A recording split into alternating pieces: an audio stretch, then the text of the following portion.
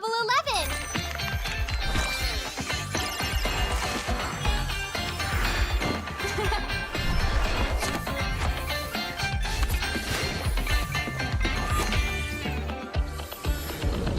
Amazing prices! Amazing styles!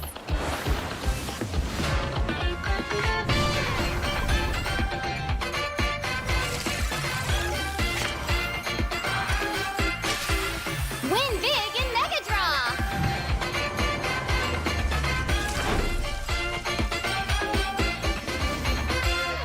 Lowest prices, incredible benefits.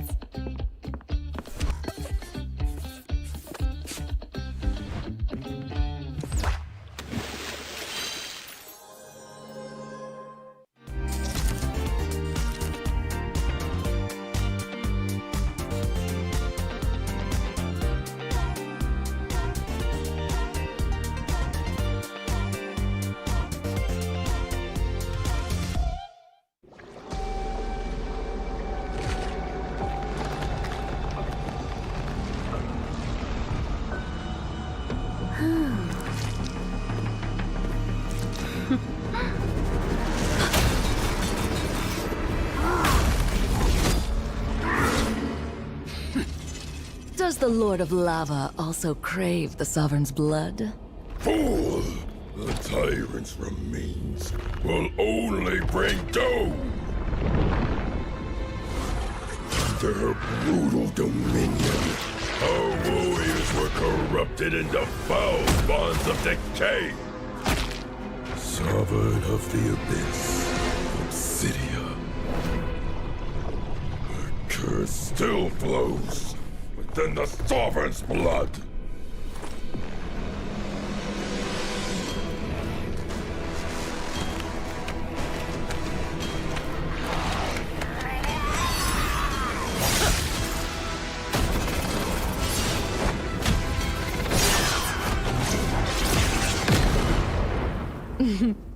Such loyal little puppets, aren't you?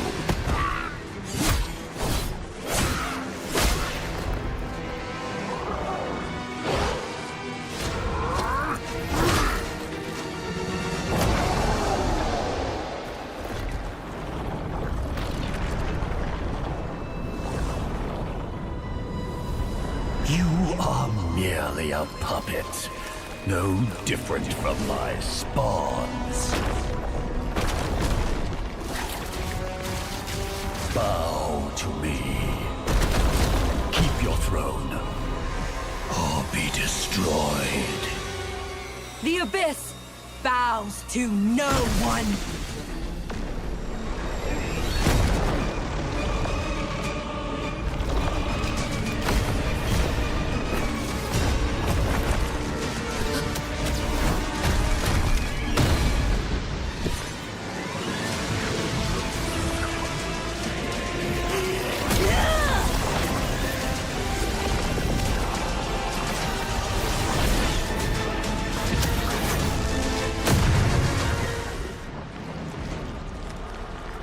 For the Abyss!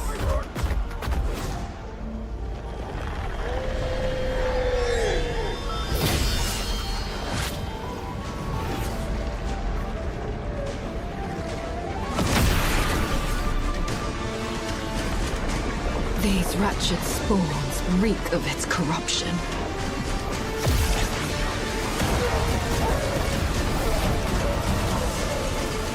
Your sovereign has a god to kill.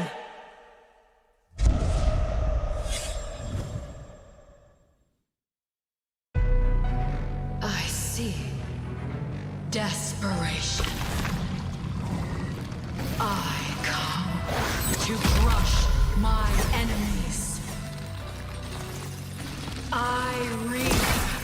The strong rise. The weak crumble. My will is absolute. The Abyss shall kneel.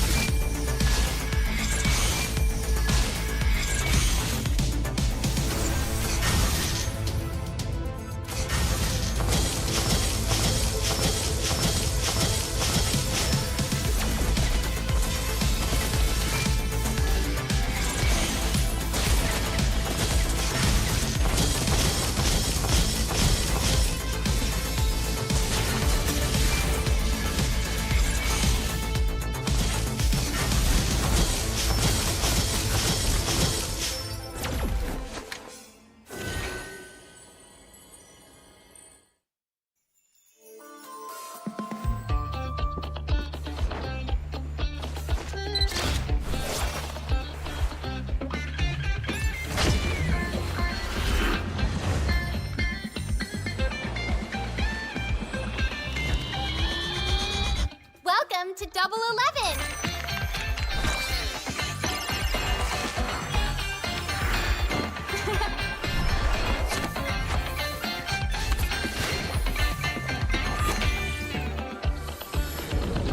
Amazing prices, amazing styles.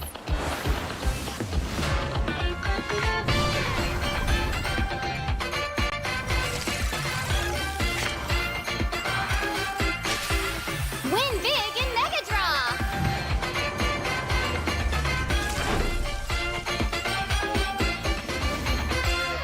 Lowest prices, incredible benefits.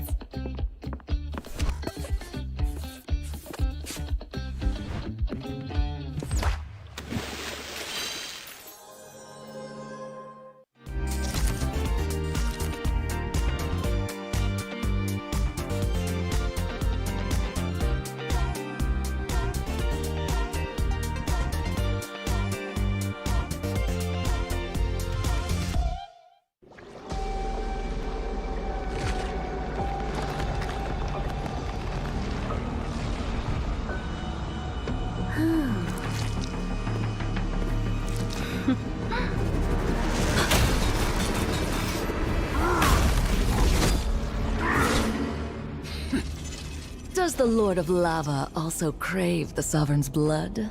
Fool! The tyrant's remains will only bring doom! Their brutal dominion, our warriors were corrupted into foul bonds of decay! Sovereign of the Abyss, Obsidia. Her curse still flows within the Sovereign's blood!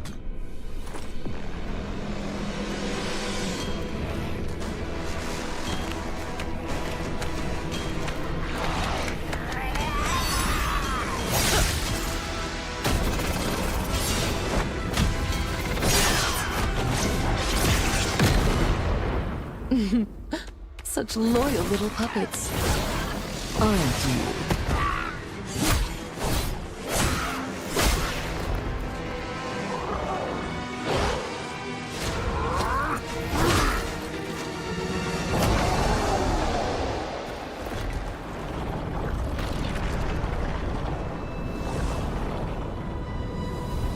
You are merely a puppet, no different from my spawns. Bow to me. Keep your throne, or be destroyed. The Abyss bows to no one.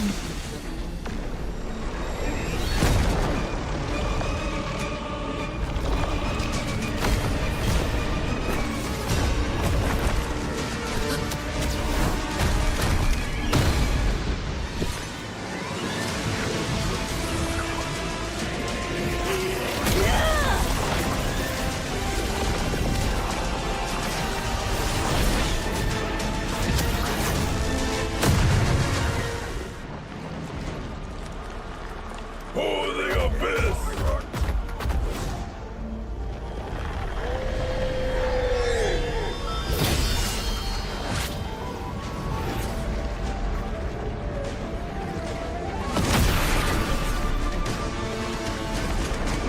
These wretched spawns reek of its corruption.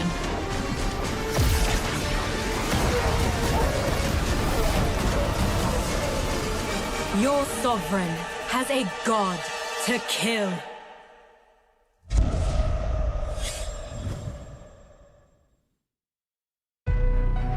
I see.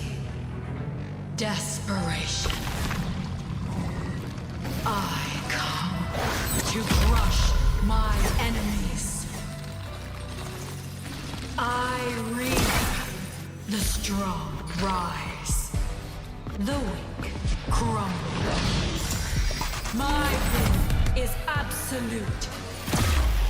The Abyss shall kneel.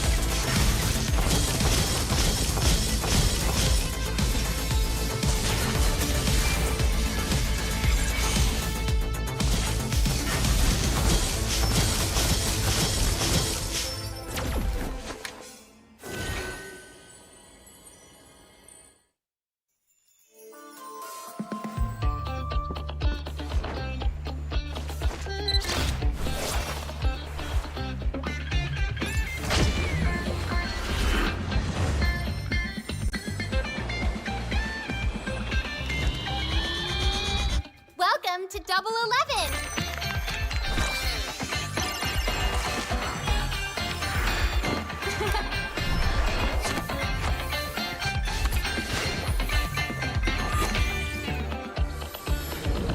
Amazing prices, amazing styles.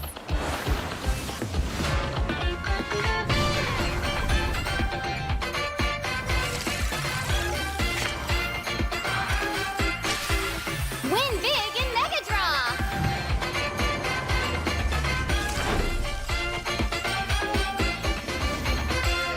Lowest prices, incredible benefits.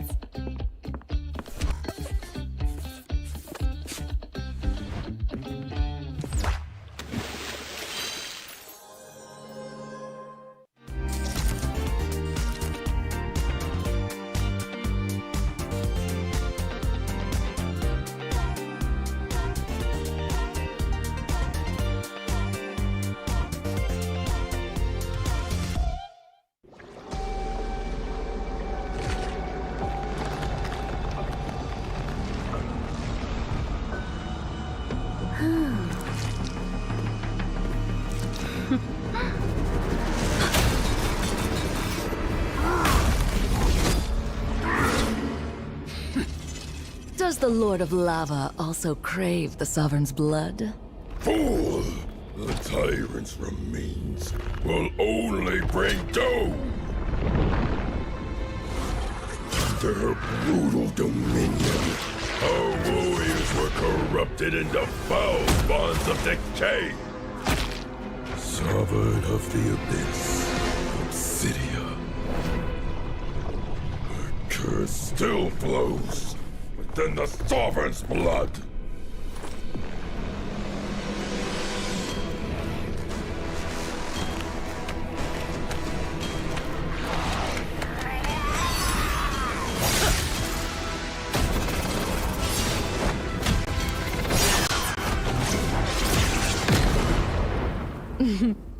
Such loyal little puppets, aren't you?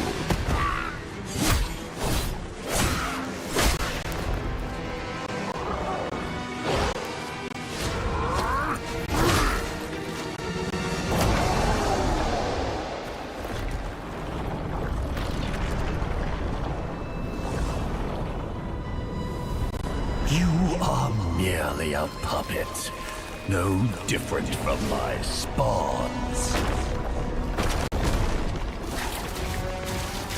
Bow to me. Keep your throne, or be destroyed. The Abyss bows to no one.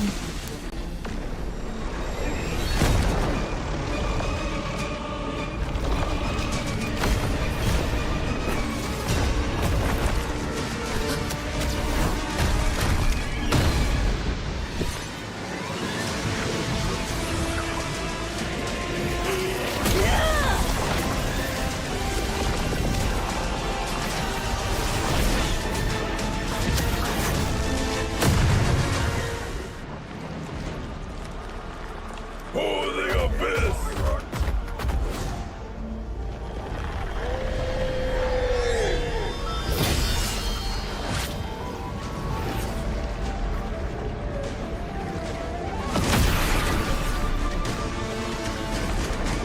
These wretched spawns reek of its corruption.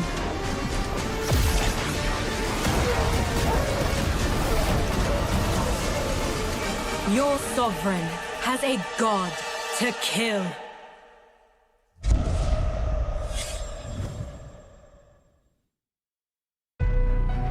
I see. Desperation. I come to crush my enemies.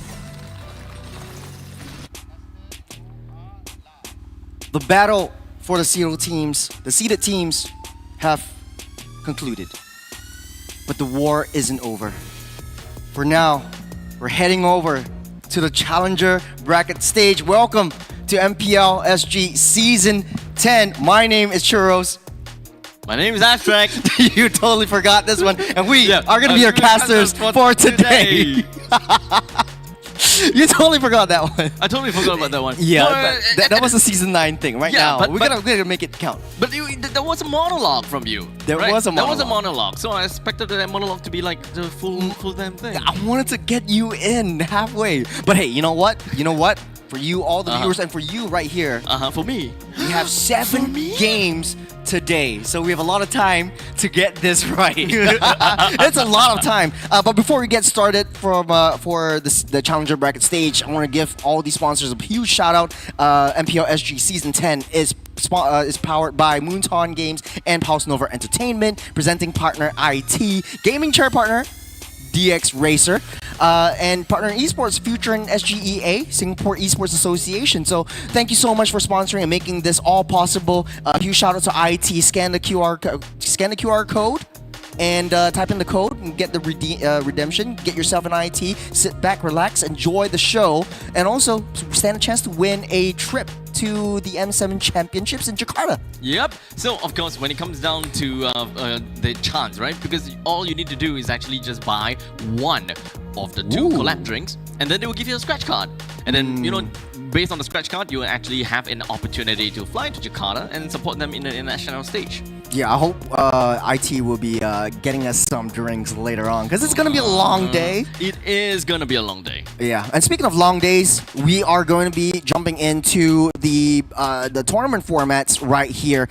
We just concluded the seeded stage yesterday. Yep. Battle has been won. 4 teams has already made it into the playoffs. Right now, we're jumping into the Challenger Bracket stage. You can see in the lower half, in the middle portion of this tournament format, and where the Challenger teams coming in from the community will be facing up against the 2 MPL SG teams that are relegated from the seeded stage. And so this is going to be quite tough and disappointing, especially when you are a MPL seeded team. But you know, this is the reality of competition. Exactly. So when it comes down to this entire thing, we have a total of 4 Challenger teams which has qualified their way since the 4th of October as well as the 12th of October.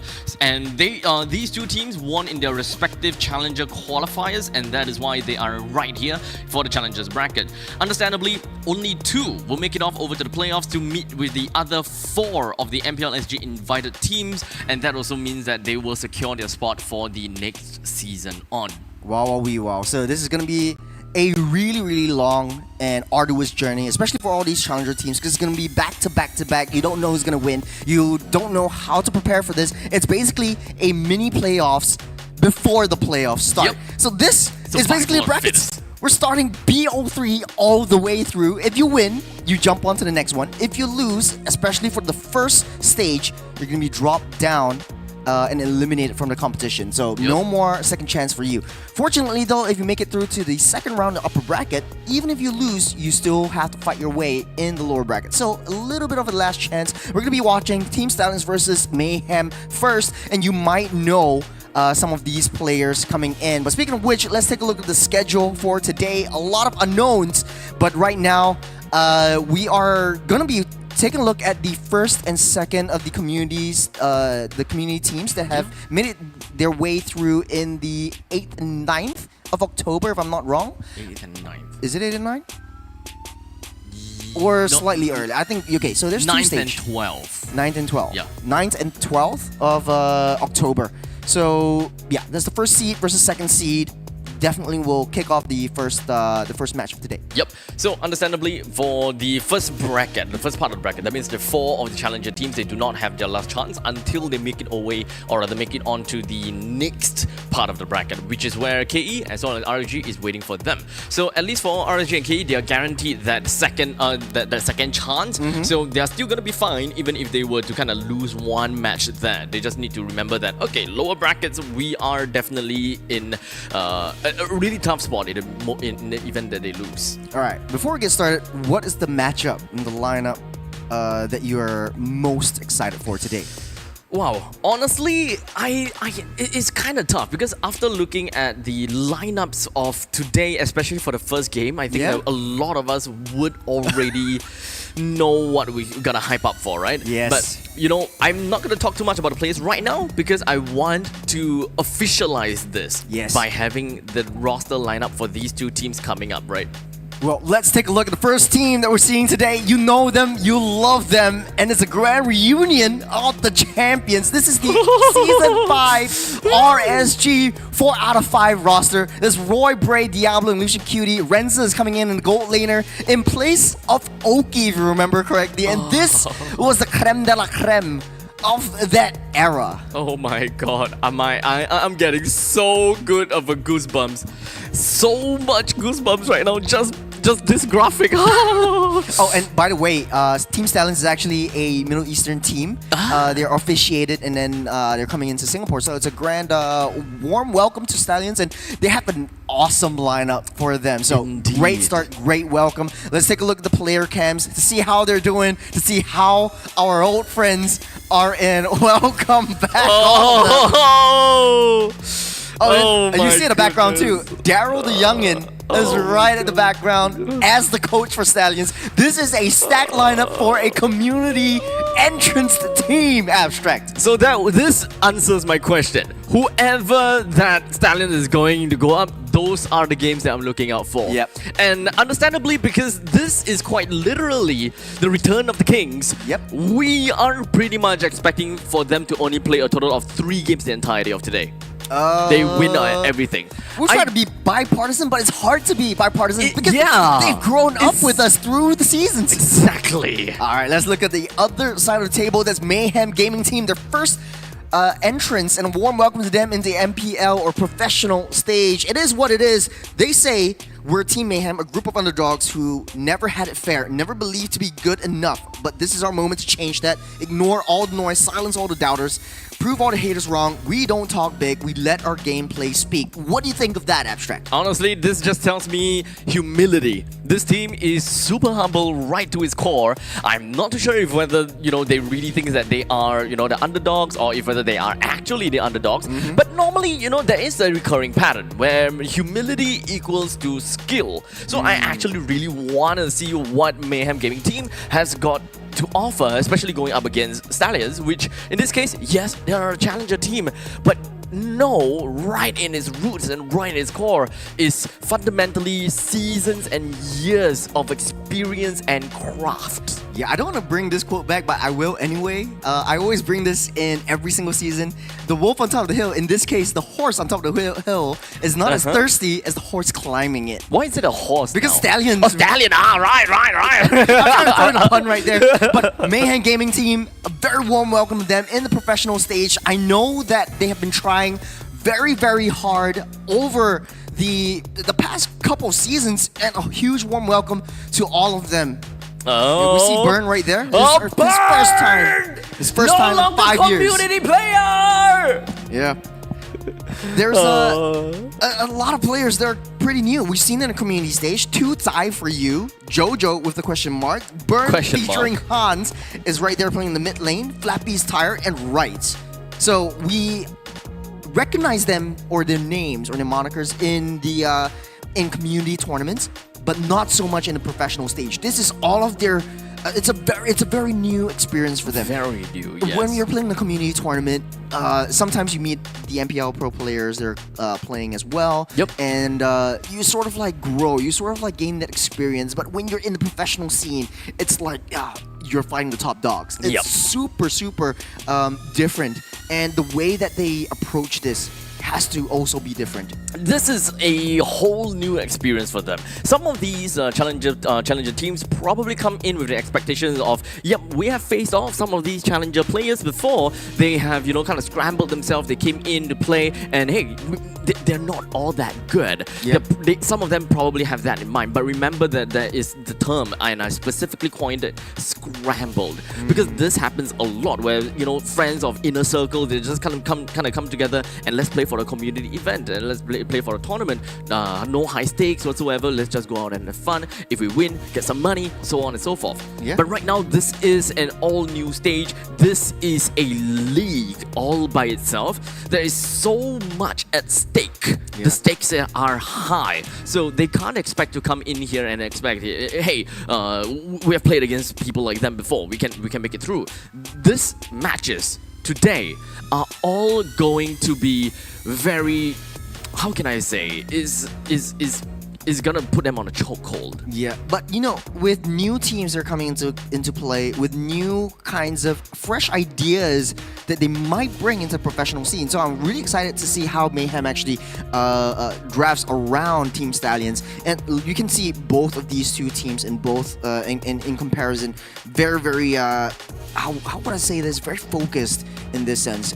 Team Stallions still has or show some respect over to Mayhem. They are the second seed after all, so they should show some level of experience or difficulty in that respect. But of course, we all know the fans. We all know Diablo is the face of MPL Singapore. He's been in the international scene, or the bulk of them has been in the international scene as well. But you know, enough of that. Let's go into the random map draw. I know that we always talked about the Expanding Rivers being one of the better maps in this time, but we are going to Flying Cloud. What do you feel about that? Honestly, Flying Cloud is really just all about quality of life.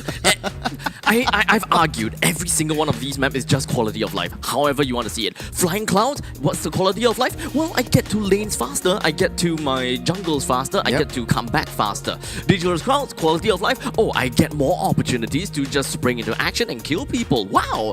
Broken Walls, quality of life, I now can take shortcuts. Wow! Doesn't really change Rivers, quality of life. Right. I now move faster from one lane to another. Wow!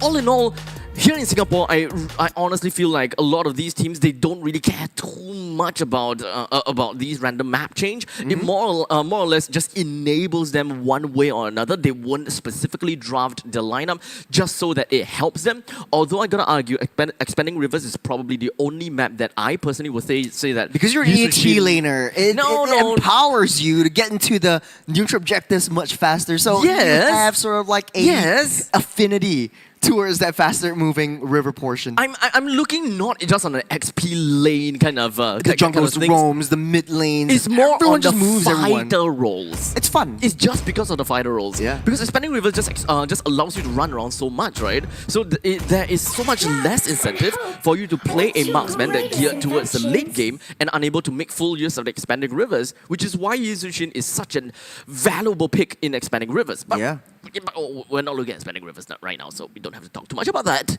Yeah, we're on Flying Cloud. We're Flying Cloud, so we're looking at late game territory, we're looking at setup territory, we're looking at high ground territory. So a lot of these two teams, or I would predict that these two teams might draft around a late game centric draft, which will last probably 12-15 minutes-ish. But you know, early game potential has to still be there.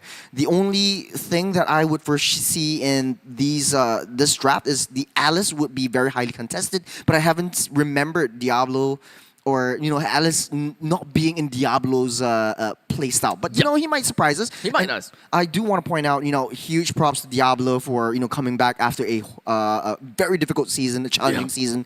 Last season in the EWC as well. He's been through a lot, so props to him for being back in the picture.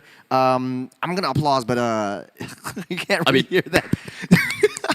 And also for Bray, like he's in the military as well. Yeah, he's coming back into the MPL professional scene, and he's going back into the military tomorrow. His booking. Oh man!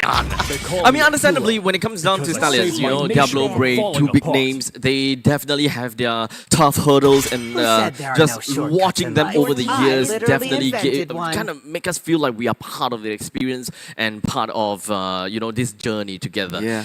One of the other unsung heroes, we gotta have to talk about Roy and as well as Lucian Cutie as well, right? Sir. Although I don't want to harp too much, you guys probably have heard of their names a lot. Roy being one of the very pivotal players when it comes down to consistency. He's always doing the very right things, and when it comes down to Farsa, he's very well known for that. He's more of an artillery mage player, so we know a lot about Stallions as well. You know, even Lucian Cutie took a break off of professional playing and went to coaching instead. So he was in the MWI with Virtus Pro. Yeah, so he does have that macro overview and sense of things. So we're going back into the draft. We see the Alice getting first picked up by Mayhem. Stallions will lock in that box and the probably flex into the jungle. You have the adaptability of the Kimmy as well. So a lot of non-committal heroes, a lot of fast-moving heroes, high rotation speeds, very early game-centric, high damage as well.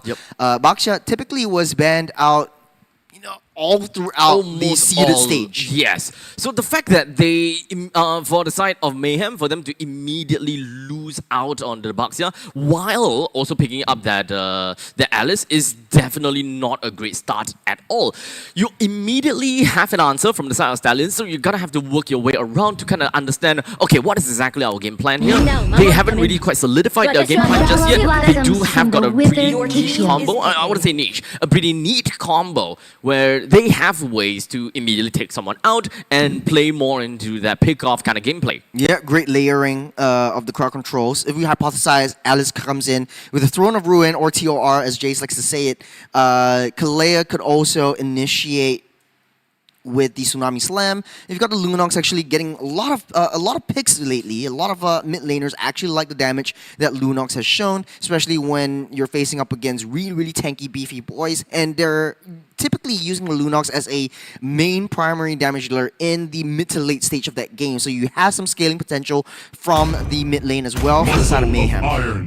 Silence are going to lock in the Gata Kacha. Really good zone control with the AOG. So, going to the second phase of the bans, no more CCs.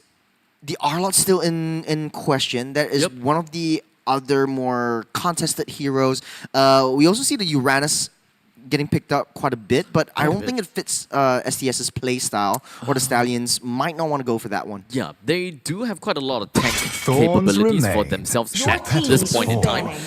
But they can always just rewind back into those tank meta kind of things, whereby they just floor it in the early stages because they are so tanky and yet they deal a lot of damage. We cannot immediately take Baxter out of the equation for the fact that he's just a tank and not really a damage dealer. We need to remember that he still deals a heck a lot of damage. So if they really do want to move on to the later stages of the game and just kind of play towards the Uranus's role, that is completely fine as well. But for Stallions, it is at this moment in time still a very broad idea for them. Yeah. It doesn't really show their win condition. It doesn't exactly show what exactly they're trying to do. They do have means of area of effect crowd control. They have answers for the Alice. It's not easy for Kalea to be able to snag any one of these as of now.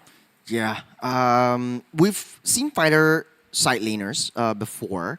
I don't think Stallions are gonna pick the fighter side lanes. I don't think they want to risk that because they don't really have damage down in the jungle. Typically, if you pick up Yizun Shin, you're typically looking at a double fighter side lane. But right now, I think Lapu kind of looks good for Stallions. At least they have some backline engage damage, just to try to disrupt this Lunox. I think Lunox is definitely going to be a problem in the late game, just to melt down these tanky boys. And I think that is the main reason why Stallions wouldn't want to go for a very hard XP laner as for now. Now they know that they are dealing with an Alice, and one of the main things that Alice is really good at is just against 1v5, right? And generally what you want is to have more burst capabilities. And we know for a fact that Kimi is not known for her burst. There is no burst from inside of Stallions. It's a bit of DOT, damage over time, but there's non-committal ultimates as well. Mayhem picked that up, banned out the Uranus over the side of Stallions, so no more side lane annoyance for Diablo this time around. But they have to play a gold laner first, because I think that they need to open up a little bit more ideas from the side of Mayhem in order for them to really understand what they want to pick from Diablo. However, if they want to solidify the R4 pick for XP, the Benedetta might actually be the play for Diablo. I was gonna suss that out too. Yeah. Yep. It works for Diablo. He's very experienced in that. And since we are lacking in that burst potential, that is something that Diablo can bring into the picture. Yeah, I think Mayhem just has to watch out for how to handle Diablo. Typically, his playstyle is really unique and a really side lane split push kind of style.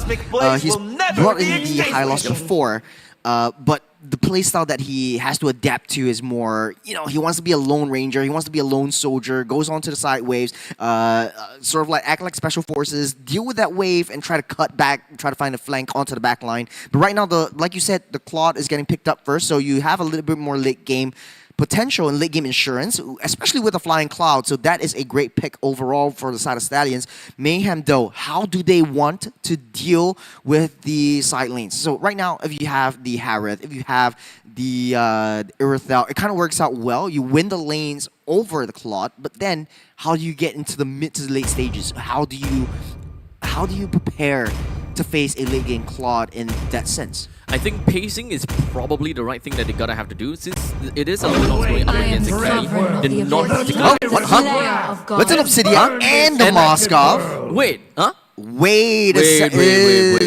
Even Darrow's stunned. Or Youngin's stunned. They're all looking at each other. It's like, is this real? Is this real life or is this fantasy? Where is what going where? Or is this fantasy? Okay, let's hypothesize. Maybe they have something up their sleeves. You've got Lunox. Lunox maybe in the jungle. There's definitely. Okay, I thought there so we too. go. Okay, there we go.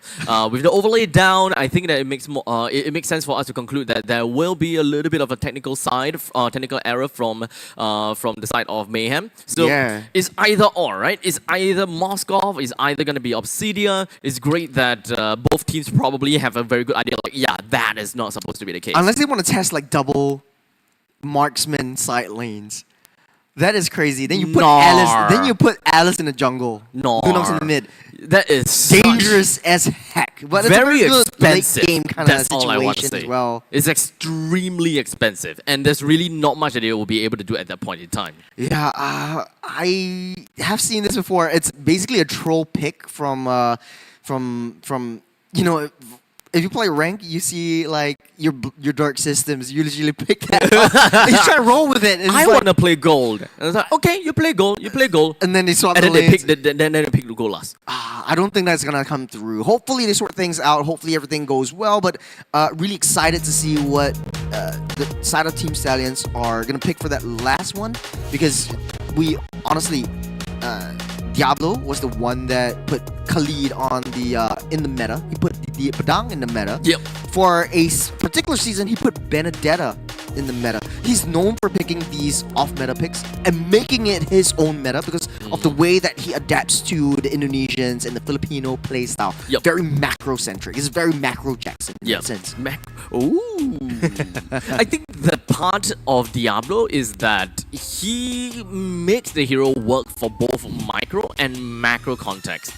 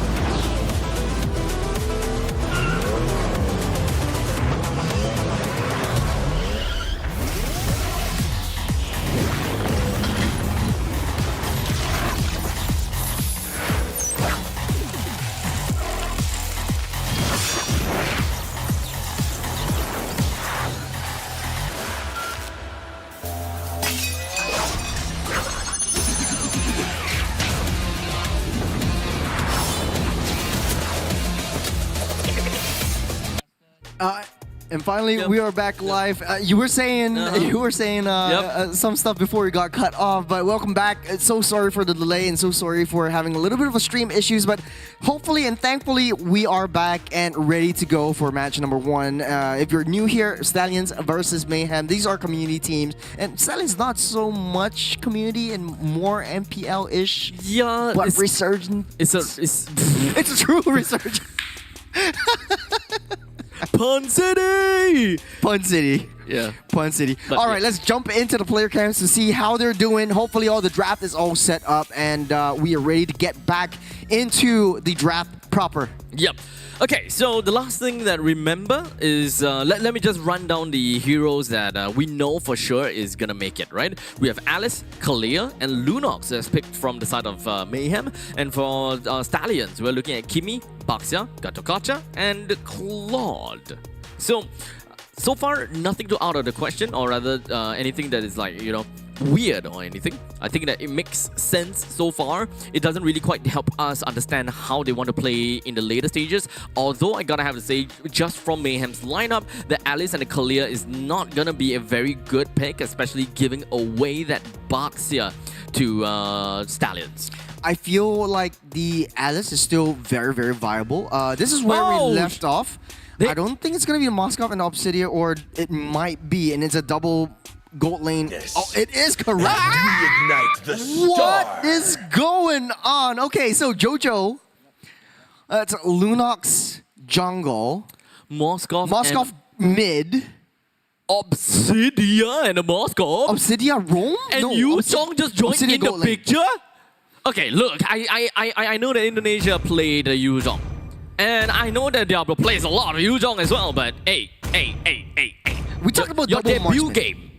Okay, the Devilish Monster, this is your debut game. You do not want to play a Vendetta? This is Mayhem. Picking up, I'm still shocked that Obsidian and Moskov are in the lineup. They're quite late game. They pretty much do the same thing. You have late game potential. You have the Alice and Kalia to start things off. You have decent damage, but you're gonna falter in the early game.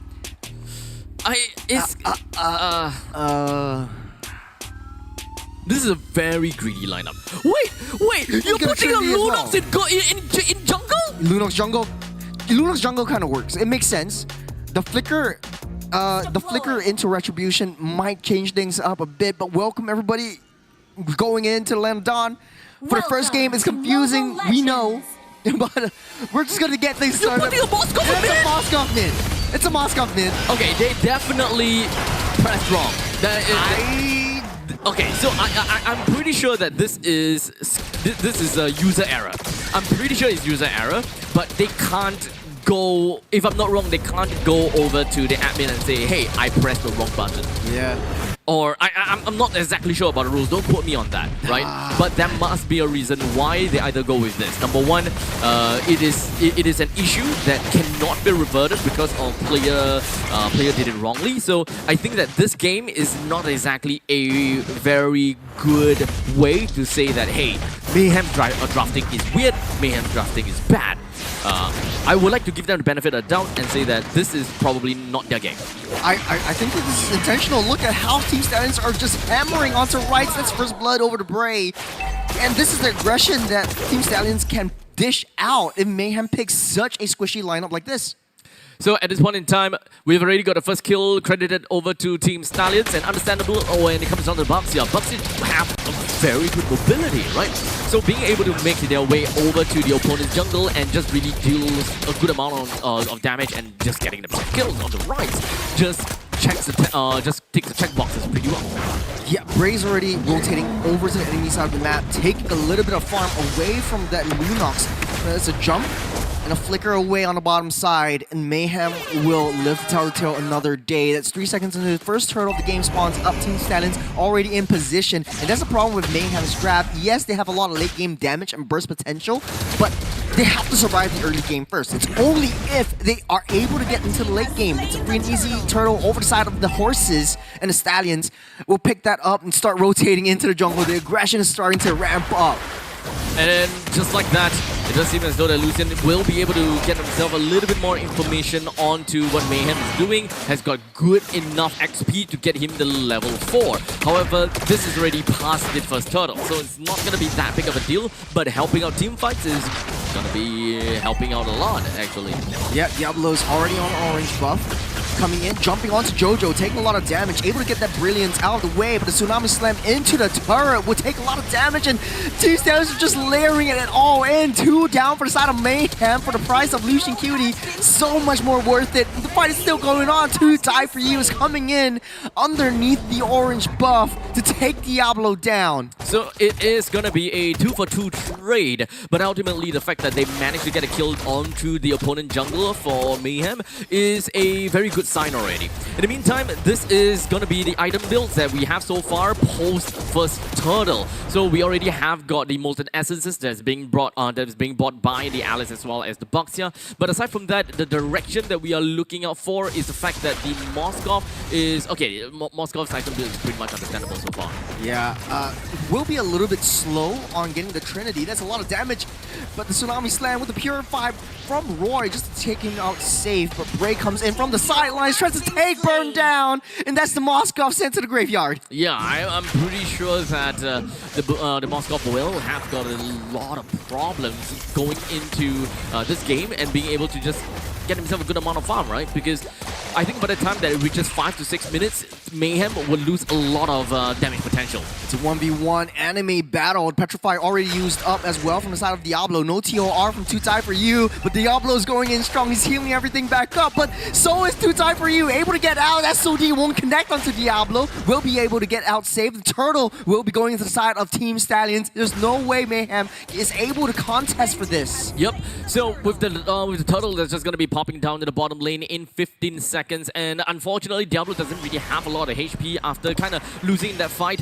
There is still a way for them to kind of come back into this. There's a lot of engage going on down the bottom side as the Traction Pulse pulling 2 members in. Roy taking that killing spree for himself as Team Stallions, just having that aggression coming through in this game. That's the power of this map. Lucian Cutie taking a lot of damage. That's the taunt down. Roy will pick that one up for 0-2 for the Kimmy. Yep, that's the difference between a mid lane that can actually do something versus a mid laner that can't do something, right? Yeah.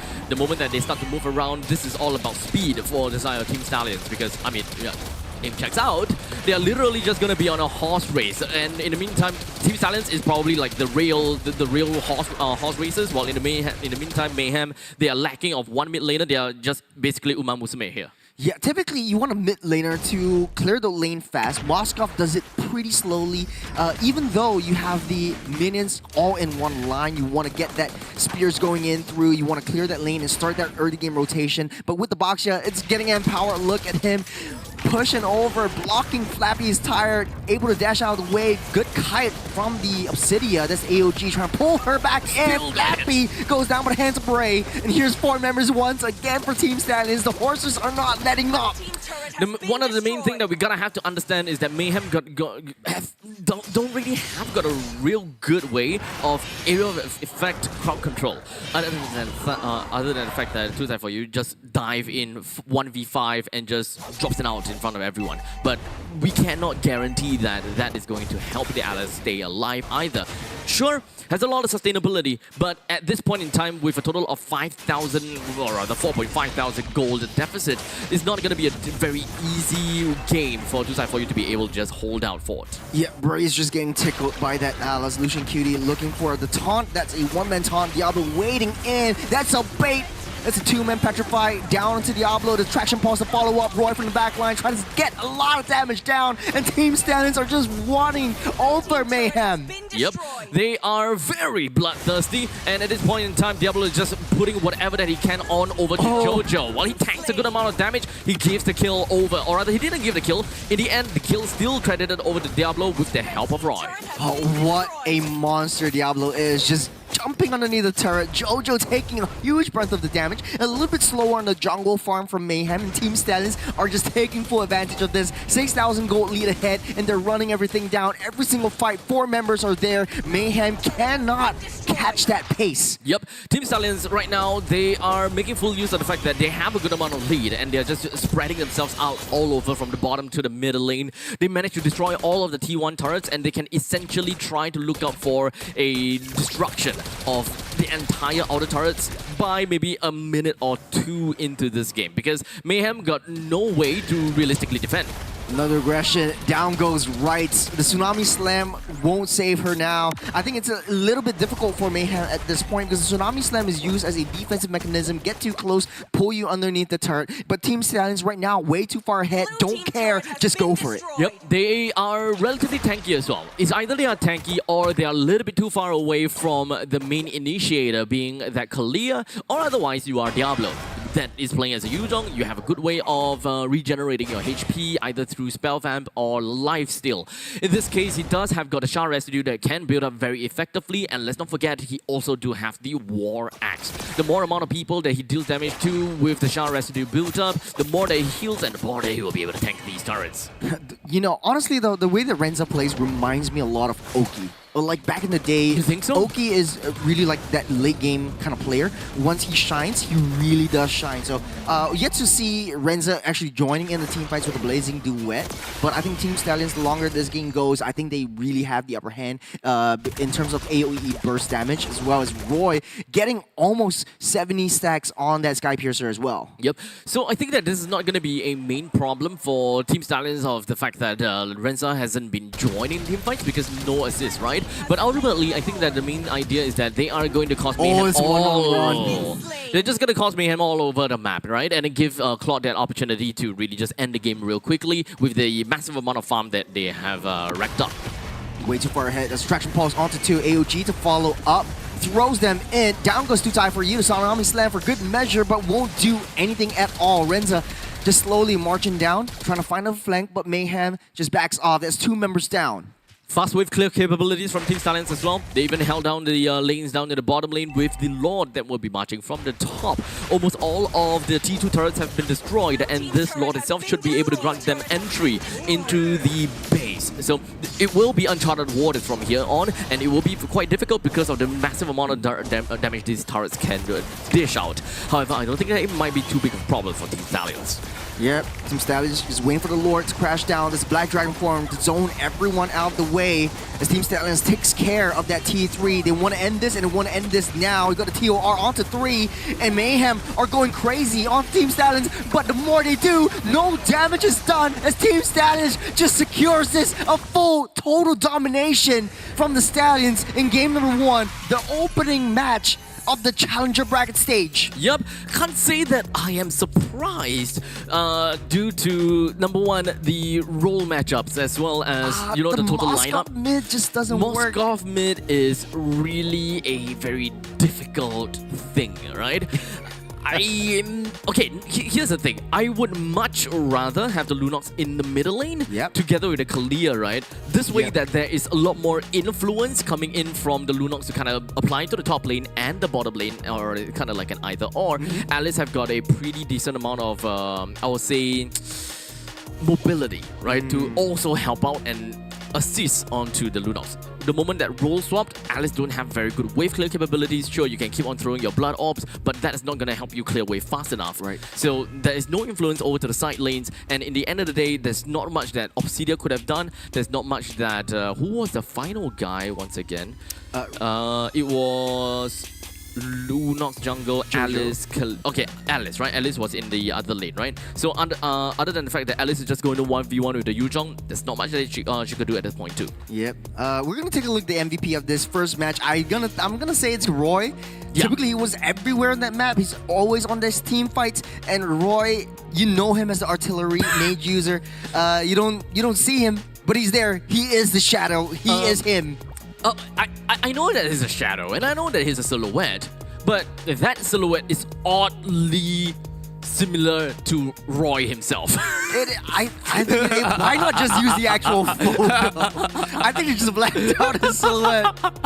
But man, oh man, boy, boy, great job to Stallions. Just a pure dominating game. Mayhem really needs to claw their way up. Let's take a look at this and let's analyze what went wrong. And I'm gonna say it's just the draft is just. I don't know how Mayhem was going to make this work. Yeah. Moskov doesn't really have fast wave clear. Early game, if he doesn't have the corrosion side yet, the wave clear is going to be slow compared to that Kimmy who has straight blind damage. So if you're comparing the magic damage into the physical damage that scales up, Mayhem can't even reach that late game mark. I think this might be the fastest game that we have in MPL SG Season 10 so far. I do think so as well, yeah. 10:08. 10:08. Okay, let's mark that down, and I will be able to give you the answer almost immediately. I'm not as good. I'm not as good as SJ's. He's nutty with it. He's fast with it. No, not this. Not this. Is this? Not this. Is it this? Not this. Is it this? Not this. Not this. Not this. Why do you have so many tabs? Abstract off the camera, just looking at statistics, trying to find the fastest timing. But I think, okay, 10:08, pretty fast. We're going to go... I feel like Team Stallions, if they are able to play how they play this time, getting Bray back, the old child prodigy right now in the military, and just having that control, that discipline coming into play, might be able to go even faster. We're not even talking about the item. I think Mayhem was just way too far behind to build anything up. Are we way past that topic already? I think we're way past that topic. I'm already changing this, but damage taken, damage dealt. No. I finally found it. Let me say it. Okay. What was it? Yeah, it's 10:08. 10:08 fastest time. Yeah. What was the second fastest time? I know Jace was talking about it yesterday. No, don't give me another thing for me to search up on. You're in charge of stats. You had one job, Abstract. Shut up. I don't like this job. Man, okay. If we break it down, I think Team Stallions, it's a resounding dominance over Mayhem. What needs to change? Firstly, draft. Secondly, that is the only thing that needs to be changed, because at this point in time we can't realistically be able to give any constructive feedback about how the game should have went. Yeah. Just because of the Moskov. The Moskov just throws away every single every single thing that is supposed to come through. It's also difficult for him to rotate around the map because he's way too squishy. Base defense, I think Moskov is one of the lowest base defenses from level 1 without items. So that's going to be really tough for Burn to do any damage or any put in any value at all into this game. So looking into the second game, what are you expecting? I expect to not have a master limit. We're back to that topic, so it's a loop again. Then we're talking about Moskov, and then I ask you the question again. Yep. And then you're gonna say, yeah, well, no Moskov. Maybe not. Maybe not. We move past that Moskov in mid topic, right? Yeah, let's go to... I think that the other thing that we need to talk about is to not have Lunox in jungle. I think it was viable before. Based on this lineup? Nah. I think that too slow on the jungle clear. Lunox in jungle, I think, is a perfectly capable thing if your lineup allows you to do that. Yep. However, at this point in time, you have got zero influence in the top lane and the middle lane and the bottom lane. I would rather have a way whereby they win at least one lane, and the lane that they want to win has to have good access to the other losing lanes. Yep. And that is why mostly mages are the ones in the middle lane. You have lane prio, or you wipe out the lanes fast enough for you to be able to either feed yourself to the top lane or to the bottom lane. In this case, the only lane that is quote-unquote winning is like Alice. But that's a very long-winded fight. It's a far stretch. And so even if you win in that lane per se, the other lanes have already cleared their creeps. There's nothing for you to influence. Yeah, it's also difficult because you're facing up against Diablo, who's constantly pouncing, constantly aggressing onto yourself as the Alice. Like, there's no way that you were able to win him out in the one-on-one. At the very least, it's just taking him down low, and then he runs away, and then pray for backup from the mid lane. I think the Moskov in the mid lane, the idea was getting that level 4 fast, and then throwing the Spear of Destruction, landing on a target, and then be in every part of the map. One of the other difficult factors that Mayhem has to address is getting an Obsidia up on the top side against the Claude. Claude and Obsidia, naturally the Obsidia should have a better fighting chance. Higher burst damage from the get-go, higher burst damage from the skill 1. Yep. But Claude just wins out. Like, there wasn't a lot of fights up on that top side. No, after not the at turtle, all. after second turtle, then Bray actually comes in. And Renz actually holds himself well. That's why I say he kind of reminds me of how Oki likes to play. Passive, safe, aggressive when needs to be. Joins in the team fights only later on. If I remember correctly and looking at the entirety of that draft, I think the Claude wasn't in any of these team fights at all. No, he was not at just all. constantly farming, constantly pushing down the lanes, or he tries and attempts to push down the lane. It was basically a 4-man from Stallions. Yep. Aggressing onto Mayhem, and Claude being that insurance policy at the end. That is right. At this point in time, I think that even for Renza, he realizes that, you know what, my job is not to join team fights. My That job is really just is just a turret taker. Yeah. Something that Jay says all the time, right? Marksman at this current meta, your main role is just siege. Yes. Like, you're great for team fights, yes, but you literally only have got like spotlight on you for like the last 5 minutes of the game. Yep. And I think Flying Cloud just really empowers them. I think that's what they wanted to do. For this side of Mayhem, it's just, I feel like they shouldn't let the map influence their decision for the draft. I still will. It's too early to tell. Yeah, I still would want to say that they. I still want to give them the benefit of doubt that the Obsidia plus the Moskov was just error pick, and they cannot rewind it for very specific reasons, right? Rulings and all that kind of jazz. So they had to go through with it, and I think that the good thing per se is the fact that they know that going into this game, double marksman against Stallions is not going to yield them anything, and the fact that they still play the game out, I think that that's the main thing that I like to see because of sportsmanship, right? Yeah. Just play whatever that you can, do whatever that you can, and at least use this game to identify and look at what Team Stallions is doing, and then cater your team to second game's draft to work accordance to what Team Stallions want to do. And I didn't know that there's sound effects. Yeah, I never realized it until just now. I was in a production room and they were playing this. And it was like a ling dong dong. Ling dong dong. You sound super racist right now. I am Chinese. I Excuse me. am Chinese. You can't say that on there. I am Chinese. I am Chinese too. I am Chinese. Can you be racist to your own race? Exactly, I can. It is different. We can't talk about this. We can't talk about this. But what we can talk about is something a little more dangerous. The Dangerous grass. grasses. Dangerous grass. We're returning a thin line right here. Pun City. That's very dangerous. It's very dangerous.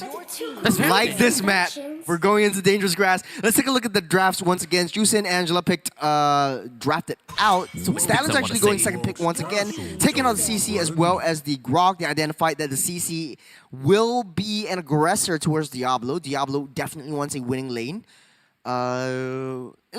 I'm actually looking at silhouettes because just now Because they're they're oddly they're all similar Roy's. to each other. Yeah, you're right. They're all Roy's. They're all silhouettes. Roy's. I mean, how do we know it's Roy's? How do we know it's Roy? No. It's maybe not Roy. Yeah, well, he's been in the scene for quite a bit, so Yeah, we recognize him. I We mean- recognize his silhouette. Yeah, at this point in time, you just turn around and you just put him in a pitch black room. Immediately, we'll be like, hey, that's That's Roy. No, That's that's him. Tutai for you. That's Jojo. That's Burn. That's Flappy, and that's Rice. All in one guy. Rocks. It's just like, they're clones. They're just clones right here. Okay, we're taking out the Boxia. That is very dangerous for them, especially in this map where I think this is one of the best maps in terms of how the environmental changes are. It changes the way the Lord and Turtle takes are played. It changes the way how the assassins like to play. And remember, Roy is a Kadita monster. So if we go into Dangerous Grass, he might be able to pick up the Kadita to Mayhem's dismay. Because I saved my nation from falling apart. So finally, we've got the Yisunshin being taken out right now, and their first pick is Alice again. Okay, so they definitely put a lot of emphasis on the fact Alice that is they not want the problem. Alice. Alice wasn't the problem I for would game say, number one. yeah, I would say that Alice is not necessarily a problem for many of the teams. She is annoying, yes, but in certain cases, you just don't have to really deal with an Alice. Because even if you kill all 4, you leave one Alice in there, she can buy your team time. But she would not be able to clear your waves in the late stages of the game. That's Lancelot and Kimmy picked up. We won't see the Kadita anymore, but I think Roy really likes the Kimmy.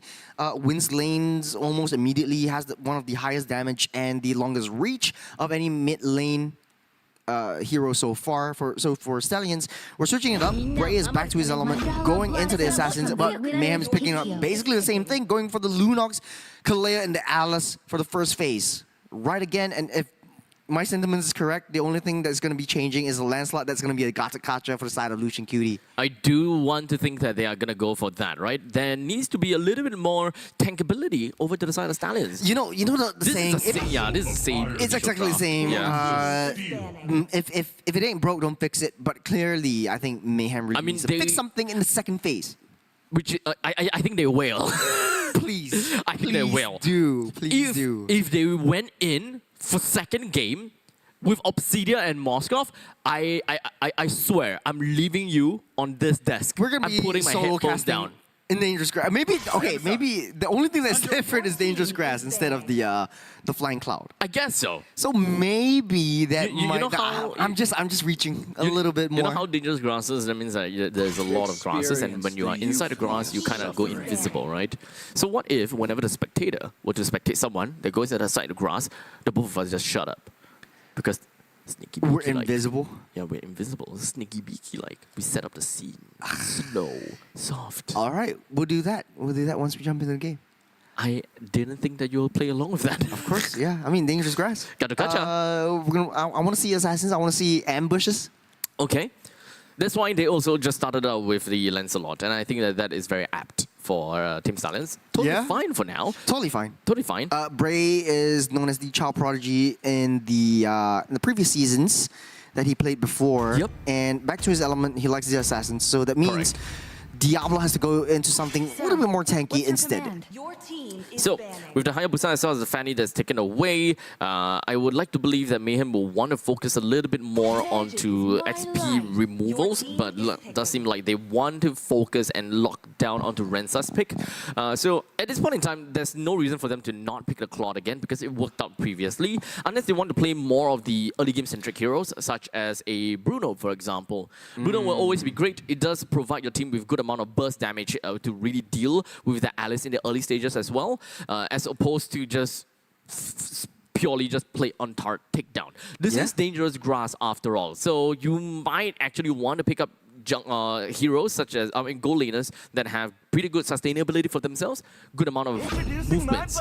And it's Claude once again. Claude does have the survivability. He can wave clear super fast as well with the gets out the TOR, gets out of harm's way. Yep. Has a built-in, not built-in Purify. You can just get a Purify just to stay safe from the Alice as well as Kalea. Yep. So it's basically the same draft for Stallion so far. Now this is where things get a little bit dicey. Please, no Obsidian and the green shirt. I think Obsidian should be able to win the lane against the Claude just because of the first skill. Like, he does more damage. Okay, the Frederick's getting picked up, and the Moskov once again. So I guess that this is what they wanted to do. I think so. Okay, so this makes a lot more sense. Moskov in the jungle, at least you have some form of basic defense.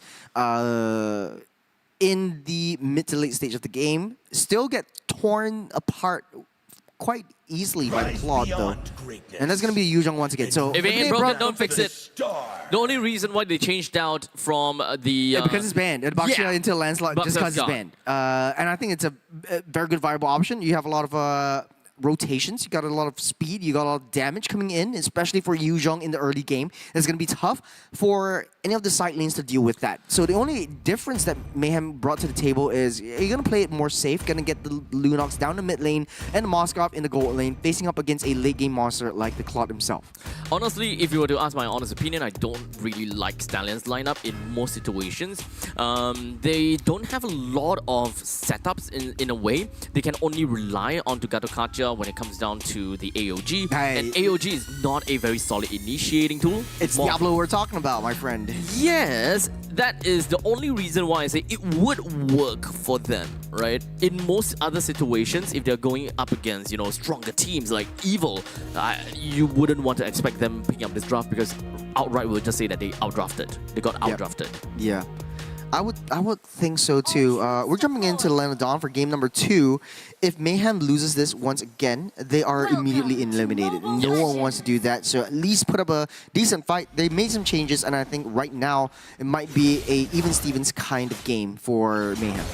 So right off the bat, what we're going to be looking out for is the fact that Jojo is starting up in the orange buff and Bray over at the purple. That means that both of the junglers will end up and finishing off in the gold lane up top. Oh my gosh! Bird find himself burnt down to the ground almost immediately with Bray's stylish maneuvers. That is basically just chemistry in action. And Roy's just gunning everyone down. You talk about like extra defense. Jojo can't even contest for Bobby. Or is it Ricky? I remember talking about Ricky. It's Ricky. It is Ricky. And Bobby's the cannon minion. I know that from Jace. Wait. Legit. I don't know. That's what Jace calls the cannon minion. I thought that was just a joke. Well, I don't know. I'm just gonna take Jay's word for it and just play along with it. At this point in time, I'm just gonna assume everything that you guys say is right? Rights will not be able to survive this. A little bit too close. Bray, too close for comfort as well. Almost gets taken out by the damage from Burn, but Roy is just there. He's hammering on everyone. Bobby. I love Bobby. We're talking about Cannon Minion again. But anyways, let's take a look at the items. At this point in time, Nothing too big yet. Nothing too big, right? Oh, but the Claude actually... okay, so it's a mirror build for both the marksmen. They're ditching the movement speed for a little bit more attack speed, maybe a bit more defense from each other just to survive, because we won't see any skirmishes on top side. But at the bottom side, it's a different story, as 2-Tie4U goes down by the hands of Diablo. Very quick response from the side of Stallions. Yep, they do have the mobility. They can do whatever that they want, honestly, and being able to take down that Alice this early, and of course ensuring that the Alice will not even be able to get that cannon minion is going to mean a lot. So that is a level 3 XP laner while they continue on to the fight. That's a stun up. Rights will fall. These Team Stallions just showing the aggression that they did in game number 1. There's how does Mayhem counter this aggressive play? Jojo can't even get his arms level 4. Bray's already level 5. And you got Roy just free hitting and constantly having that energy. The full stacks coming in. Jojo goes down by hands of Diablo, gets the Black Dragon form out and away. And Team Stallions are they're just shifting gears. And it's so hard for Mayhem to defend against the anger, the aggression coming in from Stallions. This looked a lot more normal play from Team Stallions. Because the previous game, they're just throwing bodies, right? Yeah. Like, Team Stallions just throwing bodies, they're just doing whatever the hell that they want. It seems as though that Team Stallions know that they just want to pop stomp that, right? But for this game, you can definitely start to see there is a little bit more order in the way that they play. Yep, here comes Bray down the bottom side. 2-Tie4U will get out of the way. 60 seconds till the next throw of the game spawns up, but it kind of looks like Team Stallions are... This is kind of late game territory. They're playing like they're in really late game. Bray is so aggressive in the way that he engages all of these team fights, and he's always there. At this moment, with 3 minutes and 37 seconds into the game, Team Stallions have already gotten themselves like close to 3,000 gold lead, and that is a massive amount of lead for Team Stallions, right? Moving on forward, once we reach just like 4 or 5, most notably 5 minutes where we'll have got the energy shields all taken down, it is fair to say that Team Stallions will start to get together a lot stronger. They will just play as 5 or mostly 4, I would say. Play as 4, start to kill, start to take down some of these turrets and increase their goal lead even more. I think this is really like a show of experience. Look at the mid side. The Brilliance will get burned out of harm's way. But just to finish my point, this is just an experienced team with international experience and international sort of like understanding of the game. And the rotations are just outpacing Mayhem like 100%. There's no way that they are able to do anything. The Tsunami Slam brings Bray away from the turtle. Jojo secures that, but all is not. The SOD lands. Wright is trying to chase onto Bray. Finally, he might be able to go down. That's a slam onto him, but here comes the rest of the party. Diablo's right in the party as well. Down the backside, trying to find a flank. Down goes 3 for the side of Mayhem, and make that 5 as Mayhem gets wiped out by Stallions. And to make matters kind of worse, it does seem as though that with all of these turrets having a lot of creep waves just moving on to them, it have also just hit 5 minutes. So that means that all of these turrets have got a wave, a very heavy wave coming in. That means that middle lane is destroyed, top lane is definitely going to be destroyed. And if no one goes down to the bottom lane, which is something supposed to be Alice's job, then that's all of the T1 turrets destroyed just right when the energy shield goes down. I think the understanding of the game, target prioritization from Mayhem, just chasing Bray, and it's very, very difficult because Bray can reposition himself into Mayhem having a tough time or tough position. That is a start in AOG just to slam down. There's 3 members sucked in. The Praises Wrap will land on 3, but Team Stallion is just dishing out so much more damage. Bray in the midst of all of it, underneath the turret, secures a double, taking JoJo out of the game. This is more of an encore game from Team Stallions. In fact, they have been doing a lot more as compared to the previous game, right? We ended the game in 10 minutes and 8 seconds. Honestly, the way that this game is going, they should be able to end the game by 9 minutes or so if they ignore this turtle. Because there's already 2 turtles that have been accredited, 1 to Stallions and 1 to Mayhem, which is actually quite a surprising thing. The third turtle, if they were to ignore it, then, if I'm not wrong, 8 minutes and 15 seconds, somewhere around there, the Lord would appear, and you'll be able to get a very early Lord to push down the waves and win the game. Good ambush down onto Do Die For You. Will be at half health. The taunt won't be able to reach Do Die For You, but Renza's damage is actually starting to hurt. This is pretty much almost late game clock, and it looks like they're not listening to you, Abstract. They're taking down that turtle and just pushing down the lanes. Team Stallions riding that momentum on that top side. The Blazing Duet will land, but here comes Bray on the backside, taking a lot of damage. Roy takes Rights down, and Bray's really deep into the turret. Burn will not survive Roy's skirmish, and they will fall. 2 members yet again for the side of Mayhem. I heard that. Burn X. I almost said. Yeah. Don't worry. I would have to. Cold out! It's 2-15 at this point with 8.9 make that 9,000 goal lead. And generally, in a very micro-intensive game, what you want is that you want 1,000 goal lead per minute that has passed. Right now, Team Stallions is more than that. We're almost seeping into 10K. That's 5 figures. It's almost 1.2 thousand goal lead per minute for Team Stallions. And the way that this moves on, it truly will be a outright stop. And I don't think that Mayhem will be able to take this very lightly. Yeah, it just shows like the huge gap. Even Flappy is tickling Lucian Cutie. You're just taking down that turret. They know their objective. They're taking that turret down. And Team Stallions just zoning everyone out of the way with Roy. There's a 3-man lockdown with the spear. Diablo just sitting in that bush just to defend against all of that. That's a 4-on-1 composition that Team Stallions are playing. Oh, but Team Stallions have already done exactly what they wanted to do. And that is to take out the Holy Defense. And the fact that the middle lane and the bottom lane Holy Defense is destroyed, that means that one single wipeout over to Mayhem equals to turret takedown in the T3 lanes. Storm Slam will pull Diablo back, gets the Black Dragon Form to get out of the way, but it's a touch and a go. Team Stallions don't want to commit too much for this. Bray is not in position yet. Yep, they also do need Diablo to realistically be able to do a decent amount of job in a turret dive situation. They need to zone people out for that. But unfortunately, it doesn't seem like Team Stallions will be able to end the game fast, because I'm pretty sure that previous fight that they were posturing for were gonna go somewhere. But the moment that they are able to poke quite a lot out of Diablo, there's no way that he's coming back in, and there's no way that they are just going to go for a turret dive. Well, we'll just have to wait for that Lord to spawn up in just a couple of seconds. As Team Stallions just taking full control of that map, Mayhem is way far behind. It's 10,000 gold lead already by the side of Team Stallions. This is a 9-minute mark. The Lord is going to make his way down as 30 seconds. They might be able to end this with this Lord, but it kind of seems like they're more passive than the previous game. I think that they just wanted to ensure that they will be able to do a proper push with no mistakes whatsoever, because they can, of course, just kind of shove Mayhem back and deeper into their base, but that also means that they will suffer a little bit of these poke damages. Renza drawing one down on the top side. Bray already goes in with Phantom Execution, able to dash out. The Black Dragon Form will zone everyone out. That's a pressure fire already utilized. AOG won't land onto anyone, but the Lord is already in throne category.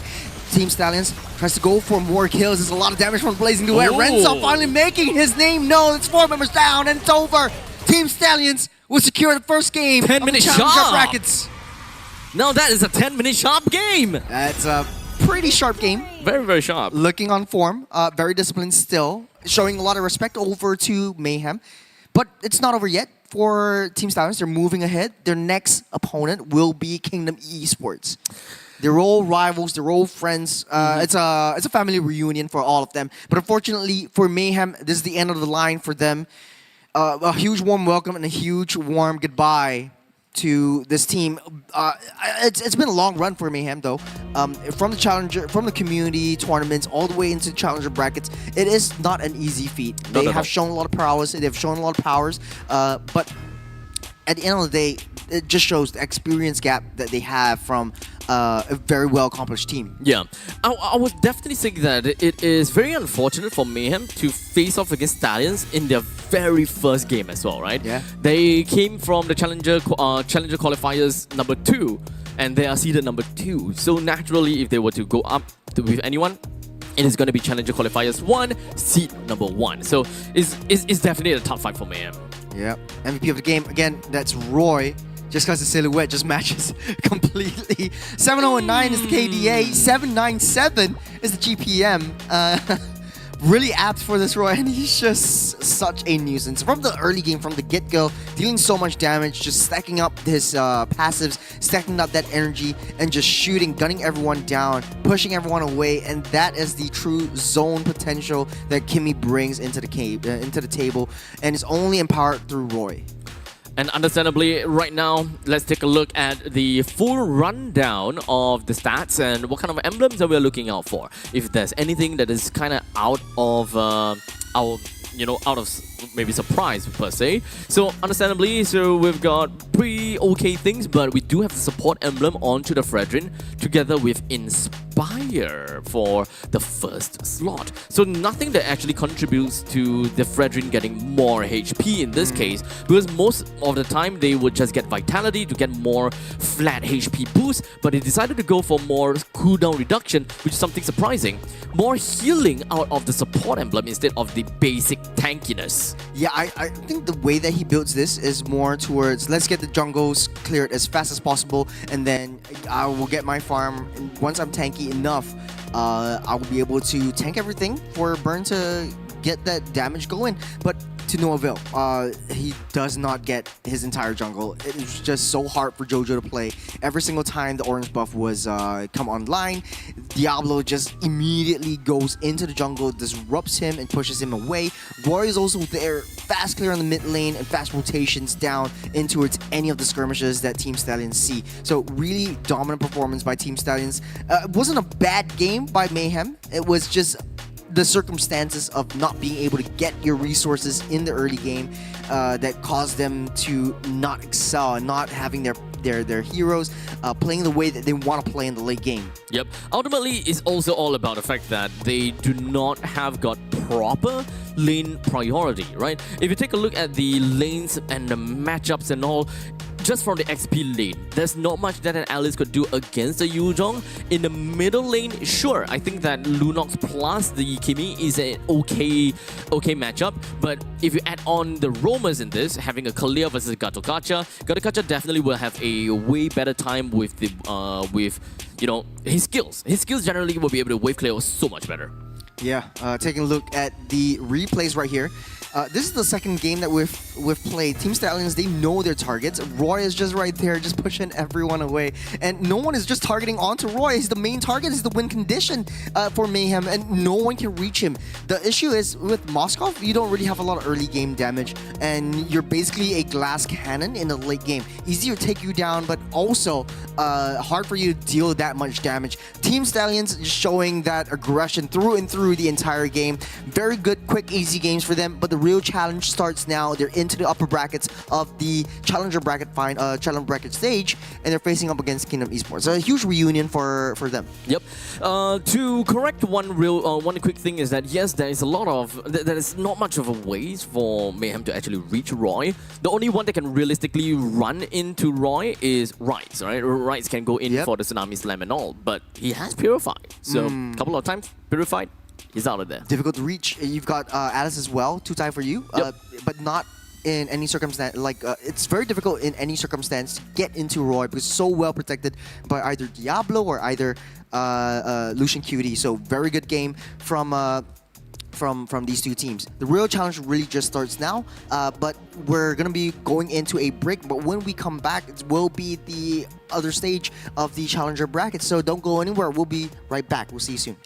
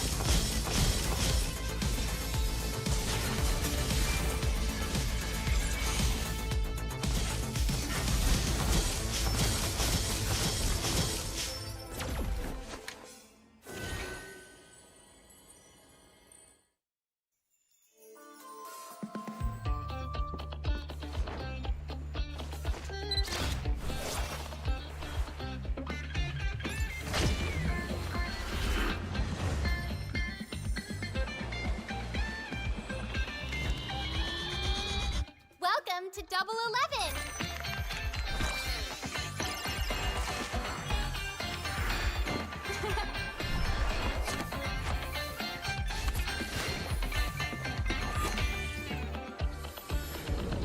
Amazing prices, amazing styles!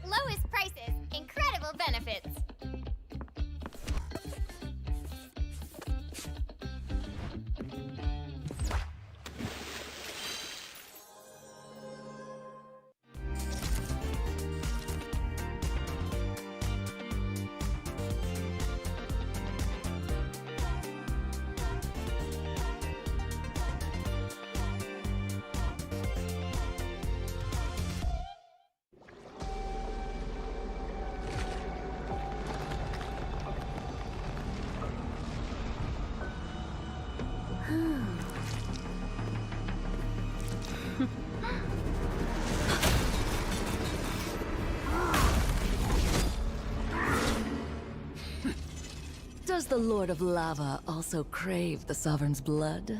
Fool! The tyrant's remains will only bring doom!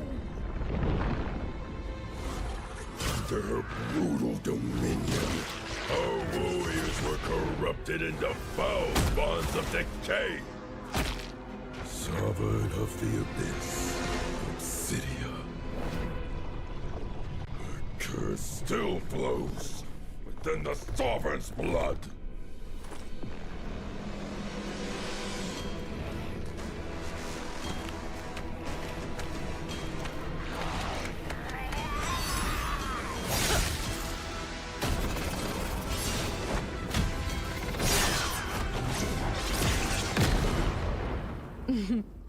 Such loyal little puppets.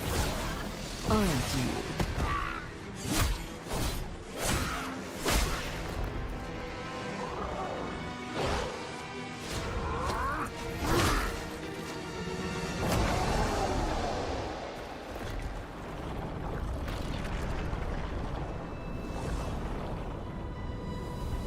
You are merely a puppet, no different from my spawns. Bow to me. Keep your throne, or be destroyed. The Abyss bows to no one.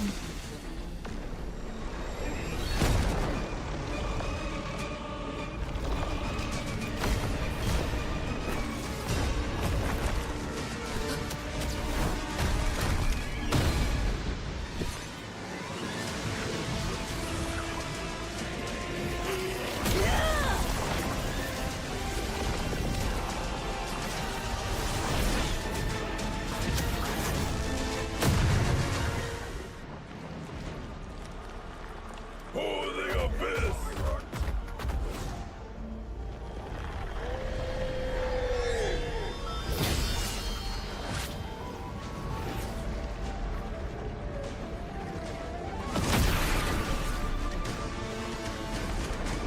These wretched spawns reek of its corruption.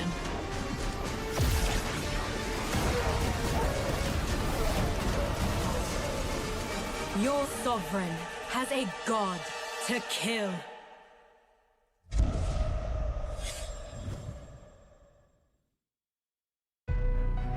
I see. Desperation. I come to crush my enemies. I reap. The strong rise. The weak crumble. My will is absolute. The Abyss shall kneel.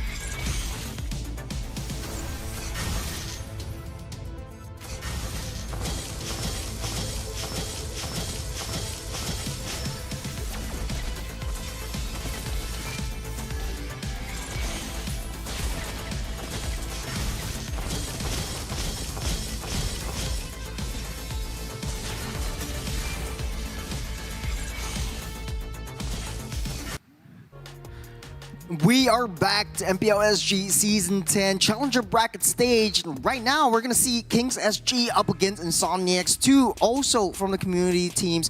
We've seen a lot of their faces in community tournaments like Campus Legends and tournaments leading up to MPL SG. And right now, in the grand stage, a lot of new players who are new to the scene. I've seen the comments as well. A lot of you guys are rooting on for a couple of players as well. Yeah. For some reason, more like one. More like one player. One guy. One specific guy. I wonder what's the deal with this guy? Yeah.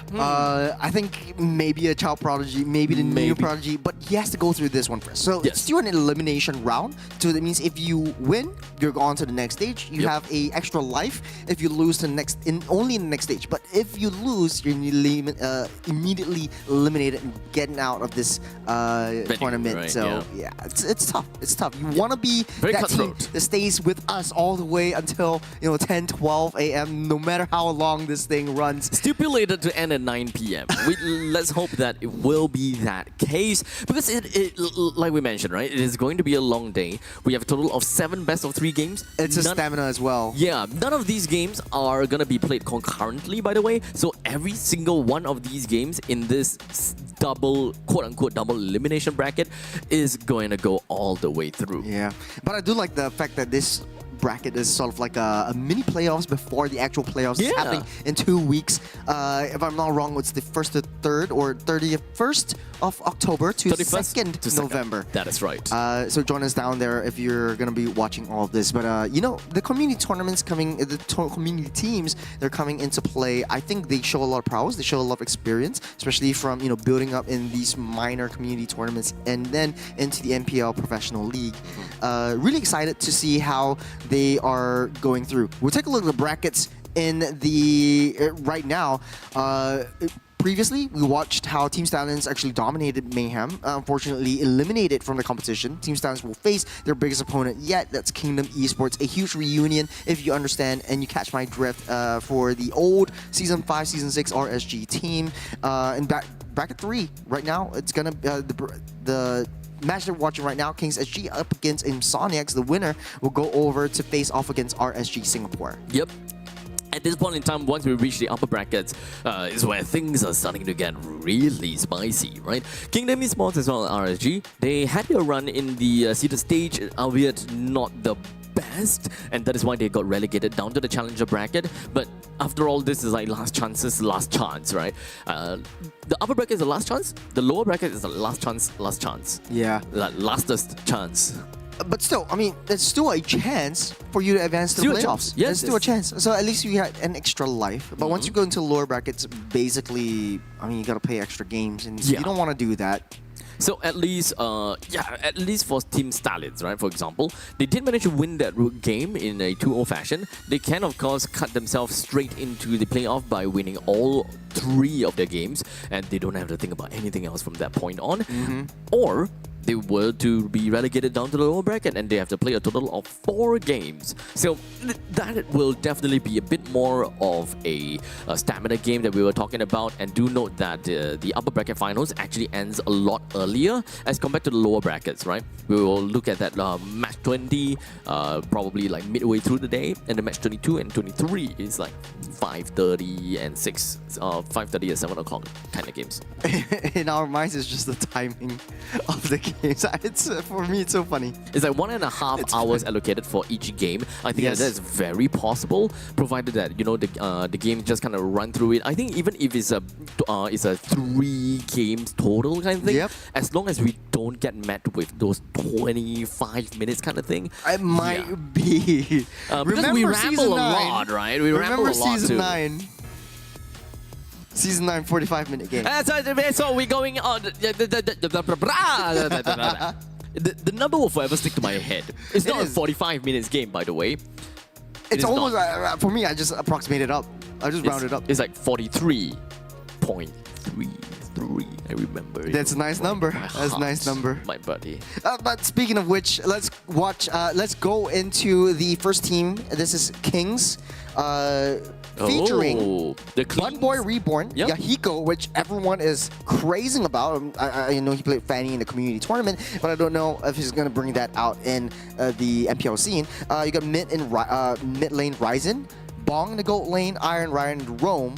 And they are first pick coming up for this. What they said is coming out of MPL as Season 8 were a bunch of rejects and unproven rookies that nobody wanted. We hope that we will turn into a force to be reckoned with and prove that a bunch of rookies can make it as far as we work hard and put our heart into MPL. So never give up. Yeah, I'm looking forward to the King's reclamation over here and see how that is gonna look out to be. Understandably, when it comes down to the names, we know of Iron Ryan. When it comes down to the MPL scene, it have been seen a couple of times before. Maybe once, I can't exactly remember. Yeah, we've seen him before. We've also seen Bong, if I remember correctly. Bong too, yeah. Bong is a mid laner. I know it's different from Bong QT. Wait, no, Bong is gold, not mid. Yeah, Bong is gold. Bong QT. I remember that it's not the same Bong. It might be. I don't know. We'll be able to see that. Hope this is the moments that I wish Jace was with us, because his mind is just filled with this kind of like this color information. Just color information. He knows. Like, he knows. He like really knows. So regardless, we're also gonna be looking at the other team over here, and understandably, it's gonna be Insomniacs, the ones that will never rest, because they will only rest when they are defeated. Of course, they say, we hope to make playoff in Season 10, and the message to other teams is that we are not scared of any other teams, and they should be scared of us, because we have many different strategies prepared. Oh, spicy. Featuring Bill TZ, Dex, Xavier, Kaiser, and Silent.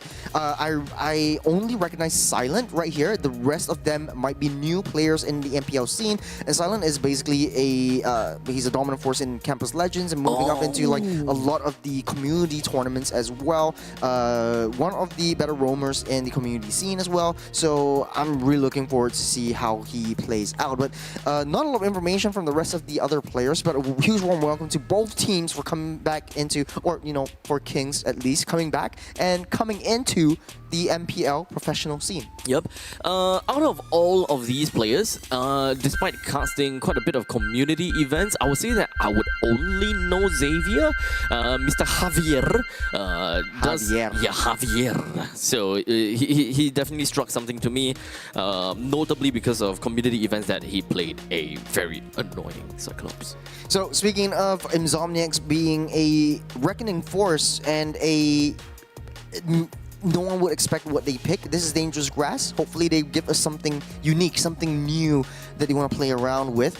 Looks like Kings SG does have a little bit more experience, and we've seen how experience actually has a gap against the previous team and Team Stallions. So going into the draft, taking out the Lancelot, taking out Baxia, I also believe that the CC will get banned out alongside the Angela. So these are main target bans across all of these seeded teams so far. Yep. We also do have Coach Simple that will be coming in to draft for Kings for Kings SG. So we'll see how that is gonna go. Right off the bat, we are already looking at a Lancelot, Angela, as well as the Baxia being taken away. Doesn't really quite say much at this point in time, but it's pretty fair to say that a lot of these bans are still gonna be geared towards the competitive sense. Yeah. Looking at the comments to a lot of fans for the side of Kings SG. Maybe, they've got themselves a huge following for themselves. Hopefully, they will show us a good showing. Kings SG, right now, their turn to ban out. They might want to leave the Fanny open. I know that in the community scene, Kings SG has been sort of teasing that the Fanny from Yahiko will be a priority respect ban, and he shows a lot of prowess on that one. Oh, Fanny, huh? We'll see how that is gonna look out to be. And ultimately, it doesn't seem like we have a lot of a pattern coming in from either of these two teams' bans. But at least for Insomniacs, they're really just rooting down onto some of the more annoying heroes and disablers that makes your team unable to play a certain way. I would say that Kimi doesn't really work in that kind of pattern. So I think that this is more of a ban whereby they just don't want to see them, or they don't play them. So CC is wide and open. First pickup by Kings SG. Looks like they're really happy about that pickup. For Insomniacs, though, might be looking at, you know, what would be a natural counter to ACC, or not even a counter, but like who in the EXP lane can match up against this CC? I think at this point in time, you don't really win against a CC, but having a Lapu in lane does definitely help a bit because you will be able to clear the waves even without or with minimal contact against a CC. Because the main thing is you don't want to be right in front of the face of CC. However, CC can always just pounce in front and just kind of zone you out. It will still be a little bit difficult to work with, but ultimately you don't want to be a sitting duck. So there needs to be more lane influences in the middle lane, and unfortunately I'm not liking the fact that they went straight for a juice in. That means that lower lane influences, there is a Gato catcher, so it does help a bit. I think maybe Insomniacs might be able to pick up the Alice for themselves in the EXP, maybe just holding herself up against the CC, but I was teasing the Grok. I was looking at Grok. I think Grok would be a very good pick for Kings, just because he has a little bit of the positional effect. Once he builds a wall, Insomniacs will need to move around that and sort of like create that space for themselves to get into a good position. But you know, Dangerous Grass, we always see Juicing getting picked up. I think this is a natural sort of like trend that a lot of teams are picking up. You need that lantern to open up that map because there's too many grasses to open up. And I think Rock would be a viable target for this one. Yep. So moving on forward with this, they also picked up a Uranus. So right now, let's take a look at this. You know, Uranus does have a pretty good deal with CC as well, because not only does the fact that he have lesser health pool than some of the other XP laners or tanks, because the main thing about CC is that they deal damage based on your maximum, your HP total, right? So being able to regenerate all of that lost HP is definitely going to be very worth it for yourself, as you're able to just kind of bring yourself back in and out of the fight quite often. I have to agree with you. Not a lot of immediate crowd controls, not about a lot of reliable crowd controls. It's not like a point and click. That's the issue with Insomniac's draft. But for Kings, the CC is all that's enough. You have the curtain call. You're able to lock two members down if they get a little bit too close. The only thing that Kings has to worry about is the side lane pressure that Uranus is going to bring. Insomniac's just really tying down onto Ryzen's heroes, taking out the Yeve. I wouldn't be surprised if the Farsa would be taken out as well. Yeah, I didn't really quite think that they would ban out a Yeve, considering the fact that they picked up a Gato Kacha for themselves. As Gato Kacha is, of course, the #1 rival for Yeve, one of the main ways that you will be able to take Yeve out of the real-world manipulation because of the taunt. Taunt things is a pretty high-level control effect, which can affect the real-world manipulation. Lunox getting banned out as well, but aside of Insomniacs, this Lunox mid lane doesn't have a lot of crowd controls, but does have a lot of burst damage, and I think that is what Insomniacs is trying to deny. And a lot of teams are starting to pick that up as well, especially for the mid side. So it's the Kimmy first in top priority.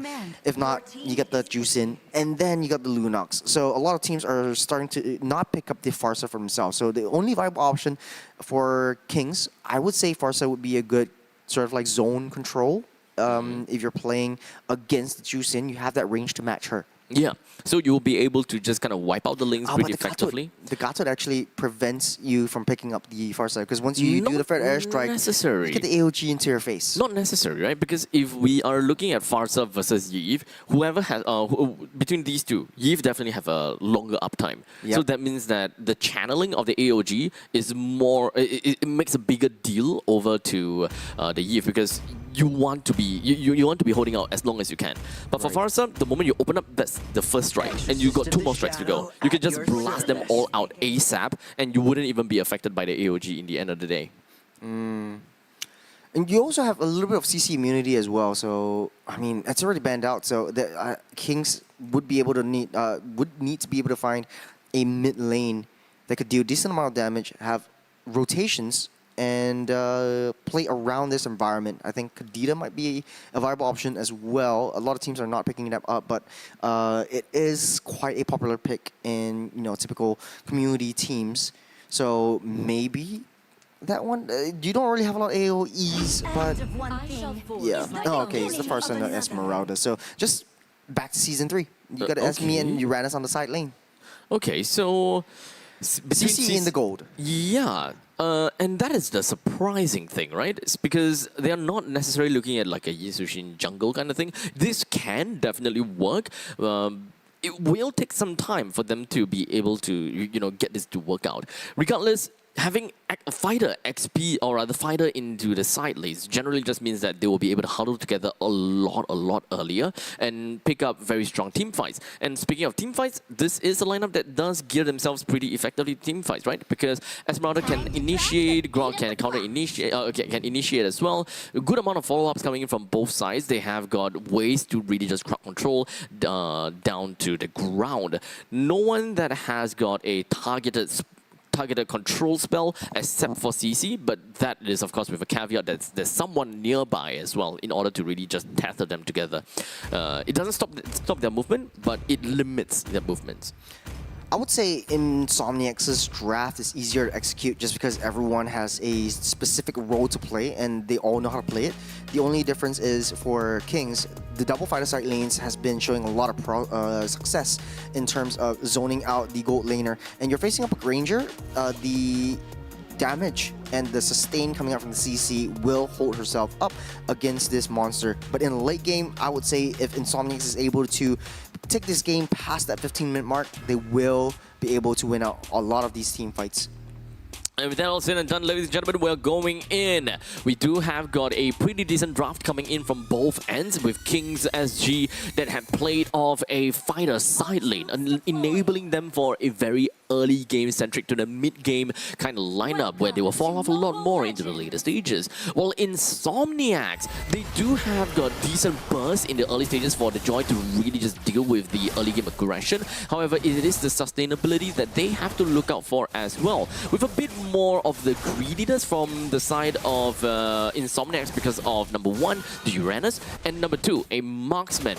I wouldn't call that greediness, but more of the fact that is curved in a proper way. Yeah. Oh, Silence stole the buff. Oh, actually, that's gonna delay Kings a little bit. Yahiko's gonna feel that pinch in a bit. It's Xavier trying to get out. You got to revitalize just to keep her safe. A Silent actually blocks in all contact around Xavier. Now Yahiko still level 1. I think they're going to be ramping up their aggression. Silence already there. He uses his retribution, get that out. Doesn't get the lethal as well as Insomniac's just pushing Kings SG back. That's gonna bite him a little bit. That's gonna hurt, but it's not gonna delay him too much. I think if they are able to ride that momentum, Insomniacs will be able to secure that first turtle and get the first easy kill. Yeah, this is not a very good start for Yahiko, unfortunately. But down in the middle lane, we do have Xavier that will be taken down almost immediately. So that kind of catches up for Yahiko just by a tad bit. Yeah, I think it just equalizes the level difference just a little bit. As Dex already level 4, ramping up the aggression in the orange buff jungle. But Esmeralda's back on that defense. They are just in the vicinity. I think Dex will be able to get out safe. But all in all, Insomniacs, they're playing their aggression to the T. Gatsukacha stealing that orange buff will delay Yahiko just a little bit. Turtle already spawned up, doesn't have that level 4 yet. Dex is in control, he's in the vicinity. He does not have the ultimate just yet, but it's going to be coming up really soon. Yep, he does have his ulti right now, but they're going to have to take this turtle down ASAP. Otherwise, Des will be able to get himself to level 5. In the meantime, the fact that S-Rank is just going to be striking on the way down. Bill TZ almost went down, but not quite there just yet. With the AOG that comes in to re-engage, that's 4 members from the side of Insomniac that will be tackling down on the Kings SG, allowing them to pick up a kill onto Bunboy Reborn and reclaim the turtle for themselves. Bunboy Reborn sends to the graveyard. Insomniacs will snap, pick, and blitz down this turtle. Dex will pick it up for himself. As Kings SG, they are playing on the defensive, but they do have that aggressive power. I feel like the Kings SG should be able to go on the aggression, use the fair airstrike, and then try to finish up and clear it out with Yahiko. I feel like the orange buff steal in the early game and the first 30 seconds of the game is really hurting him just a little bit. He's playing very passively at this front. He has many targets that he can go for. Dex, Xavier, he does have the ultimate on hand, but he's not going for that. He needs to be able to take this risky plays in order to take Insomniacs down before letting them scale up and to infinity and beyond.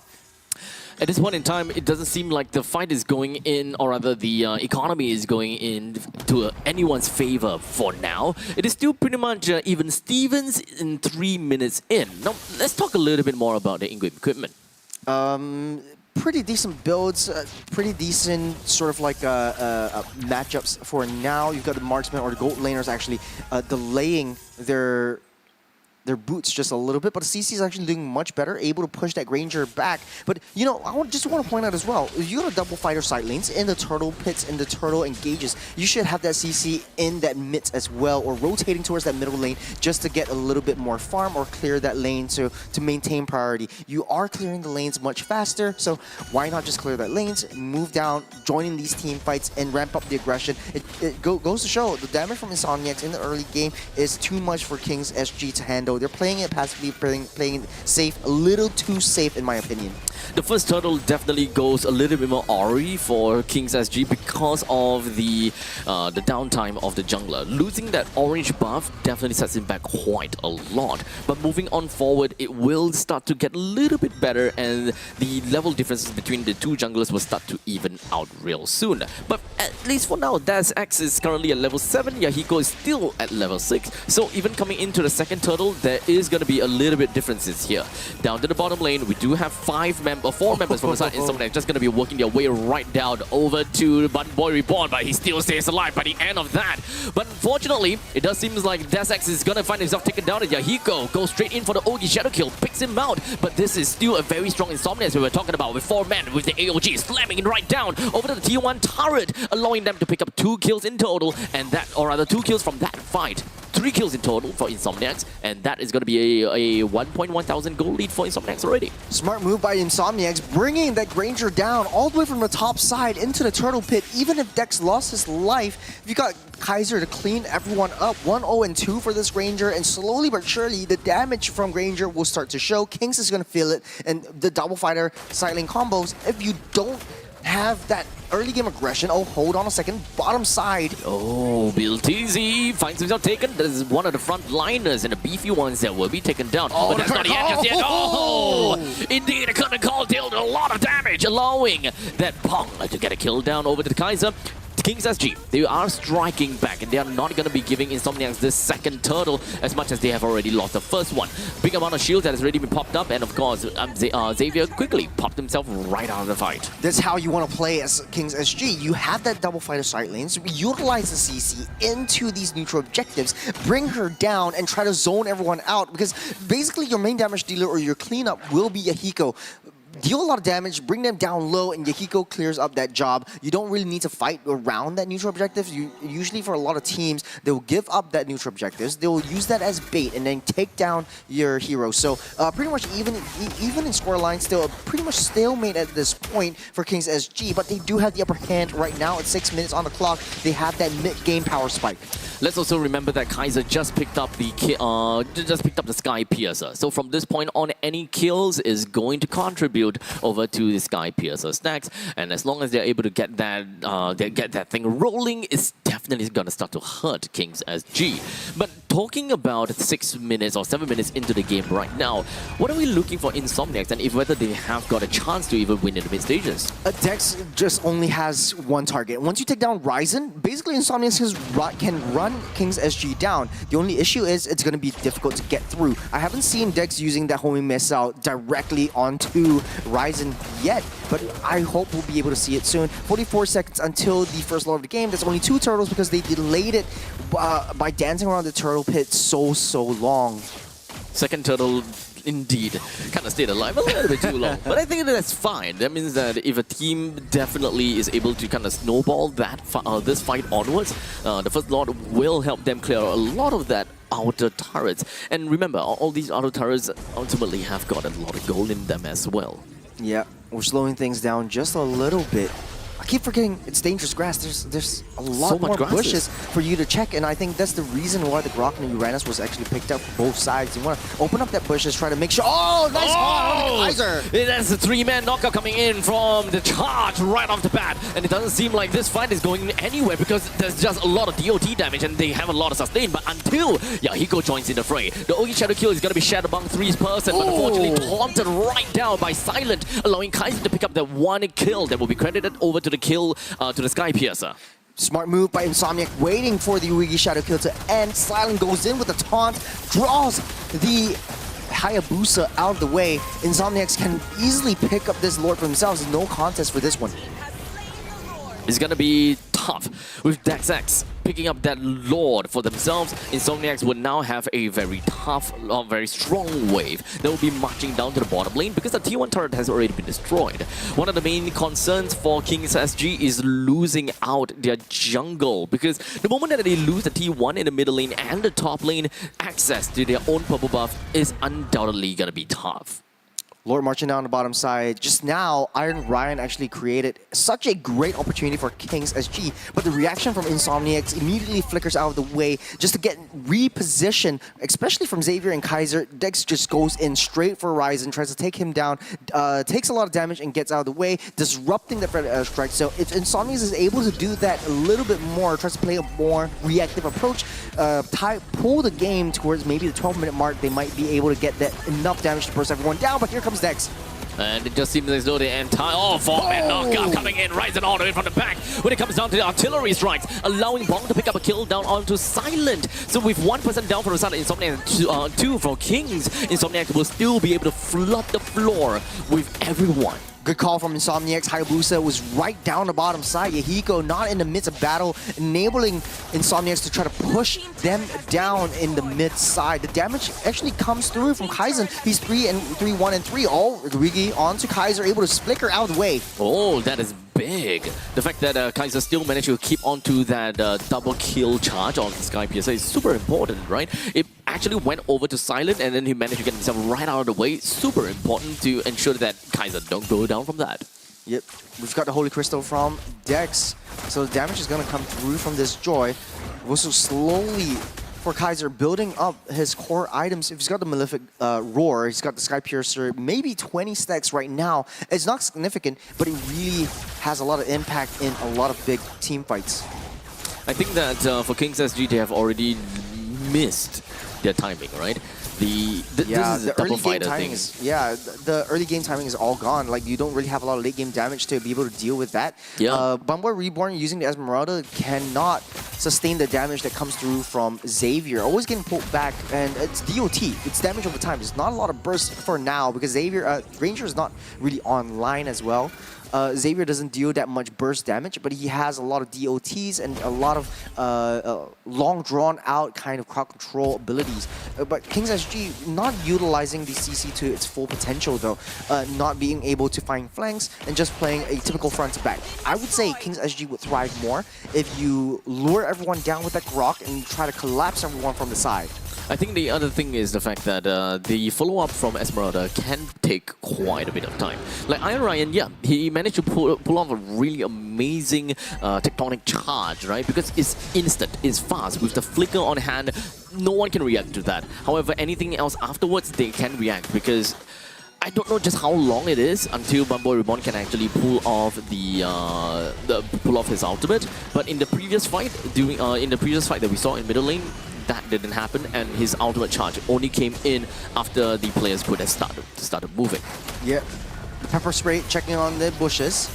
They're waiting to see where Hayabusa is. Insomniacs doesn't know where Yahiko is, and they're delaying that Lord until he shows himself. They don't have any lane priors except for the short lane, so Insomniacs will have the slight advantage on that one. Silent trying to pull Bumboy Reborn into the fight, but without a little bit more intelligence on where Yahiko is, Insomniacs doesn't want to pull the trigger.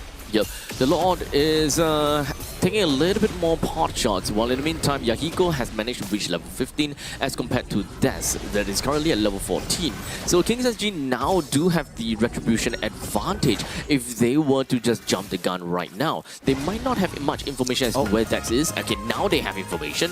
So now, no ultimate from Dex. and he's currently at level 14. They can go for this jump. Good which call. in case, it is going to jump immediately on the silent. They almost managed to bring him down, however, the AOG gives him a slight moment of invulnerability, only for Yahiko to be caught in that crossfire. As such, no more jungler from the side of King's SG, but Boy Reborn with not much HP to work with. The rest of the members from King's SG, they gotta have to retreat. Yahiko down. Insomniacs has all the time in the world to take down this Lord. 20 seconds until Yahiko comes up, and you have around 13 minutes and 44 seconds until the Lord comes out of the base. So Insomniacs can take this time to tally up, synchronize the waves, push it all in. They have the upper hand, 4,000 gold lead ahead of King's SG.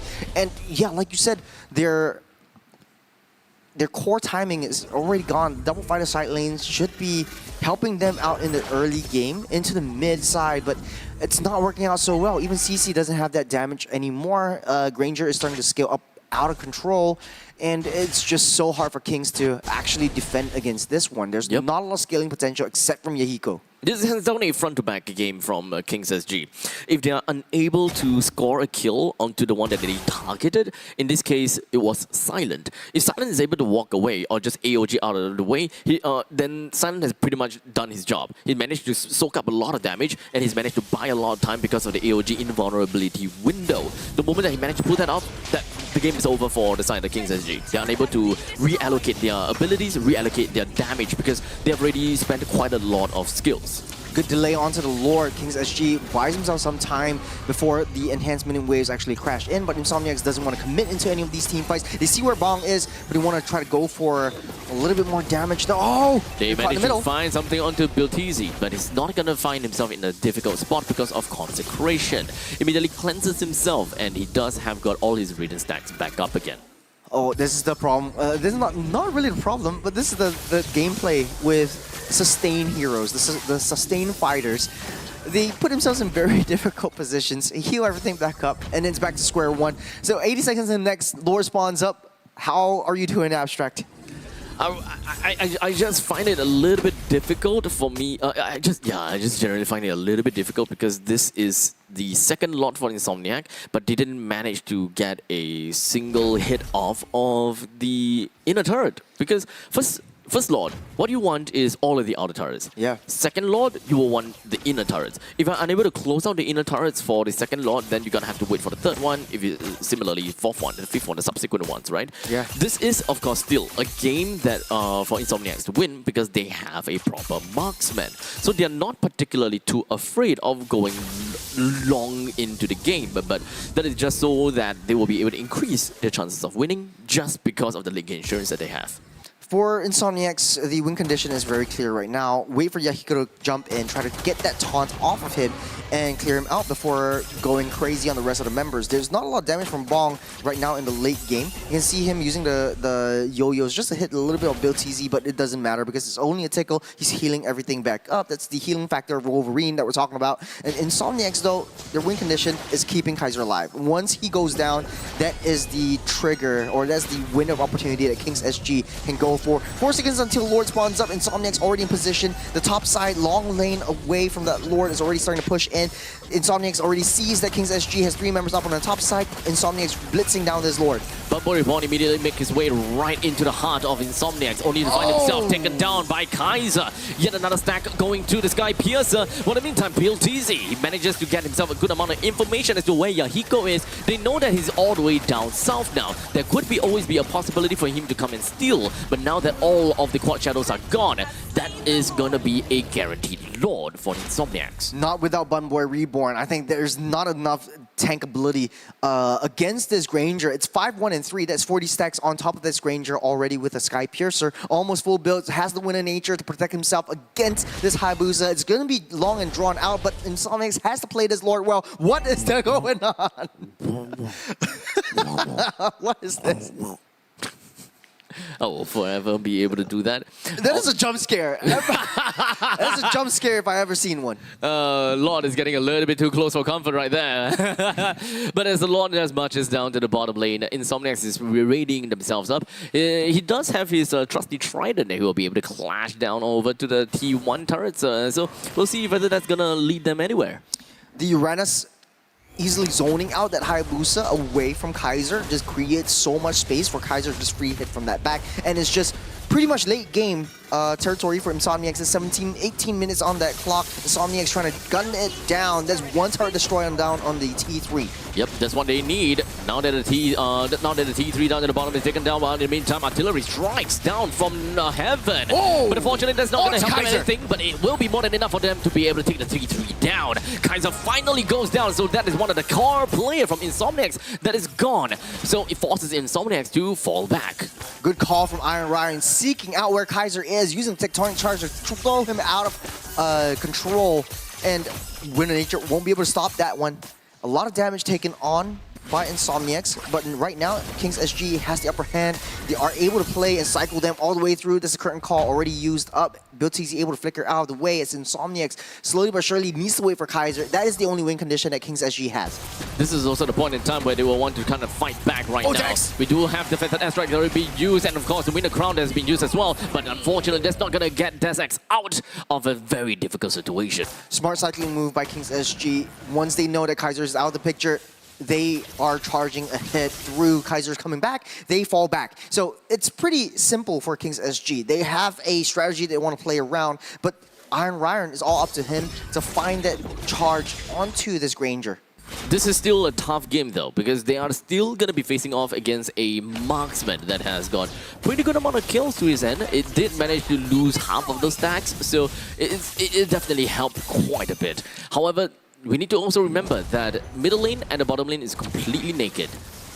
Yep. They're charging right in, trying to start anything at all, but it's just poking from Insomniac, trying to delay Kings SG's approach onto the turrets. Top lane of Kings SG is just barely standing and holding on. Take a look at items, Hayabusa, full item builds. You've got the Winter Crown already built up by the Uranus as well as the Juicin. You got full builds as well from the Granger. He might be able to sell the boots for a little bit more oomph later on. As the Lord spawns up, Insomniac's in the position. They don't know where Yahiko is at this time, so they don't want to make a move. Kaiser needs to watch his position. That is the win condition for Insomniacs. The lack of intel is definitely going to be a little bit difficult for Insomniacs, because Yahiko could just come from the back at any point in time, as we do have the members from Kings SG that will be able to break the silence right in Insomniacs, but very good retreat going on, forcing Kings SG to waste a couple of their ultimates. As such, the fight back for Insomniacs can definitely happen anytime, as long as, you know, they don't let the Feather Airstrike go off cooldown. But speaking of which, Kaiser picks up a kill on the Yahiko. This is a point in time that they will be able to get the Evolve Lord with no problems. AOG airballed, unable to do anything, but unfortunately the Feather Airstrike will come back, and that will be more than enough to help them secure a kill down over to Silent. Huge kill over onto Yahiko, but look at the bottom side. Minions are pushing in. Insomniacs might be able to take advantage of this. No wild charge, no tectonic charge. They are going to pull the trigger. They need to be able to start this. They need to blitz this down. Look at the minions pushing in through as Insomniacs takes down the 4th floor of the game. Bombard Reborn just barely holding on, unable to just clear that wave. It's almost, but not enough. If they extended the fight a little bit longer, the Minions could have been able to get them the win. Could have, would have, should have. But, well, regardless, I think that the main thing is they don't want to leave all of their hopes and dreams in a single basket of Bobby. Of Bobbies. Of Bobbies. But now, they don't have only Bobby. They have... what do you want to call this? Larry? Clive. Larry the Lord. Larry the Lord. Larry the Lord. No, Larry. Larry. I like Larry. I like Larry too. I like Larry. Larry's not doing so well. Getting immediately taken down by Kings SG, so buys himself some time for Ego to come online and get into position, but he's taking a lot of damage though. Needs to get that retreat. Insomniac's just taking full control of this game. Even though they're in a stalemate, this is a 22-minute game that we're talking about. Insomniac's, as long as they keep Kaiser alive, they're running in with AOG. Yep, AOG is not going to limit anyone. As such, the response from Iron Ryan just goes for the tectonic charge. As such, it puts them in a very difficult spot. While in the meantime, Immortality pops from the side of Desex. The main thing is that they managed to take... Oh, that's the Winions! That's the Winions! We were all so tunnel visioned. Myself included. Yeah, by the game. They didn't know what was going on, and we're like, oh, okay. Okay, we won. The Winions actually pushed I was through. like, huh? Look at their expressions. It's like, oh, what? Like, what? They want a reset. But okay, I think it was intentional. I think they were also stunned by the Winions. But this was such a clean game from Insomniacs. I know it was long and drawn out, but they played it to the T. They knew their win conditions. They knew how to play. It was a very structured draft. It wasn't anything fancy. It was just Kaiser hitting from the back, everyone protecting this Ranger from dealing that damage, and Dex just keeping that Farsa busy, diving in with a rhythm of joy, trying to shut her down and just delay the Fred airstrike and protecting this Granger. So very, very typical front-to-back maneuver from Insomniacs. Great game. They're one game away from moving over to the next upper bracket finals, facing off the RSG. So we'll see who will be crowned as the MVP of this game. It gotta be Silent as the Gato Gacha. With 2 kills, 2 deaths, and 8 assists with 100% kill participation. The entire team only killed 10 times? That Yeah, doesn't it's feel 10 that to way. 8. 10 to 8. Really? Yeah. Damn. It was difficult for them to get more kills because, you know, they're facing up against 3 fighters and a really, really huge tank. The only target that they have is maybe the Hayabusa, which fell, I think, 4 times. And I'm putting the Silent up. He's actually the roamer of Insomniacs instead of EXP, so there's a little bit of a visual bug right there. But he's been setting up well. He knows how to play around this Hayabusa by waiting within his shadows, taunting him once he comes close to protect Kaiser from any harm possible. So huge props to Silent. Great start of the game for Insomniacs. But for Kings SG, same cannot be said. There was a lot of mistakes that were made. Even though Bong had a perfect game for 0-2 on the CC, he wasn't able to do too much in the late game. This is an issue with a fighter draft. Like, you want to be able to invest all your resources in the early game, try to ramp up the aggression, try to get that rotation going earlier on.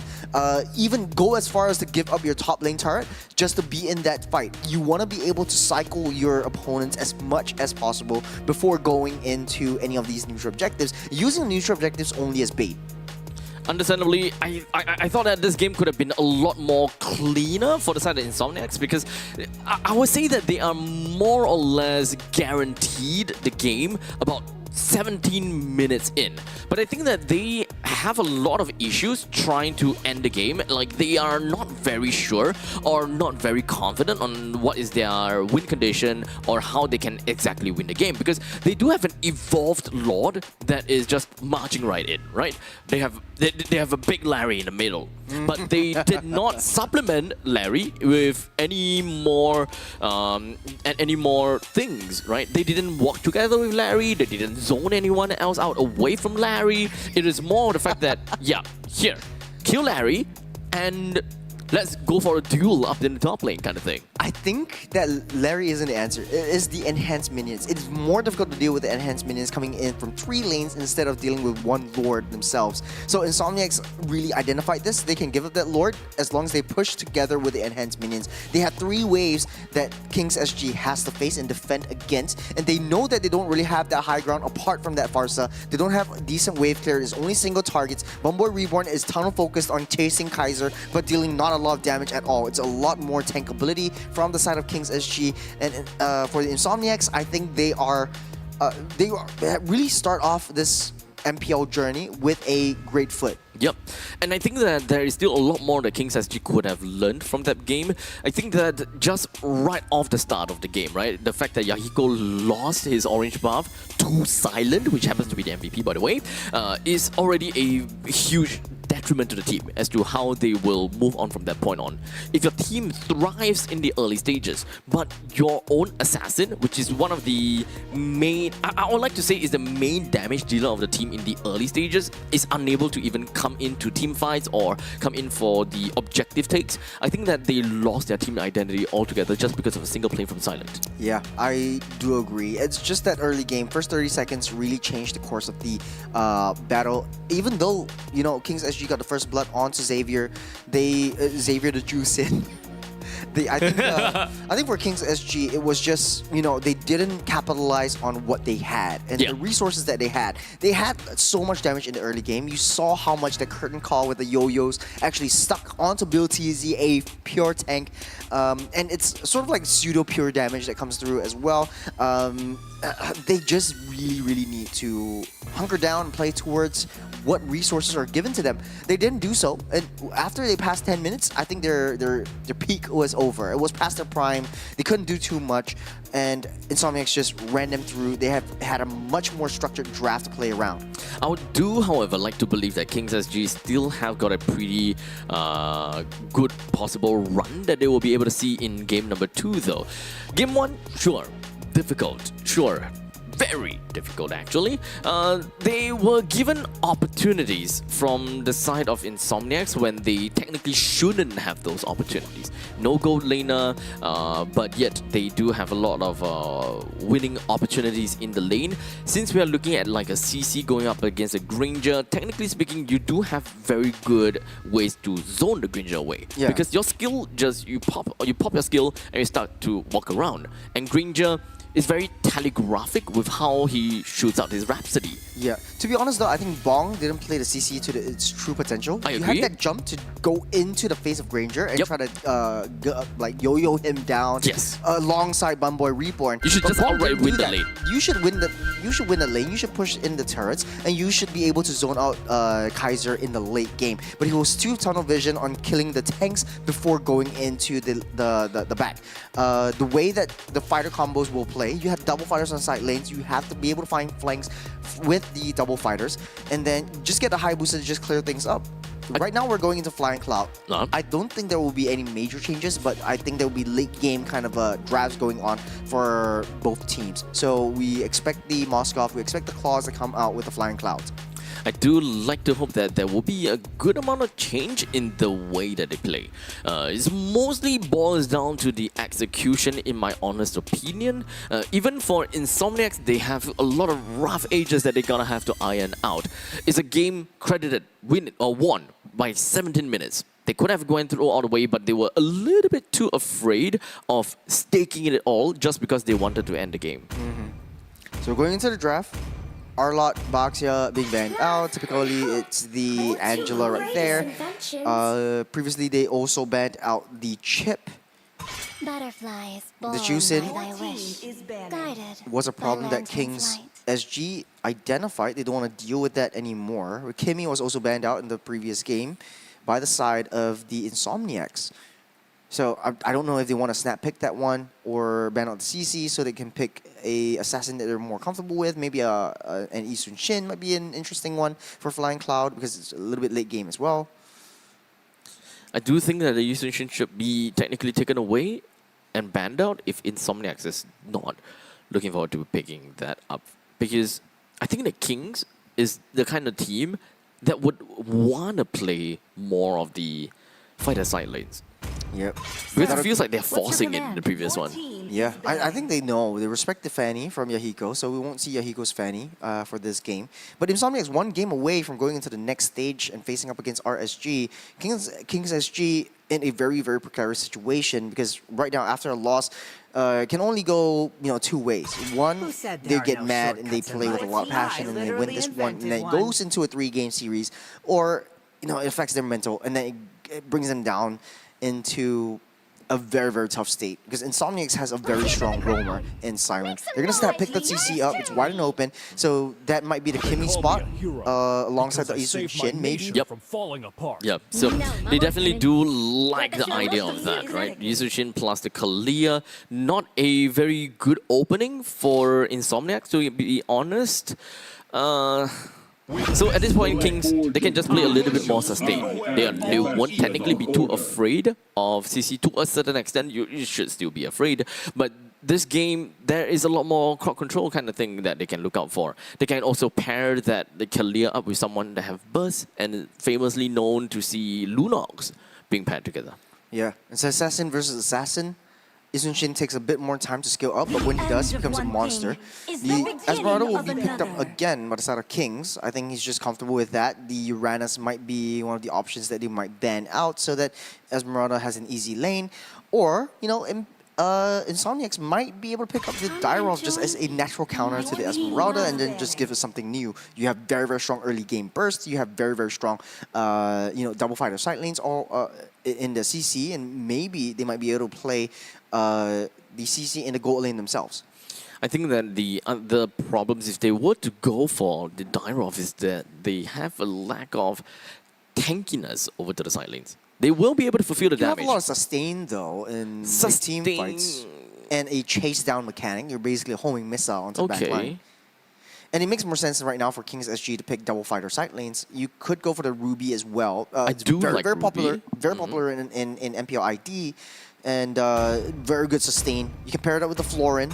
It's still wide and open, but the Kalea is already picked up. So yep, there's a Ruby being banned out. Very, very smart move by Insomniacs, because once they do that, it's virtually impossible to take down the Esmeralda as well as the Ruby, and then you really empower your Ace Shin to just gun everyone down from back. There's still a Lapu Lapu available though. So unless Insomniac is looking to ban both of these tanky heroes, then I think that it's going to be fine. Because Lapu can go to the gold lane. And a part of me actually believes that Bong does play a Lapu Lapu as well. So if they were to go to that direction, then they're going to have to look out for a mid laner that will enable the Kalea, which is ultimately important. Having a Farsa in the mix is going to be great. They don't have to be too afraid of Gatokacha in some sense. The only thing that they should be more worried about is the fact that Lancelot can just zoom right past everyone, just puncture his way through right into the face of the Farsa. Maybe an Alice might be a possible take for the EXP side if I'm Insomniacs. Then you can play the CC in the gold lane. At least you have a winning lane onto that one. Then you have a fighter-fighter kind of composition. It's a full-out brawl over on these two teams. Imagine how funny it would be to have both gold lane and XP to be completely infested with fighters. Exorcist of the Notice how I say Shadows. infested. Yeah, we don't see that double fighter on the side of Kings. They want to go for something a little bit more structured, more methodical. Go for the Granger. It's sort of like a trade over to Insomniacs. I think this might be a very good option for a Obsidia even. Like, if you lock anyone down, you might be able to stick onto them and get the rest of the team to chase everyone down, because it's a natural counter to assassins. And I think that might be a good option for the Insomniacs to play around if they do wish to do so. Unless you go for the typical Harith on the side lane to dish out some damage. You do have that physical attack damage from the Lancelot already. I would have loved to see a triple marksman from King's SG, but unfortunately the Kimi has already been taken away from the side of Insomniac, so we won't see that. At this point, we're left with the last two pick for the side of Insomniacs, and that is going to be a Bruno and a Sicilian. They like that. They're feeling happy about that. They're feeling happy about their pick. That's the late game Sicilian as an insurance. Early game burst damage from that Bruno. And it's typically just a typical front to back. You have the CC to dive in from the back side. You got the far side getting picked up by King's SG to solidify the draft. And I gotta say, with the Flying Cloud and the way that things are structured, I prefer King's SG draft a little bit better. So with that all said and done, well, the final pick is going to be a Farsa. So with the Farsa now, that means that they do have got a good way to kind of play pick-off together with the Kalea. They're not particularly too afraid. It really depends on what the Sicilian picks up, but I do hope that it would be a Purify. Otherwise, that will be ooh, the Sicilian all the time. But you have the Sanguine Claws as a non-committal catch mechanic to cap your opponents in. And I think Insomniacs really has to play pretty much safer this time around. Don't have a lot of aggression, but I know Silence a very aggressive setup roamer in this front. And King's SG would farm a little bit faster, has a lot more burst damage coming in from the far side and Granger combo, has a lot of pick-off mechanic. There's not a lot of pullbacks that Insomniacs can do, like, Tsunami Slam into your face. Typically, if you are a huge setup tank like a Grok or even a Minotaur, you could use your ultimates in the midst of that coagulation. So we're going into the second game. Insomniacs one game away from going and making it through over to the next stage of the upper bracket semifinals. And King's SG, the onus is on them. The onus is on them to stop Insomniacs from having that right to move forward. So far, do you have any biasness when it comes down to the heroes pickup? Like, do you favor any one of these lineups? I do have a hankering for, unorthodox picks, and we haven't seen the Sicilian as much. But huge shout out also to IIT keeping us company all throughout this match. Scan the QR code and key in the redeem code for a huge chance to get a trip to the M7 Championships. So with that all said, we do have quite a bit of a fight down in the middle lane. Iron Ryan took a little bit too much pot shots to himself, but it's not gonna be that big of a deal, right? Ultimately, Silent is giving a good amount of information to the to the members of the Insomniacs, but indeed, you are right. Got trapped indeed, as Iron Ryan came in for the title strike and leaped him right into the air, granting Kings SG a single kill. Not a good start, but it's only a gata-gata. Kings SG might be able to have the upper hand, but look at the damage that Kaiser is doing onto Bong. He doesn't see Iron Ryan able to get that dash out of the way, but here comes Yahiko with the Mountain Shocker as well, but doesn't want to commit. Kings SG's lineup does seem to be relatively strong in the early stages as well. Yes, it is double marksman, but both of these... Oh, the bottom side, Kaiser taking a lot of damage from Bong. I do believe that they should be able to come to a stalemate for now, taking a lot of damage from each other, but it's kind of tough for both of them to go down at this point in time unless someone comes in from the bottom to the bottom.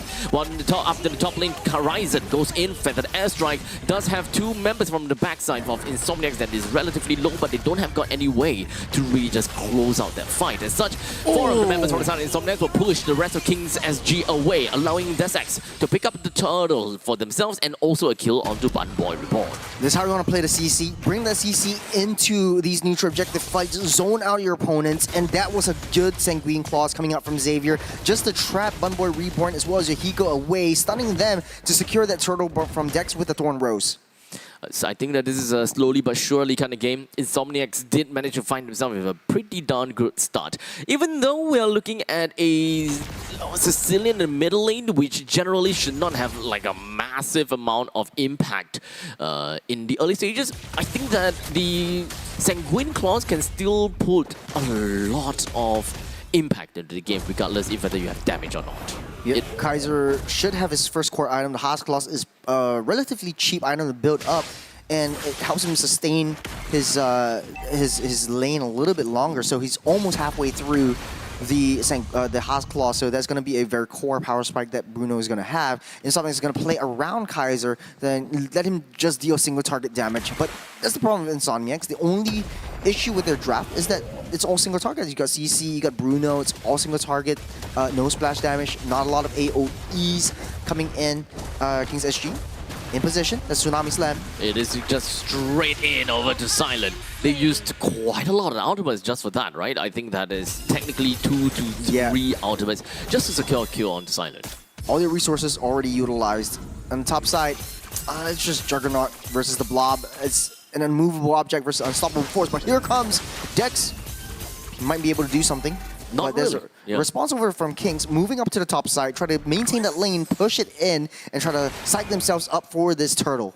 With 7 seconds left on the clock until the turtle eventually spawns. In terms of the jungler's level, Yahiko is at level 7 and Desex is also at level 7. So equal playing grounds for both of these two teams. It all just relies on the initiators, right? You mentioned that Insomniacs is more of a front-to-back kind of approach. They do have got a way to actually reach over the back lines, which relies on the dash, but I think that will only come in mid to the late stages in. While Kings SG, they're more of pick-off. The moment that they find one, they snag one, and they immediately try to drop off a kill with a Feather Airstrike like at this point in time. Iron Ryan doesn't have a lot of HP to work with. They put a lot of their efforts and a lot of their resources on the build TZ, and it did pay dividends. Picking up 1 kill, 2 kill for themselves while not losing a single person. Great rotation. This was what I was looking at. Bong coming in from that bottom side. Oh, the stun up and the decimate onto Bong. That's a killing spree for Dex. Okay, so it's pretty fair trade for both teams. Kings SG still have got about 1,000 gold lead, and even taking up the T1 turret up in the top lane allows them to go a little bit further from all that. Yep, faster rotations in from Kings. I think that made him secure a 5v4 battle in the turtle pit, securing them the turtle, the second turtle of the game. But Kings SG or Insomniacs is not phased. They know their game plan. It's Kaiser going into the late game, dealing a lot of damage. That is Ryzen already in the corner.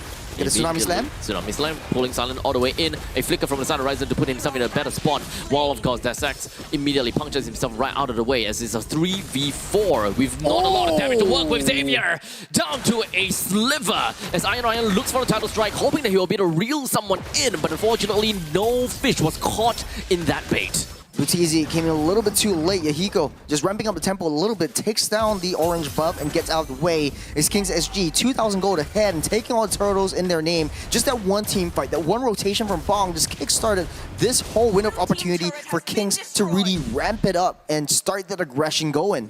This does seem a little bit more like Kings SG is a lot more comfortable in their skin for this game. Post turtle fight, there's 2 turtles down already. We do have got most of these heroes that has already gotten themselves with 1 item, except for Bong. Bong has got 2 items for himself with a Sky Piercer to his name as well. Not too sure how long ago that was, but he's already credited a total of 5 kills to his name. Speaking of Bong, it's 5-1-0 on this Granger. The turtle will be spawned up. I don't think Insomniacs wants the contest for this one. They want to try to be able to match that turret kind of landscape that Kings SG has put onto them. No more T1s up on the top and bottom side as Insomniacs struggling to find a footing in the early game. But, you know, good thing is, it's Flying Cloud. It's late game territory that Insomniacs is looking towards playing. Yep, they do have a Sicilian. Endless amount of skilling. So even if the game were to drag out extremely long, that will pay dividends to Xavier. So as long as they're just gonna hold down the fort, not lose too much, I think especially for the T1 turret in the middle lane, as long as they're able to clear these waves out over and over again and make sure that the mid lane T1 is, you know, intact, they should stand a chance to actually move their game over to a relatively late game, 15 minutes or so. We're slowing things down, 75 seconds till Lord spawns up. It's basically a library right now. No one wants to make a move, no one wants to make a sound, and everyone's just reading each other's. Bobby.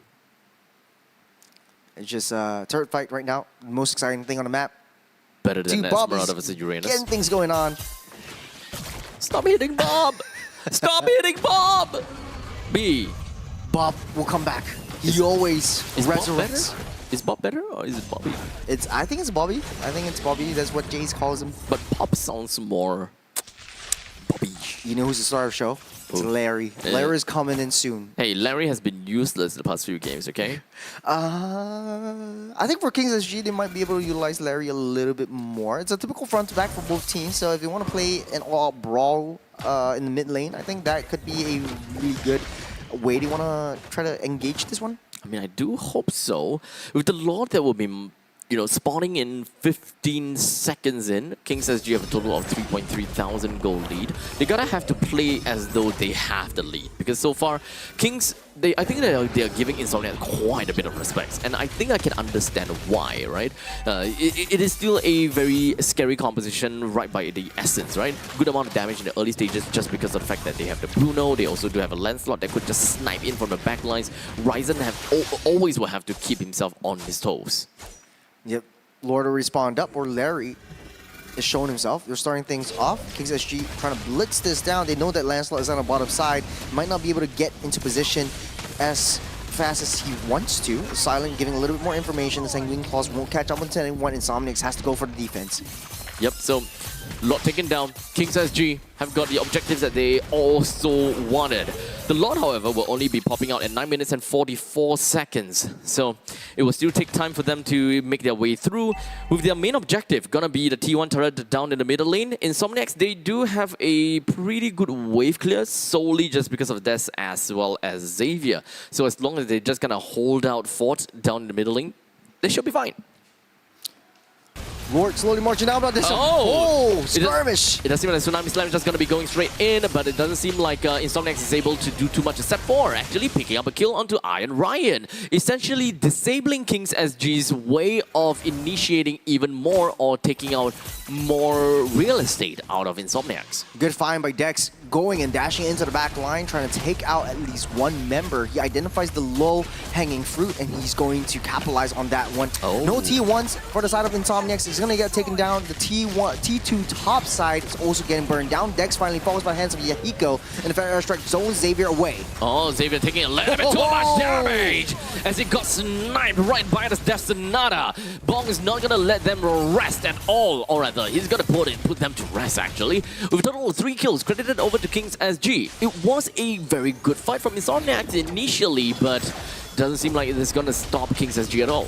Good trade, good capitalization from Kings with that Lord, marching down in the top side, enabling them to take down that T1, T2 in the mid side. So opening up that map in the whole jungle is Kings SG's to play. Victory is just right in the hands of Kings SG. 6.2 thousand goal lead. They gotta have to play as though they have this lead. If they were to play very defensively and passively, the more that they're gonna lose out to Insomniac solely just because of the presence of that Xavier. However, Xavier's capabilities will only skyrocket 17 minutes into the game because itemizations is still so darn important. With only 5,000 gold over to Sicilian with that glowing wand, that Sicilian does absolutely nothing aside from utility from the Sanguine Claws as well as the burn and the anti-heal effect from the glowing wand. Again, we're moving from the cafeteria into the library. Everyone's just reading everyone. Insomniacs knows that Yahiko's on the top side. They don't know where the rest of the members are. The good thing is that with the Eastern Shin, you're able to open up the map whenever you want, so they know exactly where Insomniacs is. And Kings SG is going to initiate once they know that Lancelot is on the side lanes or away from this Lord.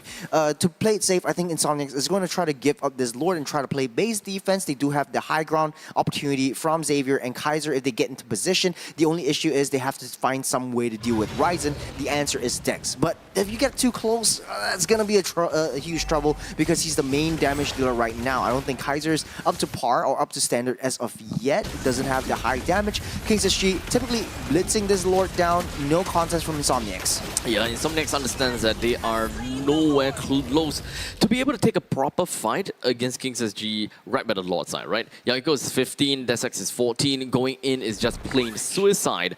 They're just gonna have to hope for a little bit more proper game plan and hope for a scuffed up fight from Kings SG moving in. Kings SG building up all the thick waves from all 3 lanes, just waiting for the Lord to pop up in 10 seconds. As Kings SG wants to be able to take down the T3s and open up the base for them to make an approach. Insomniacs can't leave their base just because of the Yi Sun-shin. The presence alone of the Mountain Chakra and giving that vision of the entire team disables Insomniacs and empowers Kings SG to just open up and move all around the map. It's just the gold lead is super steep right now. 8,000 gold, 8,400 for Kings SG. The Lord charging in the mid. Spiraling Trident right over to the mid lane, while in the meantime Silent taking up a little bit too much pot shots. AOG to get himself right out of the way, but right as that happened, they lose the mid lane T3. Yahiko busy all the way up to the top lane, while the Tsunami Slam snags onto Desex. That is one person down already from Insomniacs, while the bottom lane bottom lane Bobby managed to take down the T3 all the way down to, what, 1/3 of his HP. So Kings SG, they are looking for a fight upcoming here. There's not a lot of damage. There's the Fire Airstrike pushing them all the way back. Kaiser almost taken out. Bill Teasy goes down. And it's definitely going to be a tough one because Kings SG is just going to be wrecking havoc down to the Crystal, allowing them to come to a draw phase of 1-1. A worthy fight for 2 worthy opponents. Kings will equalize the scoreline. It's 1-1. We're going into the game 3. The first time in this long day in the Challenger brackets. And of course, it's a fight for survival. If you lose, you're immediately eliminated, and no one wants that. It's gonna be a tough game for everyone at this point, right? We are generally just gonna be hoping for I would say a balanced out game because so far, game number 1, it was scuffed up for both teams, right? Kings SG starts to really show up a little bit more for this game number 2 due to the fact that this game actually ended up in about 14 minutes, right? Much faster than the first game. Yeah, 14 minutes is a respectable amount. That just means that Kings SG understands their win conditions and that they have a massive lead ahead of Insomniacs. They just have to play according to their lead, know that they have the lead, and give absolutely no respect. Yeah, to be honest, I think this the first game was a warm-up for Kings SG. Yeah. Second game was really their showing. This is what they're capable of. They're much faster, much more aggressive. They know how to play this around. Yahiko doing a great job with the Mountain Shocker just to intimidate Insomniacs from pushing them out of the way. But let's talk about the MVP. Who do you think it is? Honestly, though, I think it's going to be Bong. The Granger was just crazy this game. 9-1-0 for this menace. And 90% kill participation. It all snowballed and spiraled out of control just because Bong came in from the bottom side for the second turtle and moved his way up, making a 5v4. And this just caused like a crazy spiral downhill for Insomniacs. So with a game going into 1:1, I think that this game is a very equal footing for both Insomniacs and Kings SG. But it is still very unfortunate because both teams, they are strong in their own right. However, one will have to say goodbye by the end of these series. Yeah, I gotta say, notable mention, Ryzen. Great game, 007. Jay's 007.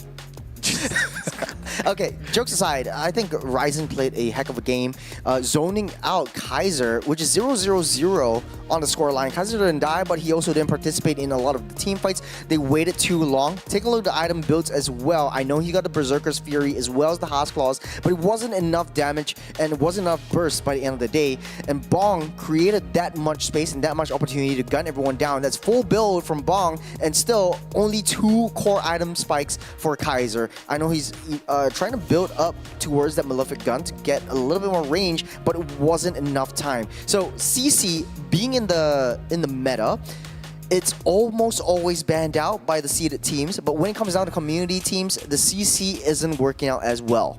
I think that the main thing is to get that Bruno online. And having an early game gold laner together with a late game mid laner is definitely important so that you'll be able to balance out the early game and the late games. However, this just pretty much doesn't mean anything to me because you are losing out the control that you could have gotten in the middle lane with the influence over to the side lanes. It's actually the same as... yeah, it essentially just means that you're just putting a non-influential mid laner in the middle lane that needs to scale and an influential gold laner down to the bottom lane, which takes time to move from one place to another. I think that just swaps something with no changes to the outcome.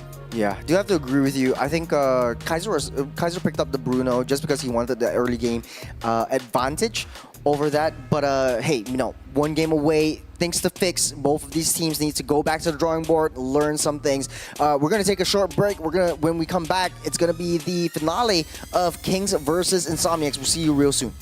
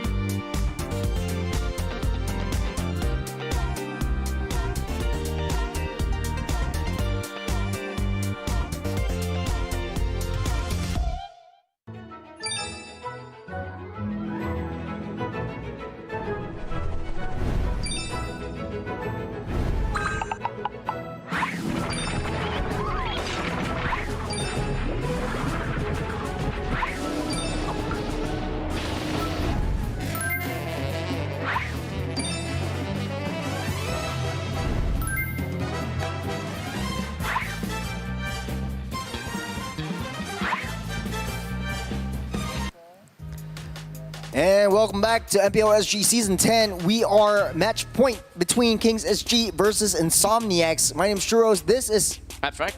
And we are your casters for the entirety of the day. This is going to be our first 3-game series that we'll see today. Before we continue, I do want to give a small little shout out to our sponsors. MPL SG Season 10, powered by Moonton and Pulse Nova Entertainment. Presenting partner IT, gaming chair partner DX Razer for keeping us all comfy, and of course presenting partner in Esports Future and SG Esports Association. And now, jumping back into the game, what needs to change for both teams? It does look like Kings has finally found their footing. Had a shaky start in the first game. In the third game, Kings looks like they are on fire. As long as they play it structured, as long as they play it, easier to execute, they might be able to win it through. I do think that, at least for Insomniacs, they need to identify their win condition, right? Especially since their goal laner is a Bruno, they need to be a lot more aggressive in the early game. I do understand that they were trying out their aggression. They definitely do want to do what they have done. But ultimately, CC is a hero that can win lanes, especially since it is a CC versus an Esmeralda, but she doesn't necessarily wave clear fast enough to be able to assist in some of these team fights, to be able to assist in some of these turtle takes. So they have to play around that. Ultimately, having a Gato Gacha in the wrong position and relying on the AOG to initiate is not exactly my cup of tea to be able to allow Bruno early game kills. And that is probably the main reason why they did not manage to help Bruno pop off in the early stages.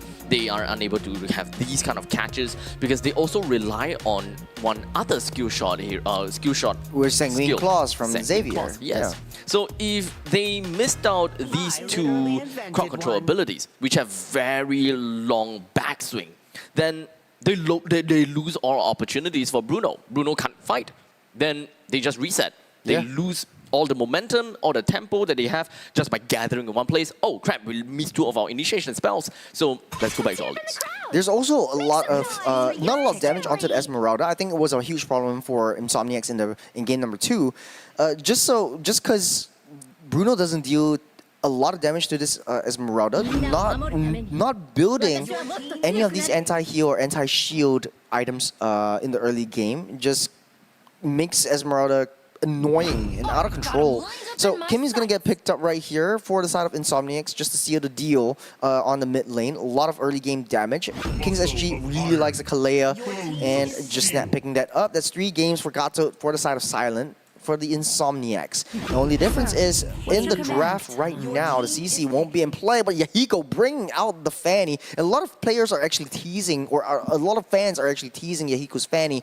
And to see his high boosted, to see his Isun Shin, and knowing that he is through and through an assassin player. And huge shout out to all the Nepalese fans. I know Yahiko is from Nepal. He has also participated in the EWC wildcards as well. Man, a lot of fans are rooting on him. Welcome to the stream. Welcome to the stream. Hope you guys are enjoying it so far. We definitely are. We definitely are. It's only 2 out of 7 days. Yeah. 2 out of 7 series that we're going to be watching today. The Forza actually getting picked up by Kings SG as well. A very solid, strong pick just to zone any of these close engaged marksmen away, and Moskov will be the marksman of choice in solidifying the first phase of the draft. No more Ranger for either teams, just to deal with a really strong approach in the gold lane. So Insomniacs having a good strategy, banning out the gold laners, try to get Kaiser a very easy winning lane down the gold side. But for Bong though, I think for KSG, they might be able to do a double fighter side lane combo again, just because they have so much sustain from the Kalea alone. However, I do think that they will be putting too much eggs in one basket if they were to go double fighters, right? If they were to do that, then they have absolutely zero late game insurance unless they are very confident that they would just floor it. They would just absolutely win in the lanes. However, because they do not have a CC right now, they cannot guarantee themselves a win in the XP lane. One thing's for sure though, because the Moskov is already out, it would help them one way or another by dealing with a Moskov, someone that can really just push a Moskov away. However, because Moskov is also very self-sustaining, he does have a blink of his own, it's kind of tough to reach him, which kind of puts me in a spot whereby a traditional gold laner with range would do a way better job against a Moskov. Yeah, fun fact, Moskov has the shortest and lowest defenses in any marksman. So that's going to be a huge problem for the Insomniacs, but you know, it's late game Moskov that we're talking about. Insomniacs finally picking up the Alice, making his way into the last match, and I think for Kings though, they have an answer for the Moskov anyways. It's going to throw that Fanny in, try to deal with that Moskov, and I think Moskov was picked up as a soft counter towards that Fanny. If she comes close, just pin her to the wall and start pummeling her with the spears. So they had that going on. It's all down to execution at this point, to be honest. So, understandably from this point, if we want to pit a gold laner against Moskov, what would you choose? In this sense, Obsidia would be a death sentence for KSG. Doesn't do well against the Alice. Lunox will be the answer. Lunox gold lane. Okay. Interesting. A lot of magic damage coming in from the mid and the gold lane. We haven't seen a gold lane Lunox. Typically, it's always used in the mid lane. Yep. So far in the seeded stage, as well as earlier on today. So this is understandably going to be a jungler. Indeed, an early game kind of thing for KSG. They still want to play a very poppy kind of early game, and they just need someone that can really respond to the Alice well enough. So Uranus is fine. But you were talking about Lance. The Hayabusa comes in again. But they are close contention with one another. It's really an either-or situation for Insomniac. Yeah. Going for the Hayabusa essentially just gives you almost the same thing. You do have got pretty good lot priority because you do have an invulnerability window that you can retribution out of it. But I think that one of the main things that Hayabusa players really appreciate is the matter of is the fact that they are good in 1v1 measures. Split pushes, that kind of thing, which is something that they need to really work with the Fanny. And I think that the pickout is specifically catered to Fanny so that even when you pop off with the Ogi Shadow Kill, it follows through when she cables away. Well, draft is set. This is an elimination match for Kings SG as well as Insomniacs. Both teams got what they came for. They went back to the drawing board, and if you go out, you want to go out with a bang. So both of these teams, they're comfortable with the heroes that they picked up, and they want to be able to reach into the next stage with these heroes or go out with them. For Kings SG though, the Fanny looking very strong, a lot of hype around Yahiko's Fanny, so we'll be able to see this once we jump into the game. As we step into Land of Dawn, this is game number 3 between Kings and Insomniacs. Looking at the fact that we are looking at both of the junglers starting out in their own respective purple buff, which means that they will both end up in the opposite side of the map for a tight map influence. So a little bit difference is that because for the red team, which is Insomniacs, they will end up being in the top lane, and the top lane happens to be the gold, and Fanny down to the bottom on the XP. So generally speaking, okay, looks like there will be some differences right off the bat because we do have a little bit of a counter invasion from Kings SG. Good invasion, good aggression into the jungle. They know that Kaiser can't come into contest for this one. Silent taking a lot of damage. Immediately, Silent doesn't seem like he will be able to survive this, and indeed he wouldn't. Ryzen picks up the first kill over to Silent, and this is going to be helping Yahiko quite a fair little bit. Yahiko actually taking a lot of damage, able to cable out of the way. His own purple buff not even taken yet. That's a very good timing, just in time for that first turtle take. She will have that orange buff. Just need to take down the purple buff before she tries to contest for the turtle. There is a counter re-engage from Dex over onto the orange side, and we've seen a lot of the matches played down on the bottom quarter of the map. And I think for Insomniacs, they do have the counter aggression that they come through, but here comes the Oogie Shadow Kill. Yep, that is exactly the tracking that I'm talking about for the Oogie Shadow Kill. But unfortunately, that is going to be a very big counter fight coming in from the side of Kings SG. Allowing Bond Boy Reborn to pick up a kill down over to Des X. But unfortunately, Iron Ryan is not going to survive for another fight. Yahiko joins in the fray. Unfortunately, only at level 3. But it's okay. I think that there should still be a probability for Kings SG to follow up even more. Yeah, Yahiko got that level 4. You got execution. You got 2 free kills down the bottom side. But good call and good counter re-engage from the side of Kings SG. Going up to the turtle pit area just to try to deny all of them from any kills. Knowing that Dex doesn't have the ultimate, doesn't have the iframes, they go straight for it. Looking at items, doesn't seem anything out of the ordinary yet, but it does seem like Kings are slightly up ahead in terms of all the lane dominance. Okay, so nothing that is paving in a very weird way whatsoever. This is a very standard opening for both of these teams. Normally, the main thing that we look out for in the early stages is like, you know, changes in builds when it comes down to physical or magic. Something like a Bane, for example. But in this case, we're just going to be looking at a pretty normal game from both teams. Iron Ryan doesn't have that level 4 just as of yet, but once he does, there's a Tsunami Slam into the face. Here comes Yahiko. Phantom airstrike right over. All 3 of them just going to slam me right in the face of Silent. There is also going to be that Tsunami Slam that pulls Silent in, but that means that a couple of those pot shots, artillery strike, missed out. Biltizi went all the way a little bit too deep in. As such, that gives a free kill over the Kings SG with 2 losses for the side of Insomniacs. Great ultimate from Biltizi to start things off, but unfortunately, Kings SG's early game damage, especially from Ryzen and Yahiko, is really starting to hurt Insomniacs. So it's only 3 minutes into the game. Kings SG taking the first turn of the game, and I think that for Biltizi, that was a mistake that he used the ball to teleport himself down into enemy territory, unable to bring himself out. No more flicker. Already used that onto the TOR on the top side. Kaiser also using up his Purify, but you see the beeline up to his that top side. Bong reading that like an open book, and Insomniac trying desperately to find any kills to stay abroad. So within 3 games, I would like to bring out the statistics, is that Bong has essentially played 3 very different heroes in the gold lane. We have a fighter, which is coming into CC. He has played a Granger, which is a traditional marksman, and he's played a mage up to the top lane for a gold laner.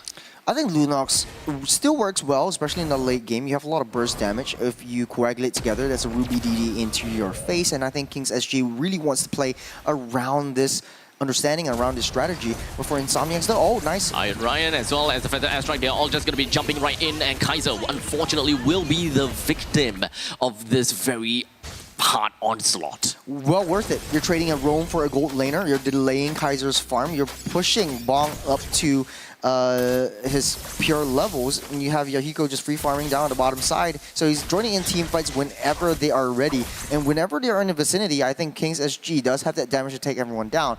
They do have late game potential. I think both teams might be able to play this in this game up to like maybe 43, 33 minutes even, just because, you know, late game potential for both teams are there.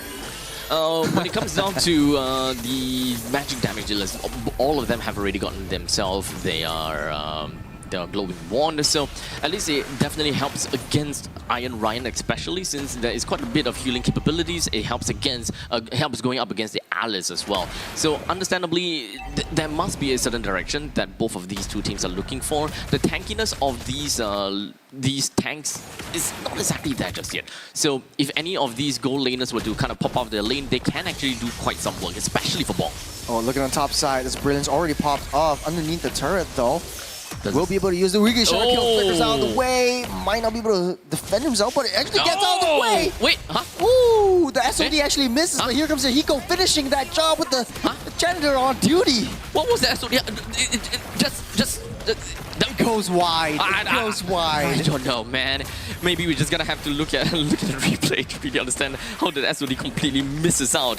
But regardless, that is a pretty tight fight up in the top lane. It allowed for Bong to pick up a very good kill up to the top lane as well. Or rather, not Bong, but it does manage to help quite a bit to Yahiko. Good read by Kings SG, taking down Des on the top side, knowing that Bong is engaged onto and getting skirmished down into the ground. But I think for Insomniacs, they are looking a little bit desperate on the bottom side, though. There's a lot of damage. Yahiko just showing that cable movements and taking one down. It's a solo kill for that Fanny. immediately taking Biltizi out, and especially since we're talking about an Alice. But up to the top lane, more actions ongoing. The AOG gets Silent right out of the fight. That is a 1-for-2 ultimate trade. But that also means that they will lose out control up in the top lane. Beautiful shift of strategy for Kings SG, knowing that they have full control of that map, knowing that they're up ahead in terms of gold. They're going for a 4-1 composition. You're leaving that bottom side over to Yahiko. You have an extra tank in the form of Uranus just to have that extra wall in front of you so that Bong and Ryzen can do their thing. There's a lot of magic damage, and then you get Yahiko to come in to clear things up. So now most of the territory is actually going to be controlled by Kings SG. It's bleeding pretty blue right now. Now, they're going to have to take away the T1 turret up in the middle lane, though, in order to really take controls and take the reins of this entire map. But Insomniacs, they really know that they want to keep this T1 down, or rather keep this T1 up. It's only 7 minutes and 40 seconds into the game with about 3,000 gold lead for Kings SG.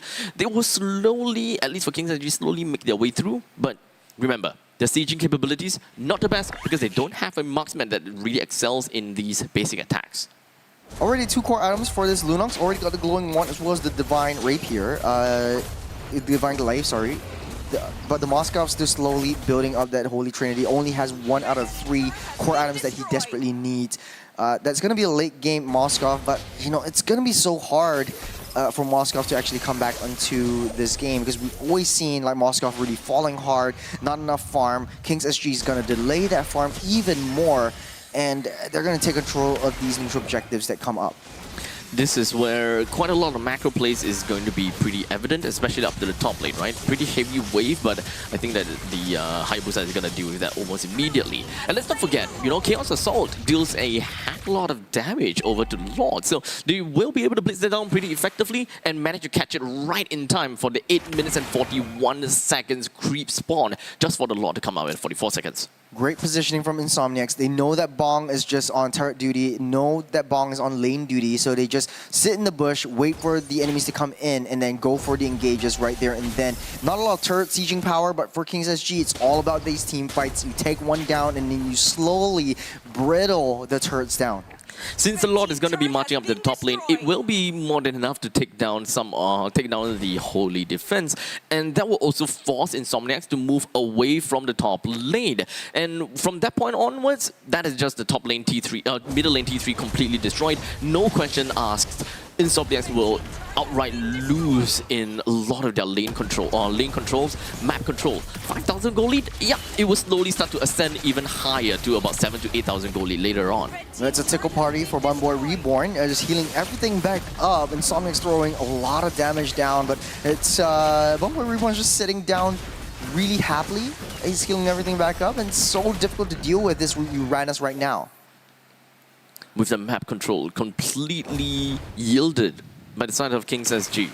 They have also lost a lot already, but it's more than enough for them to be able to take down the Holy Defense. The Feathered Airstrike pushes the rest of Insomniacs away, while Silent hopes that he will be able to pull someone in and look for more initiation, but they don't really quite have that kind of capabilities. Bunboy Reborn hiding himself in between on the proxies of the middle lane and the top lane, just waiting for the perfect chance to get himself right out of that. In the end, Kings SG managed to take down the T3 turret in the middle lane and allow themselves for a very good lotting. Great siege. Kings did what they have with the resources that they had, using the lore to open up that mid lane T3. So that means the Fanny could go in and out very, very easily. Kings SG still playing within their strategy. That's a 4-member down, trying to siege down that T3. Flicker's already popped up by Insomniacs. Here comes Yahiko, trying to clear that job, but no one is falling down. Once again, the zoning tool that comes in the form of a Feathered Airstrike, forcing everyone from Insomniacs to run away, because they know, right? 7,000 gold lead, that Feathered Airstrike is gonna hurt with that Lightning Truncheon as well as the Glowing Wand. If she does pick up that Holy Crystal, it will make things even worse. Yeah, we're slowing things down. Again, Kings SG really good in turning cafeterias into a silent library, no pun intended, and not giving a lot of information. Even for now, like, they want to draw Kaiser out. I wish I can see the itemizations right again to see where Kaiser is at on par with Bong. Missed that a little bit just now, but for Bong though, it's already 3-4 core items ahead. One jump, one flicker into the Ruby DD. That is it for the Insomniacs. It's a lot of damage, a lot of burst, not a lot of iframes for Insomniacs to play around. I think ultimately this Lord has to finish up the fight, right? With the 6.6 thousand gold lead, they should be able to just gather all of their forces and just run it right in the face of Insomniacs.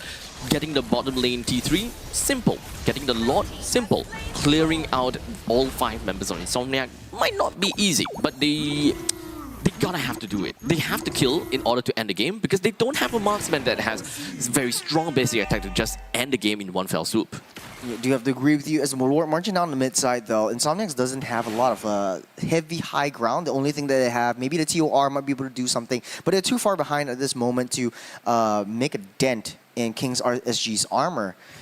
As Lord marching down, this concealed play, Bumboy Reborn will lead the charge. Immediately just going to be flickering right straight in, but that's not going to do too much. And the main thing is we're going to be looking for the feathered airstrike. We do have the Lord that's just going to be pummeling down over to the core, while in the meantime, all the way at the back, we do have, of course, it's going to be the Tsunami Slam right down onto the desk. Brings him down immediately, leaving 2 persons left. But they will just end the game right in all. And of course, King's SG takes the throne here. A great run, very disciplined, very well played, very structured, a comeback that is not really a comeback for King's SG. For game number 1, they knew what they had to do. They knew what they had to play around, but it wasn't able to execute it just because they had the double fighters. But great props on Bong for using 3 different marksmen and showing us 3 different playstyles and how he wants to initiate a team fight. A lot of high DPS coming in from King's SG. Unfortunately, though, on the other side of the table for Insomniacs, it is the end of the road for them. They're going to take the train all the way home and leave the venue. But for Kings, moving on to the next stage, facing up against RSG SG. Yep. And this is going to be a really, really spicy matchup because it's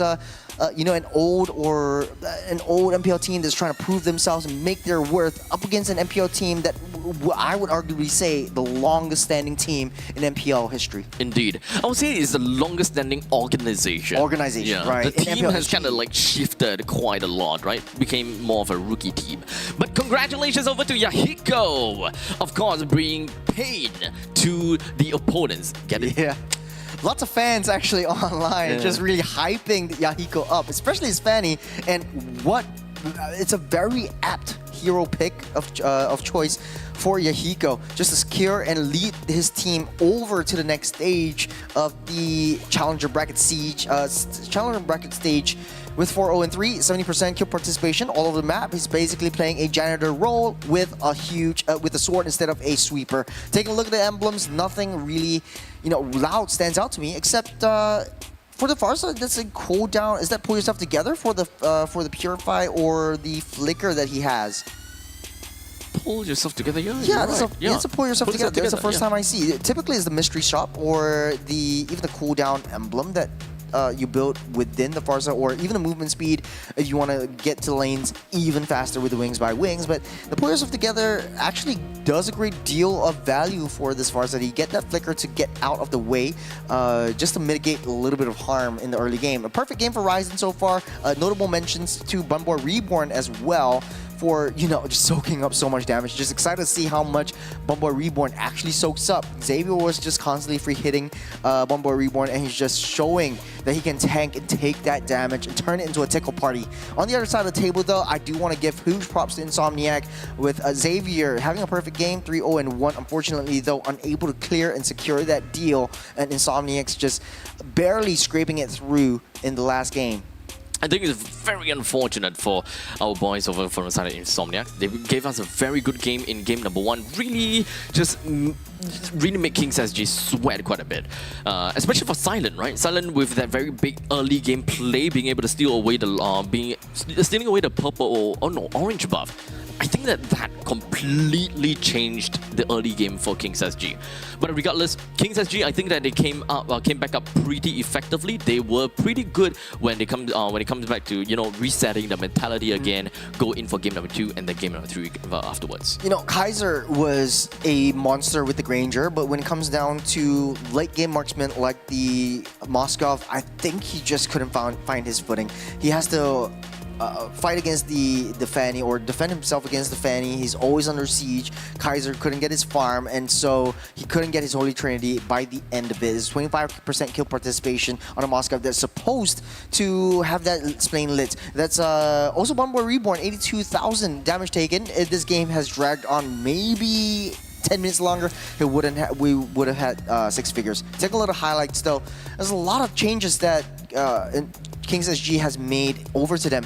A lot more rotations, a lot more backup from the rest of the team, so that every single fight, they're fighting as 5. Yep, so at least for the side of Insomniacs, in the early game, it really showed what they wanted to do, and they do have got the items, and I would say they do have the tools to really help them do quite a lot of stuff, right? But initiating wise, not necessarily. They have also resorted to a lot more onto putting it all onto silent just for the AOG. The only difference is that they do have got a juice in to help them to prolong some of these team fights. The longer the fight goes on, the more CCs that they have, and that is generally what works out for Insomniacs in Game 1. Game 2 onwards, it kind of seems as though they started to, gas out. It's all about skill shots. The crowd control skill shots, they want to play into the early game. Kaiser got no kills, no death, no assists. It's actually a 4v5 game when their game actually pivots towards There's the one. You see? It actually went through Bong! I don't know what just happened right there. I like the slow motion even. It was like, Bong. I was waiting for that replay, honestly. Honestly, yeah. I wanted to see if it actually went wide or it actually went through Bong and didn't initiate. Like the hitbox just went crazy because of the brilliance or something. It's either that or just so happened that the skins SOD's, the SOD skin somehow just kind of like... I would petition for that. It would have been a kill, but it doesn't matter at all because at the end of the day, the entire team of Kings are moving on to the next stage. It was a really resolute victory over for Kings SG. But hey, they have a little bit of time to rest up because the next game is going to be Kingdom Esports, a relegated team from the seeded stage, facing up against Stallions. It's going to be a reunion for Lawsy and the boys from RSG SG version 2. And that's going to be coming up right next. The upper bracket, Challenger bracket stage is coming in after this. So let's take a breather.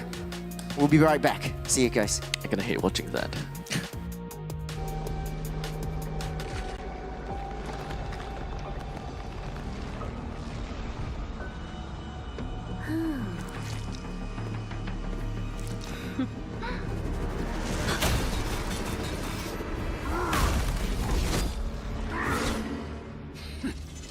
Does the Lord of Lava also crave the Sovereign's blood? Fool! The tyrant's remains will only bring doom! Under her brutal dominion, our warriors were corrupted into foul bonds of decay.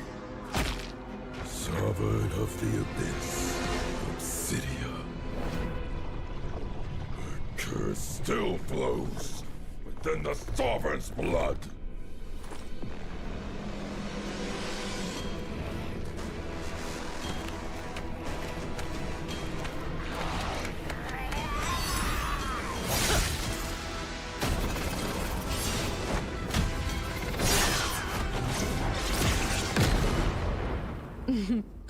Such loyal little puppets, aren't you?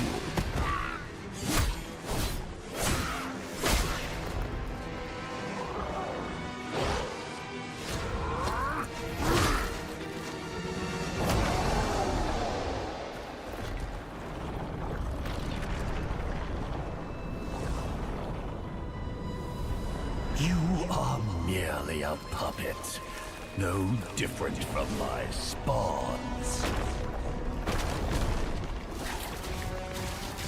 Bow to me. Keep your throne, or be destroyed. The Abyss bows to no one.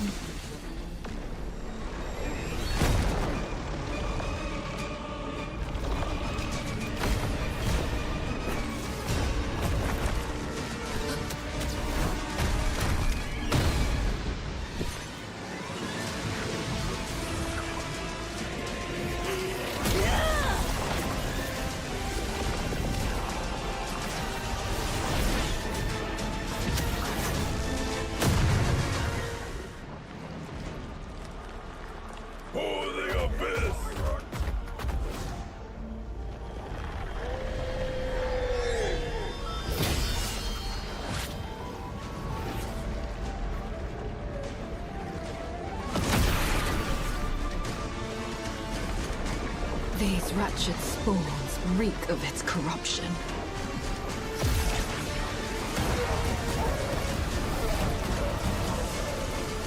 Your sovereign has a god to kill.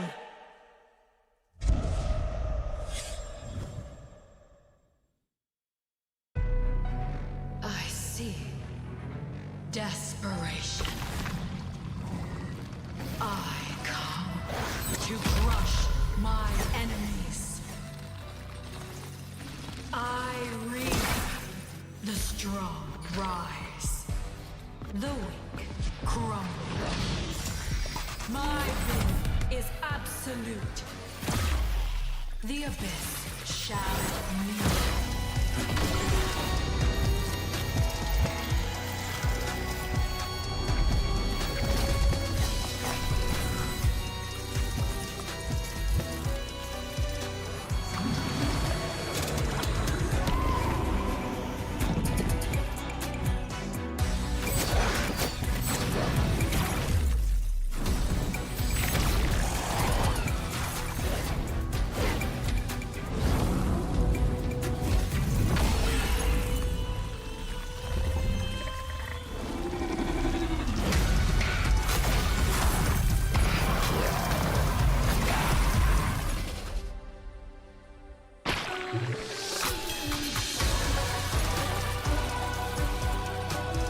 Gaze upon me. Become me.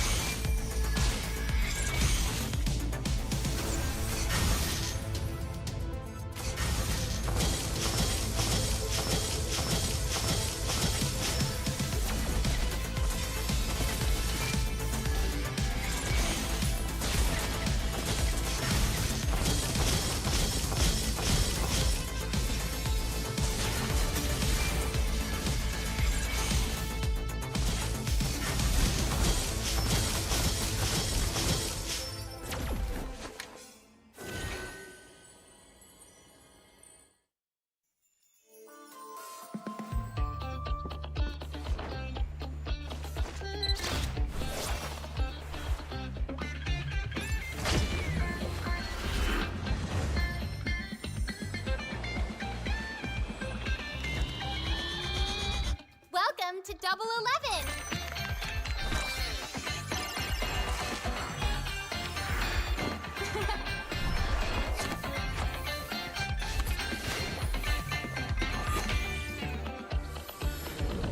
Amazing prices, amazing styles.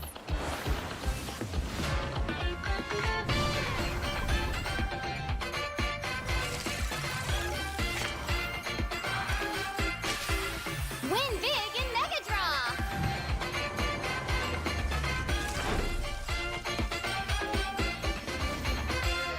Lowest prices, incredible benefits.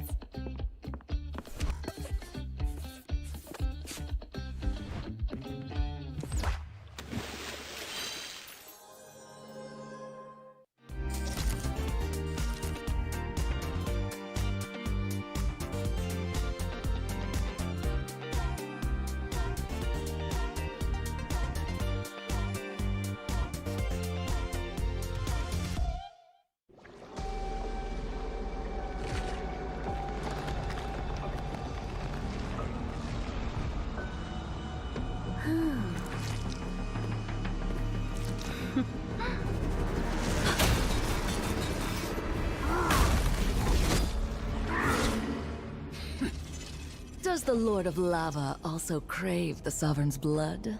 Fool! The tyrant's remains will only bring doom! Under her brutal dominion, our warriors were corrupted into foul bonds of decay! Sovereign of the Abyss, Obsidia. Her curse still flows within the Sovereign's blood!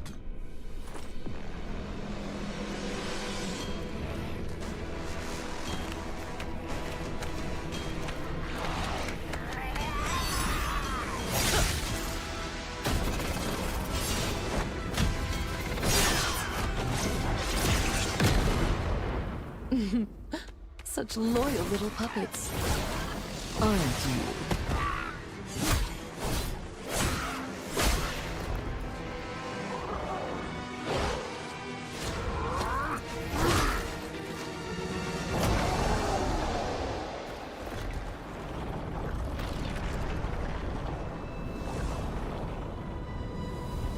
You are merely a puppet, no different from my spawns. Bow to me. Keep your throne, or be destroyed. The Abyss bows to no one.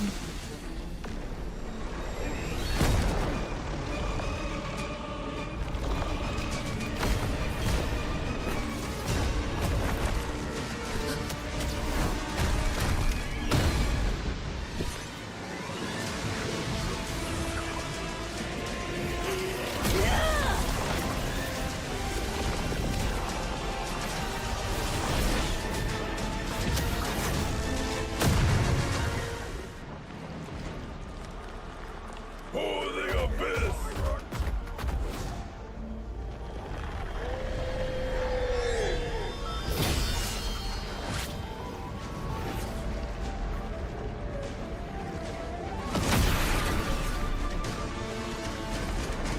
These wretched spawns reek of its corruption.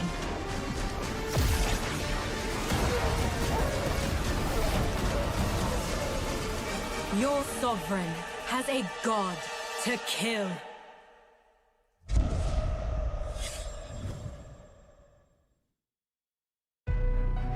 I see desperation. I come to crush my enemies.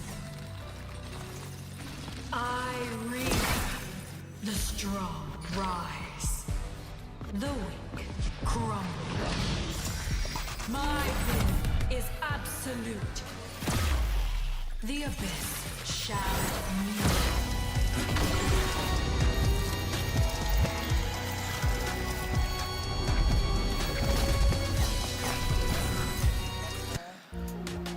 What's going on, everybody? Welcome back to MPL SG Season 10. My name is Churros, and My name is Abstract. You got that a little bit too slow this time around. Okay, I got it. I'm sorry. And we Are your casters for today. Welcome back. So, for those that missed out the first two games, that was Stallions up against Mayhem. Stallions won 2-0, and right now, this is game 3. This is the upper brackets of the Challenger, the upper brackets semi-finals of the upper brackets Challenger bracket stage. It's a long. That's a long, It's a long word. But hey, they're up against Kingdom Esports. Yes, the other kings. They are the kings. Yeah, they are the kings. The other kings. The other kings. Yeah. This is going to be a very interesting matchup, especially since, we've been hyping Kingdom Esports up a lot. A lot of players have a lot of expectations for Kingdom Esports to perform. Unfortunately, they were relegated down into the Challenger bracket stage. So this is going to be a fight for survival for Kingdom Esports. Fortunately, though, for these two teams, it's not elimination. Yep. The loser will go into the losers bracket, or the lower bracket. Yeah. The lower bracket, and they still have a chance for survival. They have to fight for one more life. Let's take a look at the brackets once again to see where things are at. We have Kingdom Esports and Stallions for this game. Previously, though, a huge shout out to Mayhem. Very good games coming up. Difficult adjustment into the professional scene from a competitive play into professional play. That was a huge gap that Mayhem has to overcome. But hopefully they come back for season 11 and we will see them here again. Yep. Just to refresh your memory a bit, what went down was Kings SG versus Insomniacs. This was a 2-1 reverse sweep by Kings SG to take the spot against RSG Singapore later on. Kings SG understandably didn't really have a very good start of the game. We'll take it that more of a warm-up game. But in credit, I gotta have to give it to Simple for that orange buff steal. Immediately puts the early game-centric lineup from Kings SG down to the drain, making it difficult for them to kind of claw their way back. But understandably for Kings SG, with the vast amount of experience in their team, due to a couple of these players, I would say that Iron Ryan is one of the players that have experienced quite a bit of competitiveness. And of course, let's not forget about Yahiko, right? Yahiko, Ryzen, Bong. Actually, most of them do have a lot of experience. And I think that notably Yahiko have got massive amount of experience because of his international plays, hailing from Nepal. I would say the pride of Nepal. And that is why we have quite a bit of viewers that's really up here raving about him. Yeah. I'm actually more excited for the upper bracket finals. Excited to see who actually makes it through. Yeah. My ideal matchup is Team Stallions SG up against RSG Singapore. That will be RSG Singapore version 2 versus version 4. They always say the new iPhone is better. But I kind of get the feeling that we won't be able to see that. Difficult matchup for, match 19. I would say... Honestly, I look at RSG Singapore, right? Just by its nameplate, RSG Singapore as an organization is a very strong organization that has, hailing from years after years after years. But this year, they have fielded in rookies and they don't really have a lot of experience, right? Yeah. So it's very difficult for them to be able to uphold the name of RSG's SG in this season, which I regret to say that might actually leave them to be one of the teams to be completely relegated out from the seeded team's original slots. This is so difficult because It's difficult to say. Over the past 9 seasons, RSG has always been in the top 3. Yep. Always been in the top 3. Even last season, season 9, Bray came back from the military. He's taken his break. He's played the finals, brought RSG all the way from maybe 6th place, if I remember correctly, up to the finals where they faced up against Team Flash. Yep, they can pull off quite a bit of miracle, right? And just a single player can optimally change the entire lineup like absolutely crazily, right? Yeah. And that is why I kind of refer that over to Stallions, right? Bray is the child prodigy. He's literally the one that can really revive a team, and I see that in Stallions and as to the kind of potential that they have, and that's why I'm seeing them to be one of the strongest competitors, and of course the favorites to make it all the way through without dropping a single game. While for RSG, their weak performance in the regular seasons, we have to be very factual about that, was not ideal. And coming in over to the Challenger stage, where there are so many other strong teams as well, even though they have the Challenger attack on them, that doesn't mean that they would not hold a candle against RSG Singapore. You know, it's funny because, you know, as a seasoned team, once you drop down into the challenger bracket stage, you sort of get a glimmer of hope. You're still alive, but you are thirsty. You are thirsty for more. And if you're thirsty, what better drink to get than IT? So a huge shout out to IT. Scan the QR code down the lower third. Once it pops up, this is the 1-1 edition. I really like. Yeah, I really like this one. We have two options right here in the studio. There's only the 1-1 one and the Kadita one. Yes. So the 1-1 drink is the standard milk tea, the Osmanthus milk tea. I'm supposed to be on a diet. I'm not supposed to drink this as much, but I am going to anyways because, you know, I need my sugar rush. It's a whole day, 7 games. Yeah. We have to We need a rush. go all the way. So, you know, it's also good because once you get that IT, you scan the QR code, you redeem a huge discount on your drinks. You also get a chance to go into Jakarta for the M7 Championships as an audience. Yes. So, of course, you will be able to support your Singaporean team, or rather the champion team. Oh, you actually took a sip. I'm actually going to take a sip. Yeah. You get a test for that. I'm on a diet, but I'm still going to go too. Yeah, he has like a couple of breast meat right on his side. Like for his entire day, no carbs, no rice. I didn't know that. There's carbs right here. I didn't know that. I thought that was breakfast, and I just took one. Hey, it's always good to be on diet because we're sitting a lot. We're sitting a lot, and DX Racer is keeping us company all the way today. And honestly, though, I really like this chair. The great thing about this is fully electronic or fully digitized. So that means we can lean back, and we're going to show it right now. As we go into the player cams to see the players, we're going to sit back, relax, and take a look at Stallions. We've got Bray, Diablo, Lucian Cutie, Sensa, and Roy coming into the picture for Team Stallions. You know them, you love them. This RSG 2.0 back in the day, that's Season 5, Season 6 champions. And they've been doing so well over the first game, but this is a real test for them. Because over on the other side of the aisle, there's their old buddy. That's Lolzy right there. Lolzy! Oh man! This is one heck of a reunion that we're not exactly expecting, you know. But regardless, you know, all of these teams come together. They have a lot of experiences together, and they have a lot of history with one another. So, understandably, coming into today's game, there will be rivalries, and there will be ways where the teams can kind of understand. Okay, you're gonna play this, you're gonna play that. They know each other inside out. So huge shout out to Drin, Yon, FMM, Grant, and Lolzy who is playing in this team, in this matchup. For them, we weren't expecting them to get relegated down into the challenger brackets. We're going into broken walls, and Lolzy really loves this. Typically, you get broken walls, you get a Grok. You see a Grok, you see a Lolzy, and it's just really madness right there for them. Lucian Cutie, on the other hand, I'm gonna compare these two because Lolzy used to be the analyst for RSG Season 5 when Lucian Cutie and Oki was still in play alongside Roy, Bray, and Diablo. So the playstyle of Lolzy is a little bit more sacrificial. Lucian Cutie a little bit more calculated, but then a little bit more passive. So that means to say that Kingdom Esports has a little bit more aggression coming into the roam position or the setups than what Lucian Cutie wants to offer into the team. He's more aware of his situations, more aware of the macro sense, but jumping into the game immediately, Stallions banning out the Alice as well as the Uranus. Don't want to deal with those two monsters down on EXP. And Kingdom Esports taking out the Baxia and the Angela in question. So with that all said and done, we are going straight in, and I would definitely say that there's not too much of a change or not too much of things that we would expect to be a little bit different.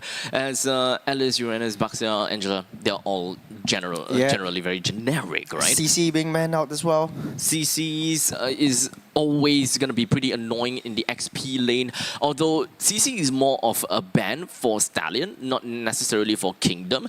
I don't expect that Diablo will be someone that plays a CC due to the fact that CC kind of have a little bit of a low impact going in. I know that Diablo likes to play that Yuzong, doesn't like to succumb to whatever the meta brings to the table. And so, getting first pick, Stallions was second pick in the previous game alongside against Mayhem.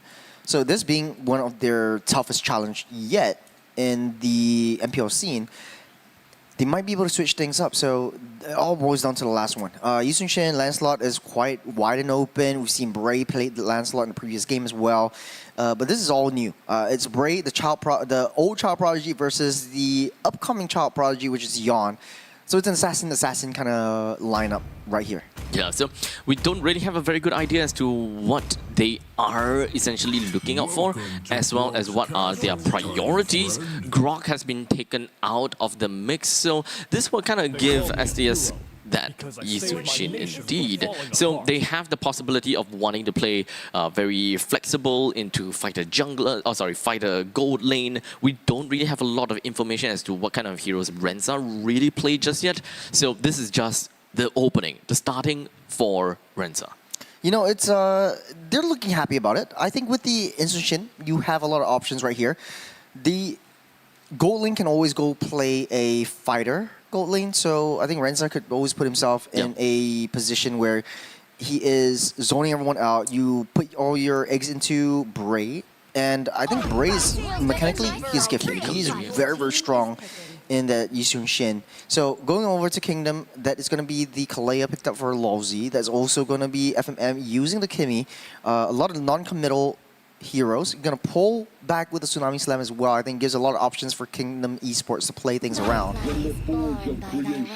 And there's going to be a Juicin being picked for the side of Stallions as well as the Gato Kacha. So with that all said... Yeah, Lucian picked up the Gato 3 times in a row now. I think a lot of these teams coming up for the community really, really likes that Gato Kacha against the Kaleas. We're going back to Season 9 where it's a tit for that, a this or that kind of situation. So Gato Kacha actually provides a lot of utility around any assassin picks. So assassin comes in, you taunt the assassin and try to melt him down as fast as you can.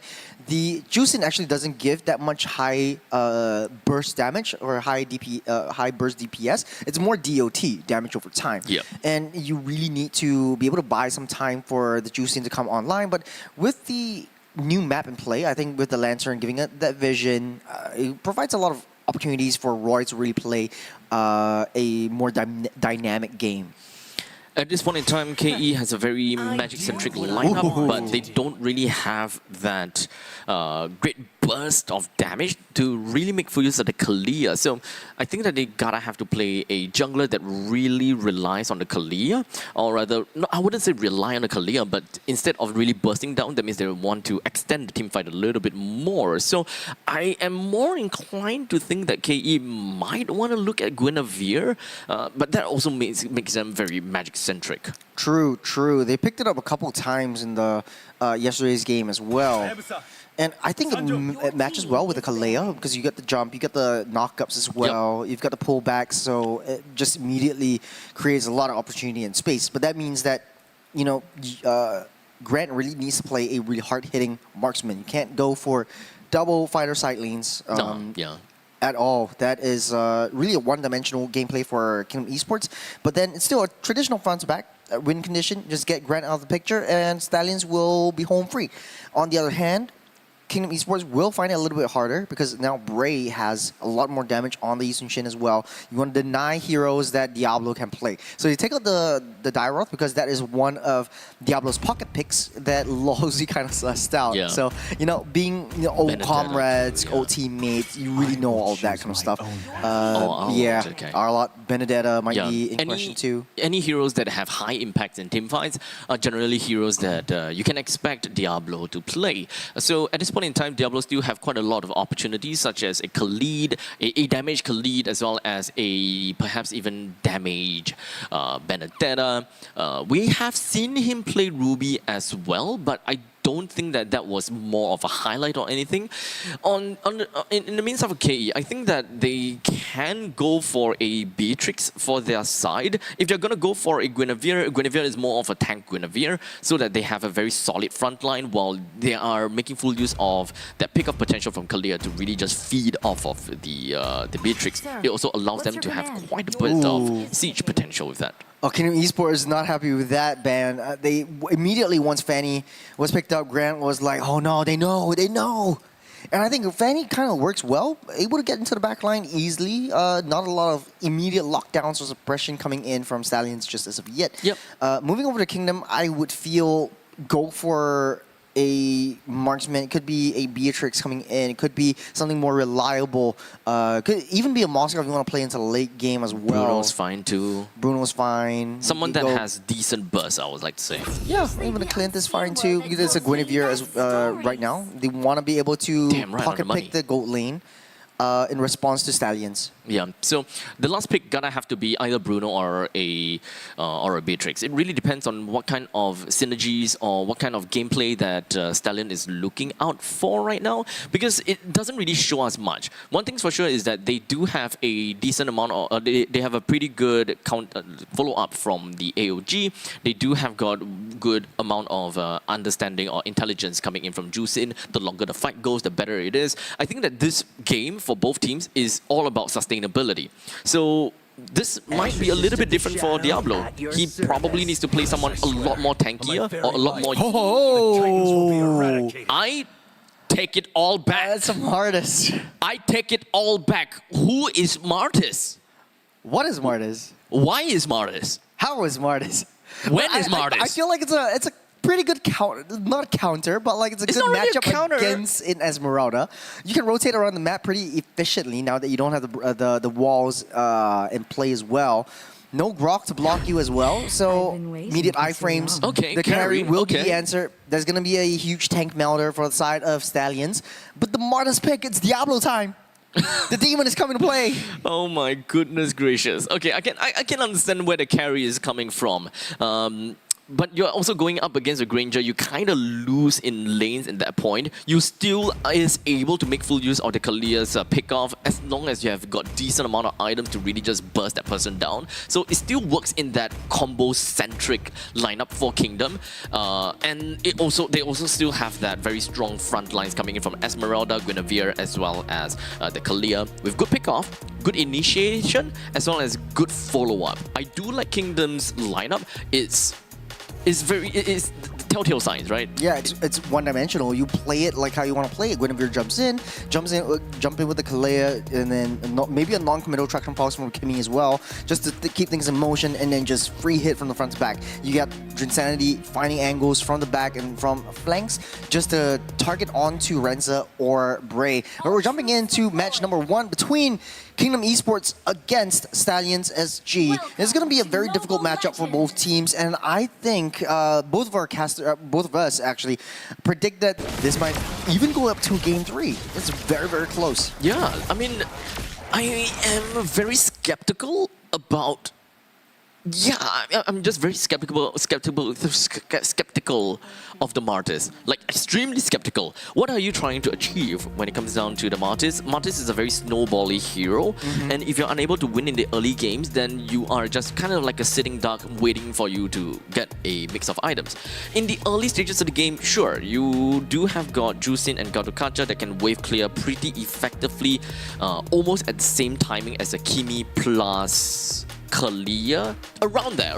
Kalia, I would say the Kingdom Esports mid lane is a bit slower as compared to Stallions, but right after that is done, what can they give to their own team? They have initiations from Gato that will only be unlocked at level 4. Yeah, only at level 4. But hey, we're going into the game right now. Everything is all set in motion. Excited to see how Martis actually plays out. Diablo's actually holding himself well against this Esmeralda. And I'm not too worried about this Esmeralda just because it's Diablo. He plays these nutty picks, he makes it his own.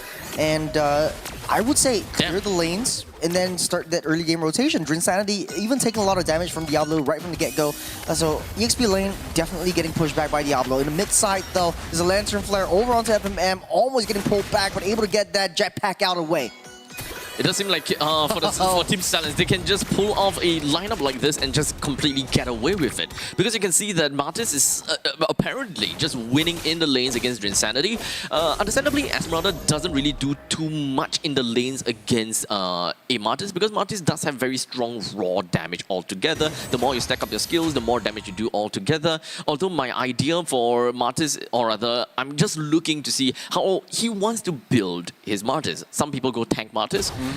He very likely actually might just go damage Martis all the way through. I think so. Like I feel like it really goes to the late mid game and then see where things go. It's still adaptable. He has that killing spree. He wants to go for a little bit more damage. Lucian Cutie ramping up with the taunt. Nails that in. Here comes Roy, forced to pop that flicker. But look on the backside. There's a flank from Yon. Might be able to jump in with the Spatial Migration Requiem combination, but the Goon Squad's here. Kingdom Esports tries to find a nice little flank on. There's a disruption with the Mortis. That's first blood. Gets an execution. Double kill for Diablo. And that's what Mortis has picked up. Brave falls, but to no avail. Insanity will fall, but hands of Diablo with a triple. But David Lord is back. They just get away with it, man. They just let them get away with this. At this point in time, he can probably get his Sky Piercer pretty done early into the game already. Lossie joins into the fray to really just poke onto Diablo, but I don't think that they will be able to do too much, as Bray takes the turtle away pretty effectively, putting Kingdom Esports in a 1.3k deficit. Bottom side.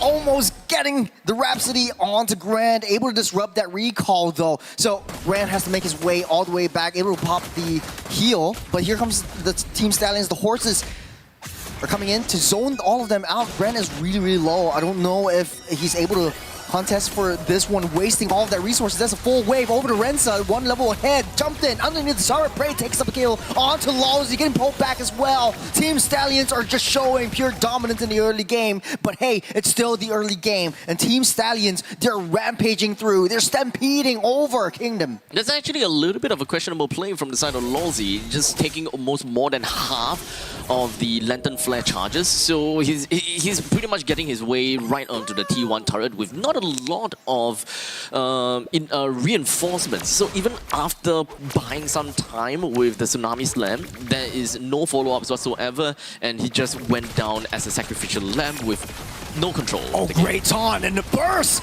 coming in. Lucian will seal the deal onto Yon, but here comes the mid side. Insanity matching the rotation onto Diablo, clearing up that mid lane, able to get out of the way. But that one kill onto Yon, not having a good game so far. 30 seconds until the turtle spawns up, and Team Stallions are 2,500 gold lead ahead. 5-1. 2.7k gold lead for Team Stallions, and they're only 4 minutes and 20 seconds into this game. Kinda crazy if you ask me. They will slowly get themselves a little bit more lead as the game goes by, because 30 seconds until the turret energy shield were to go off, and by that point in time, I think that they will be able to kind of come together and be a little bit more crazy from here. We're slowing things down just a little bit as Diablo, again, it's just doing Diablo things. Clear lanes, start rotating, find a loose member, and start with that kill. He does have CC immunity, that's AOG on top of himself. Losey getting pulled back, unable to pop that Tsunami Slam because Diablo's just there disrupting him. That's 3 deaths already for Losey as Team Stallions tries to go up ahead. The Lord, the Turtle down low, Barry picks that one up. Kingdom Esports tries to find any sense of hope, any sense of reality at all, getting pulled back once again, and Stallions got what they came for, and they get out of the way. The CC immunity is definitely important for Diablo, but it does seem like they do manage to pick up a kill down at the bottom. So Team Stallions actually split themselves up pretty effectively, understanding the weakness down to the bottom lane, and they could just take that. That was a very good read by Team Stallions. They know that the top side is open. Immediately, Lucian Cutie, knowing that Diablo and Bray has got that kill down on the turtle pit, immediately rotates down to the bottom side, takes Grant out of the way, and the rotations are coming in for Team Stallions. First turret of the game taken out on the bottom side, starting the early game rotation alongside Renza, getting that damage down. This is a tough point for Kingdom Esports already, right? Because the snowball potential is out there. Insanity taking a lot of damage. That's a Tsunami Slam over the wall. Taking a lot of damage though, getting popped up. Bray gets taken out by FMF. Finally getting one kill on the board as well. Lawsy will be the next to fall. The Sacrificial Lamb will hit the hay once again. As Team Stallions just ramping up the aggression, they have that damage with Renza in play. Lead getting wider and wider. Bottom lane T1's already taken down. And the way that Team Stallions is just moving is just ensuring that they constantly have movement all across the map. They're always going to be onto the river. No one from the side of Kingdom Esports is allowed on the river. And the moment that they actually do see someone there, they will initiate. They are not going to stop on anything. And they will take all of these turrets, even if it's a chokehold. Underneath the turret, they're risking it. Drinsanity taking a lot of damage. That's a pop-up, knock-up onto Lucian QD, but it's only just the tanks, and they just don't care. Diablo taking a lot of damage, but will be able to get inside sideswipe down the way. This is Diablo we're talking about from the side. Bray finds a flank, finds an angle, deals that damage. Yon Lawsy down low, gets out of the way, and Bray will be able to zone them all the way out. Kingdom Esports can't even get close to the horses. Yep, this is a free turret up in the top lane. Team Stallions, they totally understood what exactly is their task, right? It's not about the kills, it's more about the objective. If the objective is being guarded, you gotta go for the kills. And if they have ran away from the objective, then just zone them away. Not to be too bloodthirsty on their side. I think the only bloodthirsty one gotta have to be Diablo, right? Because that is his main winning condition. Get more kills, farm up, get yourself a snowball, and just go ham on everyone. Yeah, that's a 5-0-1 Martis. I think both of us were really not expecting the Martis to actually show up, but Diablo's just doing Diablo things. You cannot outban him. That is a taunt onto Grant, able to just this delay that turret approach up on that top side. So Kingdom Esports still down below and really far ahead. The gap between the economy is starting to rise as Bray starting that charge up on that top side. Lawsy using Conceal for good measure, get out of the way, but the rest of Goon Squad is down the mid side trying to push in. Lucian QD trying to zone out that back line as the waves come in. They really need to take this T1, able to clear out that minion just to push that through. Stallions just touch and go. Kingdom Esports feeling the intimidation right now. Yep, the retribution is definitely very necessary to bring away Bobby. Otherwise, it will be a free turret in the middle lane, especially since it's already lower than 50%. But unfortunately, it is a full wave creep just going to be marching right in, and they will get that. That is a pullback again. Lawsy getting caught out. It's really unfortunate as Lawsy so far has been sacrificing with not much stake or a comeback for themselves. So we're looking at a lead just growing higher and higher, 7.6 thousand. And in the event, I'm pretty sure the Renza has already picked up the Sky Piercer. I'm not too sure about Diablo, but the way that this game has been going through, I'm not even surprised if he himself picked up the Sky Piercer as well, just so that they will be able to clean up shop just so much easier. There's a lot of damage, a lot of iframes, a lot of CC immunity coming in from the Martis. So no one can actually deal with the Martis. Oh, Drinsanity taking a lot of options right there. Lawsy pulling someone back, but that is a Purify used by Roy. There's a Juice in actually protecting himself. There's no way that Lawsy is able to get close at all. And with that said, all of the T1 turrets has been destroyed. Kingdom Esports right now, they hold themselves in a really tough spot with a total of 8.3 thousand gold deficit.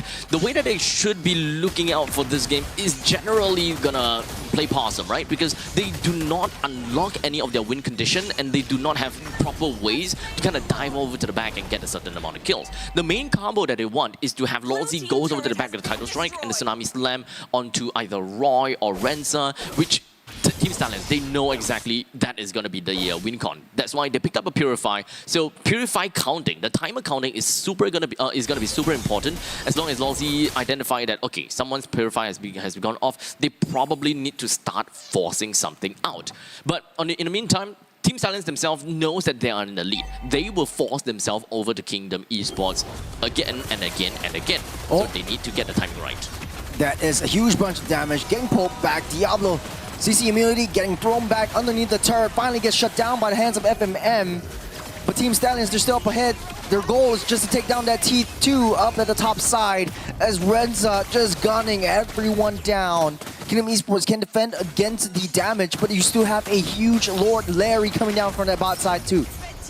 And as I said, easy T2 turret in the middle lane. They did lose Diablo though, so in the event that he actually has Sky Piercer, the stack has been cut into half. With 11 minutes on the clock, Team Stallions definitely have way more economy than Kingdom, but we know that Kingdom is a experienced team, and they're not just gonna let Stallion just march right into the base that simply just because because of the fact that they have a 9,000 gold lead.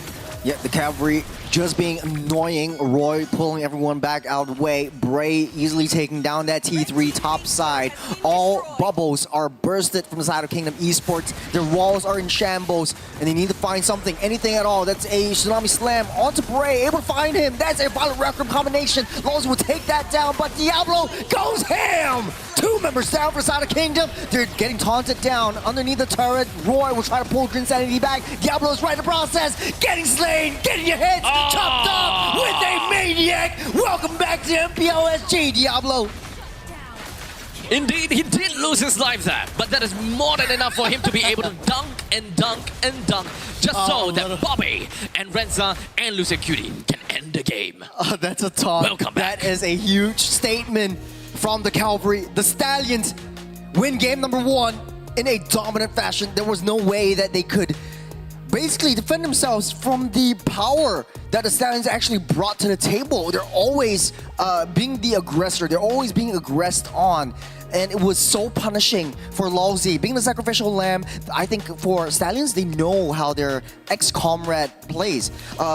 Forcing himself in situations, trying to get the opponents, but at the end of the day, taking down Bray and losing 4 hits in the process really hurt their mental. I think this game just helps us understand that you can't outband Diablo. You can't outbrand. You can't outband him. You go for Daryl picks on the Martis.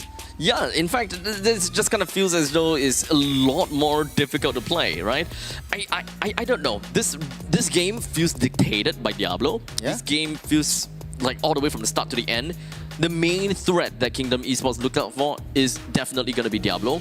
But MVP though, it goes over to Lucian Cutie. Oh, great. I love this. 2-0-14, perfect game for a Rome who's supposed to sacrifice himself for the entirety of the team. Starting up under turret battles and still managed to survive with 94% kill participation all over the map. He reads the map super well. And him being a coach and looking at the game from a macro perspective and analyzing every single detail enables him to call the shots, call the different skirmishes all over the map and dictate and rotate his team to a very, very incredible pace that even Kingdom Esports can't comprehend. Even I myself can't really comprehend what's gonna go on. Is Diablo, right? The line is the two. He is arguably the face of MPL SG. Every one of the international players know him. They always keep asking about Diablo. Been through a very rocky season, last season, a lot of personal issues as well. Great that he's back, and it seems like he never left. Honestly, yeah, it feels as though that he has been in the scene all this time, never rusted. He knows exactly what he's trying to do, and coming in with, once again, the same old unorthodox picks that we know him so well of, right? I guess that this is just his method of operations, right? His MO. Just play heroes that the opponents don't expect, and win the game that way because they are not prepared to fight against these heroes. One of the factors as well is, Youngin's also drafting. Huge shout out to Youngin and Sam for the draft as well. I just realized Youngin, that. one of the better coaches with a lot of huge accolades in MPL SG and in the international scene, all the way since Season 1 as well. One thing that resonates in my mind is like, hey, it's good to pick pocket picks because the other teams are not prepared to handle that. Yep. So that is why I think maybe Kingdom Esports were not expecting Diablo's Martis, and it's just Drinsanity just being caught off guard the entirety of that game, especially in the early stages where he was getting pushed back, he was getting out-rotated by this Martis. And now that I think about it, is Youngin as the coach. That means that over the course of these few games that Team Stallion is gonna play, there could be a possibility that Roy is gonna play my most hated hero. Although I really don't want to see that coming. I think I have mentioned that to Youngin a couple of times. Stop. Honestly, I think that's a Sailor thing. That's a Youngin Sailor kind of thing. No, I think that is just a Youngin thing. There's a Youngin thing? That's a Youngin thing. For sure. Okay, if he hears you, hopefully in the next game, he will pick out that hero. I know what you're talking about. Yeah, I'm just gonna walk to the back and just gonna give him a choke. The single eye maniac.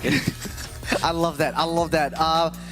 This doesn't really tell the whole story. Team Stallions are really dominant in the Challenger bracket stage, and one game away, they are able to just make it through to the upper bracket finals and play one less game as they secure their spot in the playoffs. Yep, so the stakes are high for this one, especially for KE, right? Because they join into the Challenger brackets not needing to go through the elimination part of the bracket. They are immediately at the second, already on the second bracket, which allows them to play one game, or rather play 2 games and advance. Otherwise, play 1 game, lose that, you still have a last chance, and then you slowly move in for the next 3 games onwards. But unfortunately, I don't think that that will be. I don't think that it will be a very smooth sailing ride for Kingdom Esports, despite such a team that has a lot of experience as well as so much accolades to their name, unable to get themselves out of a qualifying qualifying stage for. They're in a rut. They're in a rut. It's just difficult to say. I'll say they're in the gutters, right? They're in the gutters. They're in the rut. They're in the sewers. I don't know. It's just that metaphor really comes through because a lot of ex-players, ex-pro players, they're Pennywise right now. They were like, hey, the expectations on Kingdom Esports really, really high with Lawsy and FMM and Yawn being the main mid lane trio.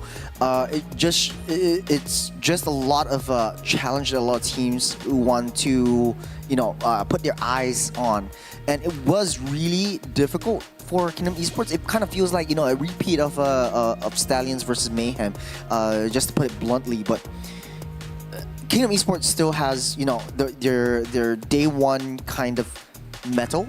I feel like if they play pocket picks, I feel like if they pull out something that they're not expecting, Stallions are not expecting, they might be able to make the cut. I think still very difficult for them to do that. What kind of pocket picks have they played so far? You got Lawsy with the Franco, but that's a one-time off kind of thing. But I still feel that, Lawsy with the Franco also feels a bit more meta. It feels like a very kind of, what he's going for. I think that is more of a go big, go home thing, right? You put the eggs in a basket. If it doesn't work, then you lose the entire thing, kind of thing. Something that's consistent is probably what I'm looking out for. But in the meantime, pocket picks are not famed to be consistent. Yeah, it's not. It's like you're not expecting that. And I think for both of these two teams, Kingdom Esports definitely not expecting Diablo to pick something up. There's a lot of stress, a lot of communications going on with Kingdom Esports, especially since after a devastating performance earlier on. Even though Yawn has always hit the right marks with the spatial migrations, there was not a lot of follow-up damage from the rest of the team. And at the end of the day, at the end game, they just got baited into a big skirmish that they're not ready to take. So perhaps and hopefully we'll be able to see something a little bit different from Kingdom Esports. I would like to think that they will draft this just so that Yawn gets an assassin, right? Because I think that there will definitely be a little bit of an ego duel between Yawn and the Bray, right? Yeah. They want to be the best assassins, and it's great to have that hunger, that thirst for to be the number one, right? So before they kind of bow out of this series, Yawn gotta have to play that assassin at least once. I think earlier on, it was forcing a fighter row, and we know from the previous seasons, once he's put on the Fredrin, once he's put on the Baxia, once he's put on the Grenadiers, low impact. It's it's slow impact. There is impact, but it's very, very slow. He's not very comfortable with the fighters.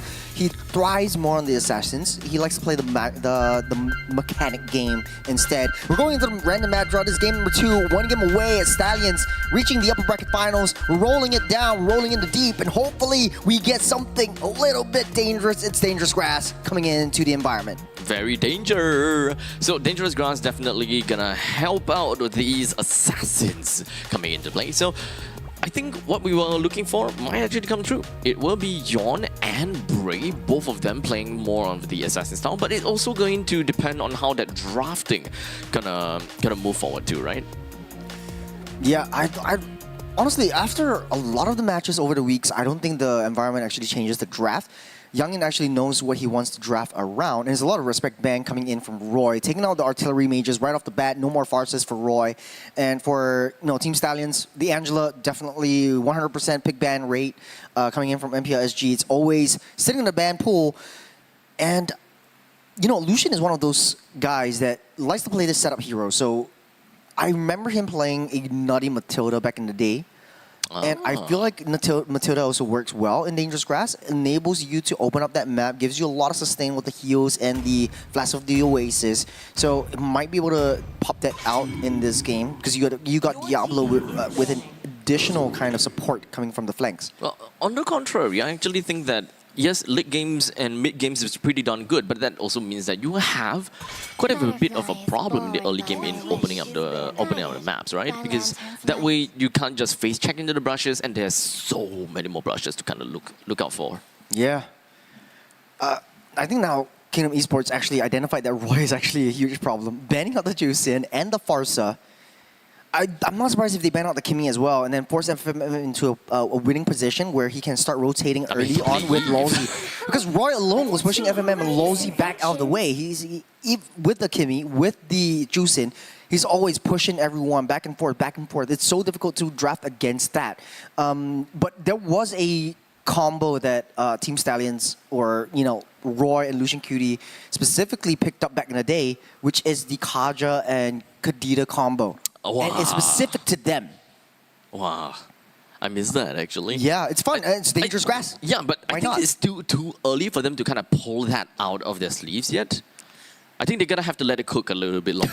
Like, go over to the playoffs. True. Put it in the oven, maybe sear it a little bit, and then keep it raw down the middle. We're still in the preheating phase, actually. We're not even putting it That's true. It's not the Apple Bracket Finals as of yet. But Yeah. this is one of their toughest challenges. Oh, the Gato is banned out, so a huge ode of respect over Lucian Cutie. No more juicing Gato combo in the mid side as well. Very early game centric over for this. They're discussing a little bit. I think for Team Stallions, the mid lane duo is one of the fastest and one of the strongest there is in the entire league.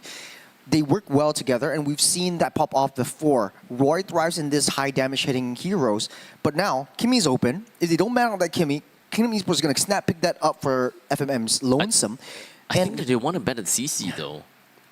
Yeah, that is pretty much okay. As gets banned out. Okay. They want to force a pick and choose. You pick the CC, we'll choose the Kimmy, or vice versa. And there's also Grok. Let's not forget about that. Oh yeah. And at this point in time, I think Lolzy will really appreciate either the Cho or the Grok for himself because they need more information. I think in the previous game, they were really lacking of information just so that they can play a better pick-off comp. So maybe they're going to have to kind of change things up a little bit since Yon might potentially want to play the assassin's role. They need information. And Grok, understandably, I feel that it is a first pick material unless Lolzy is like, okay, you know what, I can Cho. It's fine. You know what? I think Youngin's going to cook right here. The Boxer is wide open. Boxer's Pick that open. up for Yon. Right. I kind of feel like for Stallions, anything can happen. If it's a Eudora or something that might come through. Okay, it will not be. It will be the CC and the Kimmy. So all three meta picks and bans coming out in the game. Roy is just crazy with the Kimmy. Once he gets his energy going on, he's just free hitting you and he's zoning you back out of the way. Pair that up with any tank at all for Lucian QD. I think even a Badang works well for Lucian. That is not a Diablo CC. That is hands down not a Diablo CC. If KE were to, leak the Yuzhin, which I think it will be, because they already have a Baxia. Unless KE wants to flex the Baxia to go over to the roam position and they themselves pick the Yuzhin, then sure, so be it. I don't think they will pick the Yuzhin. They already picked their jungle. The Baxia is only viable in the jungle in this meta. It's too slow on the EXP side. I think they're forcing it, that's the thing. Yeah, maybe they might force it. There's a Eve as well as the Granger, so zonal control coming in for KE. For Team Silence, though, might be able to pick up the Yuzhin for themselves. They probably should.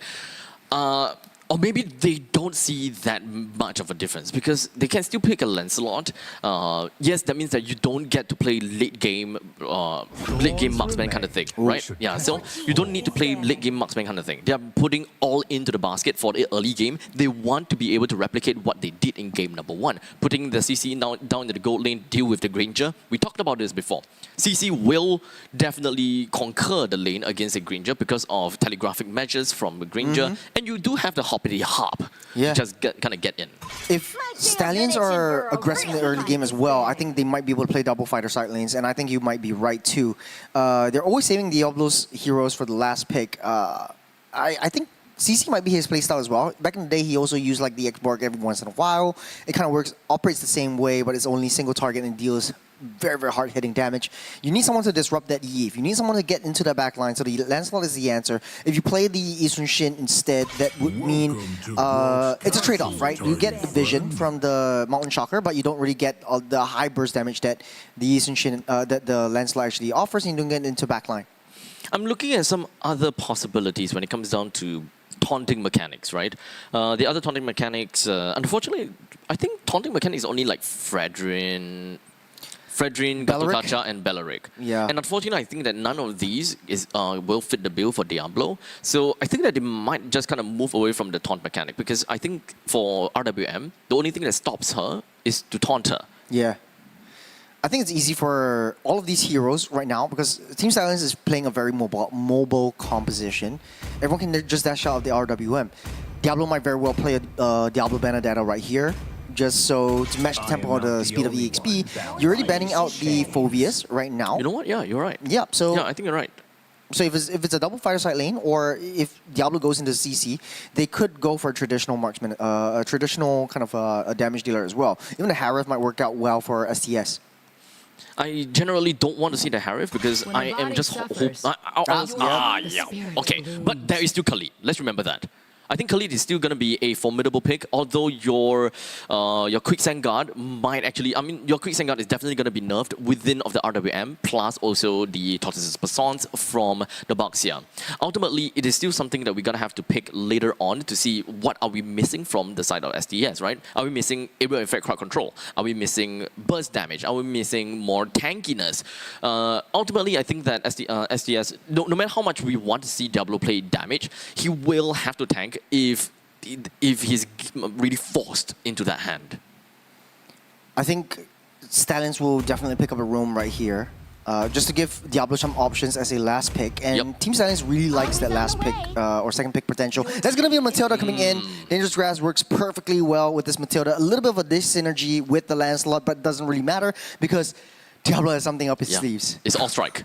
This is all strike from STS, where they just want to pummel, literally just pummel KE. They do not want to give them a rest or a break. You may kill one of us, but there's still 4 other players that will do the damage. You kill 2 of us, we have 3 other players that will do the damage. That's the kind of thing that STS would want to do. You kill one of us, we can still trade. Yep. It's all about the trading kind of game. So KE now has to kind of answer for that.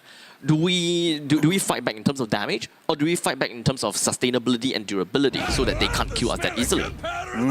Franco gets picked up right here, so the suppression comes through. It will be difficult for STS to get into the back line as well. You got Arlot also getting in play. I feel like Diablo could be picking up an Arlot as well. But in this case, a traditional front to back, a traditional setup and repositioning kind of a draft from Kingdom Esports, and then all onus is on Grant to really perform well with the Granger. For SDS, I feel like a traditional front-to-back might work, might be a marksman right here.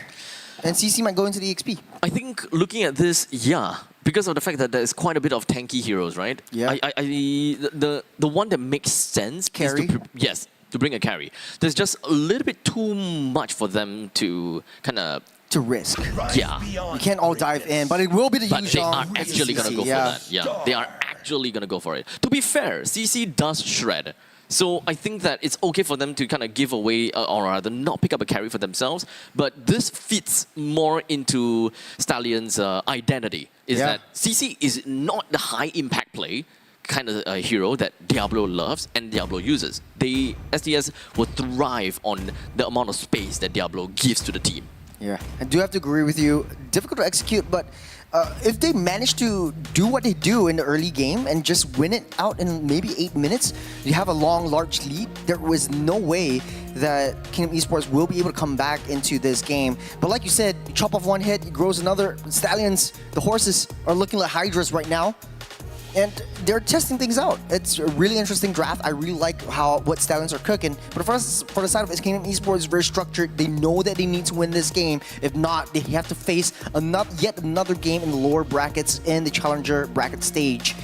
And now we are jumping into the land of Dawn as we go. Match point for the Stallions. And for Kingdom Esports, they have to keep their castle up and running. They have to keep their castle standing strong. It's not going to be an easy feat. Although I gotta say though, you were right on the money regarding that Franco pickup coming in from Kingdom Esports. Yeah. Indeed, he really went for that. So right now they do have got the hook and a pull. They do have a way to catch onto Team Stallions. But do they have a way to really lock them down and do something about it and do enough damage? That's my problem, right? Because they're looking at a Baxia from the side of Kingdom. Okay, we'll hold that thought. Targeting onto Lalzi, taking him down in their own jungle. And Bray, really sneaky, difficult to catch out. Oh, finally taking him down. Yon gets a kill onto Bray. So there's a trade. Lalzi for Bray, not a very good start for Team Stallions, but they're still up ahead in terms of economy. The aggression that comes out from this Lancelot from Bray is actually starting to show. Yep. So in the end of the day, like you said, it's not a good trade at all. And in fact, it's just gonna slow down Bray a lot more. This will put Diablo in a really tough spot as he's not able to play aggressive. That's the Petrify combo onto Drinsanity, getting pulled back with the flicker as well to seal the deal on Diablo. It's a tit for tat, this for that for both of these two teams right now. Kind of even Stevens. It's a stalemate at this moment. But for Team Stallions, they are basically reacting to everything that Kingdom Esports does. And with high approach, the rotations are getting higher. Kingdom Esports are matching it up. This is actually a pretty okay opening, right? Even though Team Stallions essentially lost a little bit more in terms of the overall trade, I still want to believe that at one point in time, Kingdom Esports will want to make full use of this because this is tough, right? One wants to jump in, one wants to pull in. There is a little bit of a counterintuitive kind of win condition for Kingdom Esports as to thinking, do you want to dive or do you want to have them come to you? All the members of Team Stallions already level 4. They're ready to take down this Lord Diablo. Sitting in that bush. This dangerous grass that we're talking about on the bottom side. Renza one more hit away, and Grant doesn't have the ultimate just as of yet. The traction pulse already pulled in. Yon takes down a turtle on the backside. Drinsanity tries to push everyone away. Diablo's all by himself in his lonesome RWM. Takes it down. He's going to the back line. He took one out before he goes down. And at the end of the day, though, Kingdom Esports won out in terms of the turtle. Yep, it's a 1-for-1 XP for a roam. Still, yet again, another non-beneficial trade for Team Stallions. We're starting to look at Kingdom Esports having a little bit of a happy times for themselves, right? 2 kills for Yon and 1 assist, and they also managed to get the turtle for themselves. This is a very good start, especially since a good start is what they want. Well, comparatively to the previous game, but hey, the longer this game goes, Lucian QD is going to get that heal coming on strong. There's 4 members down. This final slash onto 2, getting pulled back. The Purify won't save Roy. And down goes Lucian QD, but hands of Grant. Good rotation coming in from the Granger from the bottom side. This is great.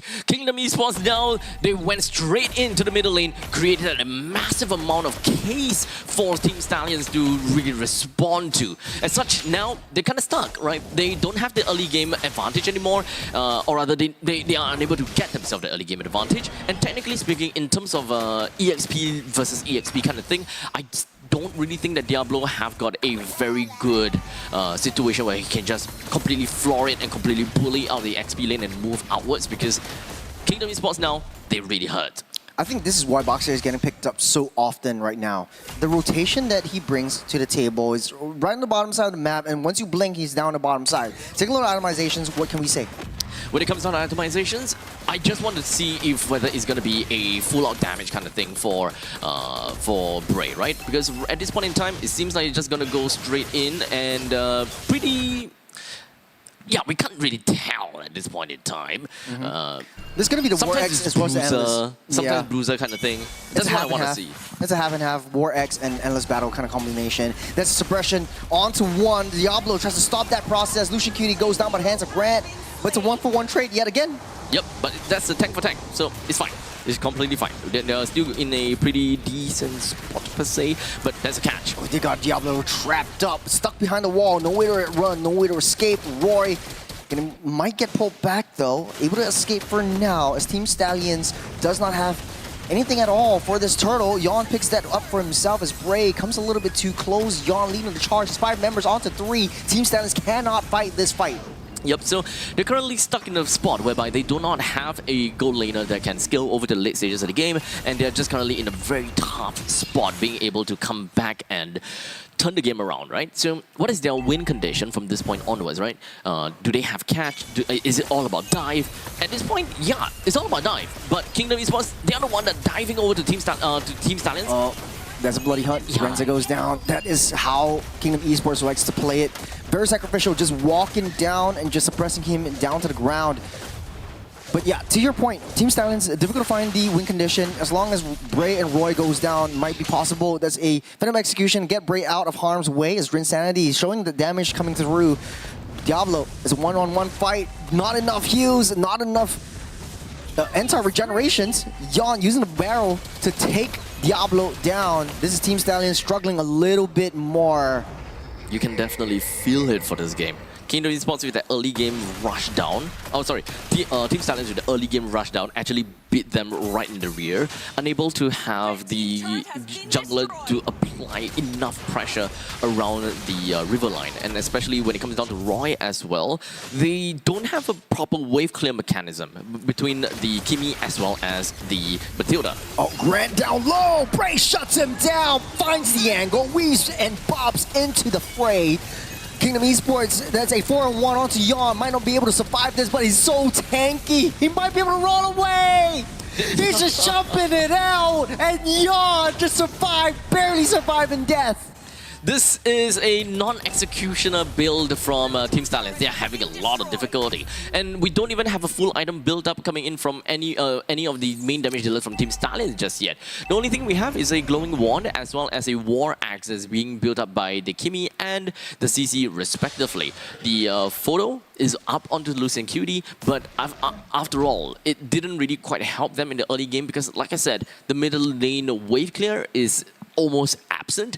They're unable to, apply enough influence over to the top lane and the bottom lane. That's why Kingdom Esports can dive so much because of that Baxia.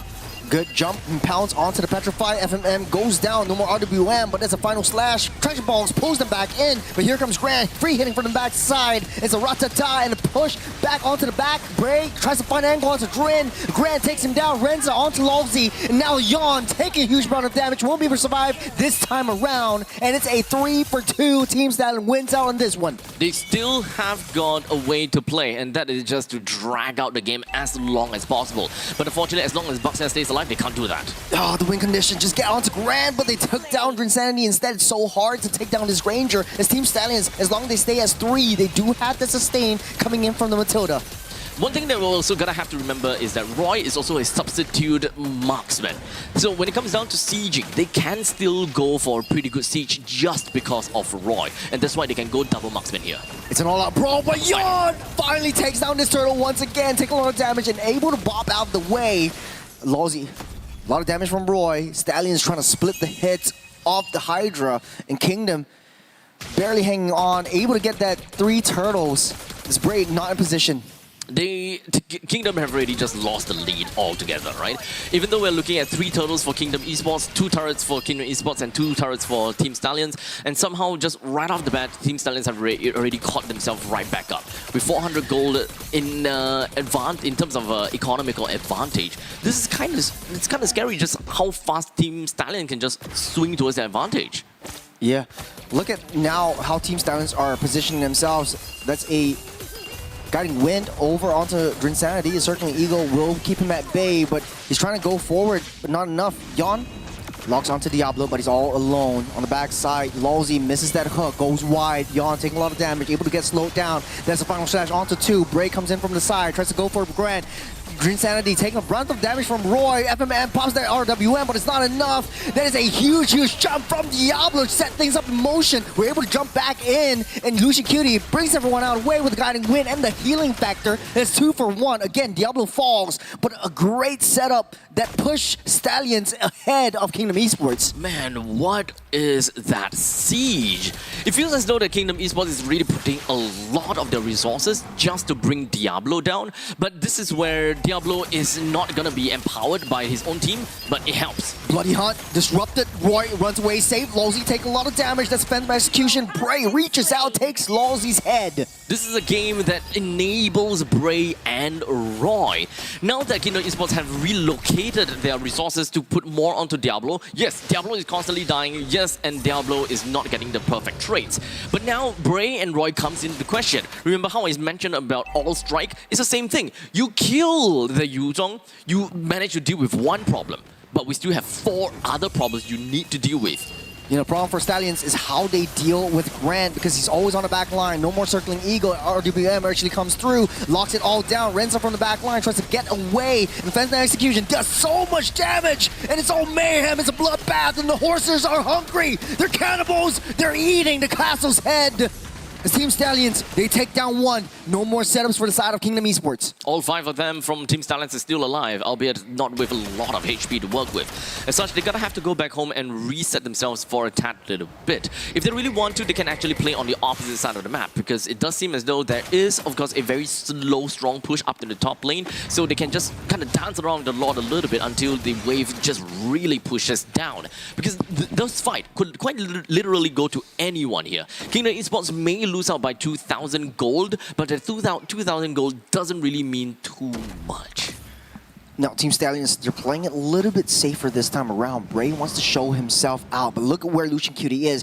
Once he sees himself, Kingdom Esports are desperate. They want to start fights anytime, but they don't know where Lucian Cutie is. But anytime they start fight on that Lord, he is able to pull Bray away with the circling Eagle. RWM tries to block that Lord down. Here comes the Black Dragon immediately down onto FMM, but down low, y'all might be able to pick this one up. They're not in position, but look at the backside. Bray gets taken down. It's having a lot of damage taken in. Roy takes down Yon. His jungler gone. Diablo and Lucian Cutie falls down, but hands of Grant. It's so hard to deal with this musical madman. Not exactly the results that Team Stallions was looking for. They wanted to go for an opposite lane push up to the top lane, but albeit a little bit too slow to get himself right back into the action. The Wind of Nature coming in from Grant also did not help Diablo at all when he just dove straight in, right into RWM too. At the very least, they cleared up that mid lane drive for that minions. The Lord, Larry, is pushing down that bottom side. Team Stallions, this is still the second Lord of the game, so the first Lord of the game, so they still have a little bit of time to play around this. And they might be able to defend this. Kingdom Esports, the scales are tipping. It's going over for them. This is Lozy's playground. He's going out fishing, wants to go for any of these hooks coming in. The RWM hits. Bray taking a lot of damage. Grant is unstoppable. He takes down Bray. You got the Black Dragon circling all around. Roy is unstoppable as well. Gets the monster kill, but no one can stop Grant. He's just free hitting from that back. He's healing everything back up, and there's a huge wall in front of him. It's tough for them to just jump right into the action and really deal with Grant as a whole. So far, the only one that can reach over the backlines really just comes down to be Diablo. Lucian Cutie always wants to look up for opportunities for the circling Eagle, but so far it is more of a zoning tool, and it just kind of helps him buy time. Yeah, Kingdom Esports, great skirmish into the base. The barrage of damage just destroyed totally Team Stallions' base, and it's just a very, very close game at this point. Team Stallions can definitely get back into this game, but right now I think Bray is finding it very difficult to get into the back to try to take Grant down. The Wind of Nature is already built up. There's a full item for this Granger. It's the most economy, 11 or even the 12K. And Kingdom Esports just heavily protecting this Granger. Once he goes down, that's it. Team Stallions have that window of opportunity that they can claw their way through. Team Stallions, they only have one person in mind, and that is going to be Grant, right? With 12,000 gold to his name, fully slotted when it comes down to item with the Rose Gold Meteor as well as the Wind of Nature, it's not going to be easy to take him down. Even if Diablo or Bray goes for the backlines, with a window of invulnerability to these physical damage, it's more than enough to really repel either Diablo or Bray. Silence in the battlefield. Stallions don't want to overreach. They need to check all of these bushes. The broken wall is not making it easy. For the dangerous grass, not making it easy for any of them. It's difficult. Zion comes in from that back. He found his Lucian Cutie. Gets the circling Eagle, gets out of the way. He's got that immortality. He's got that second life. Team Stallions not too far behind. It's only 500 gold, but all of the power is on Grant. And they just can't face him. Look at the top side too. Team Stallions, their base is in shambles. They have to send Roy back. And once they see that Kimmy, they're gonna pull the trigger. Lowsy wants to go hunting, he wants to go fishing. He's looking for Lucian Cuties, waiting on that. He's got the final stash onto Bray. Bray can't reach in close. That's a Phantom Execution a little bit too early. Might not be able to get that Lord. Gets suppressed, and Grand takes Bray down. Yon takes down that Lord. The Black Dragon will not be enough to take Dren down. He's healing everything back up. Lowsy down low. He's got the immortality as well. The turret still standing, is pushing all of them back. It's 1-1, but Kingdom Esports again taking that Lord. That was a big bite coming in from Lolzy, and ensuring that he will be able to take a huge chunk away from Bray. Understandably, because Bray is playing as a Lancelot, any form of steal is very much possible. So lock that person down. No more Lord for them. Yeah, this is a very precarious situation for Stallions. Bray cannot afford to play alone like that anymore. Just because Lowsy's in his face. Once he gets pressed down, once he gets locked down, that's it. It's over for the rest of the team. You lose out your major objective. You lose out on very high damage that you need to take Grant down. The main target should definitely be trying to find a way into the back line. Typically, we don't really see the Lucian Cutie using Circling Eagle for any disruptions. It's only for maybe, Lowsy using the Bloody Hunt, and then he uses Circling Eagles for to stop that suppression to save his own teammates. But there is no pullback from the rest of the team. The Black Dragon needs to come in to fray a little bit faster, but good read from the side of Kingdom Esports. They knew that Roy was out on the top side, so once that's open, you don't really have that Kimmy to lock anyone down. A non-committal stun from Traction Pulse would be helpful for Stallions, but then you're fighting a 5v4. Yep, especially since when it comes down to Kimmy, she actually comes in as the marksman of the team, and we know just how much damage that Kimmy could have been able to just dish out to the main team. The game would have been so much more different if Kimmy were actually in the fight. However, this is not a game, or rather, Kingdom Esports have more or less calculated, right? We've got a middle lane and the top lane, good amount of Barbies going all around. They are forced to make a move. Speaking of make a move, no moves are made in this game. No moves are making in this game. Team Stallion still sitting peacefully down in their base, waiting for Bray to come back online. It will be difficult for them because without a marksman, with an actual physical damage, scaling marksman, it will be hard for them to fight a front-to-back battle against Grand. That's a 10-1-1 musical madness coming in for Kingdom Esports. Understandably, even if they want to play dive, this is not something that allows them to do so, just because of the fact that there is a Franco. The Franco itself just changes everything, and the dive mechanic from Team Stallion just goes in kaput.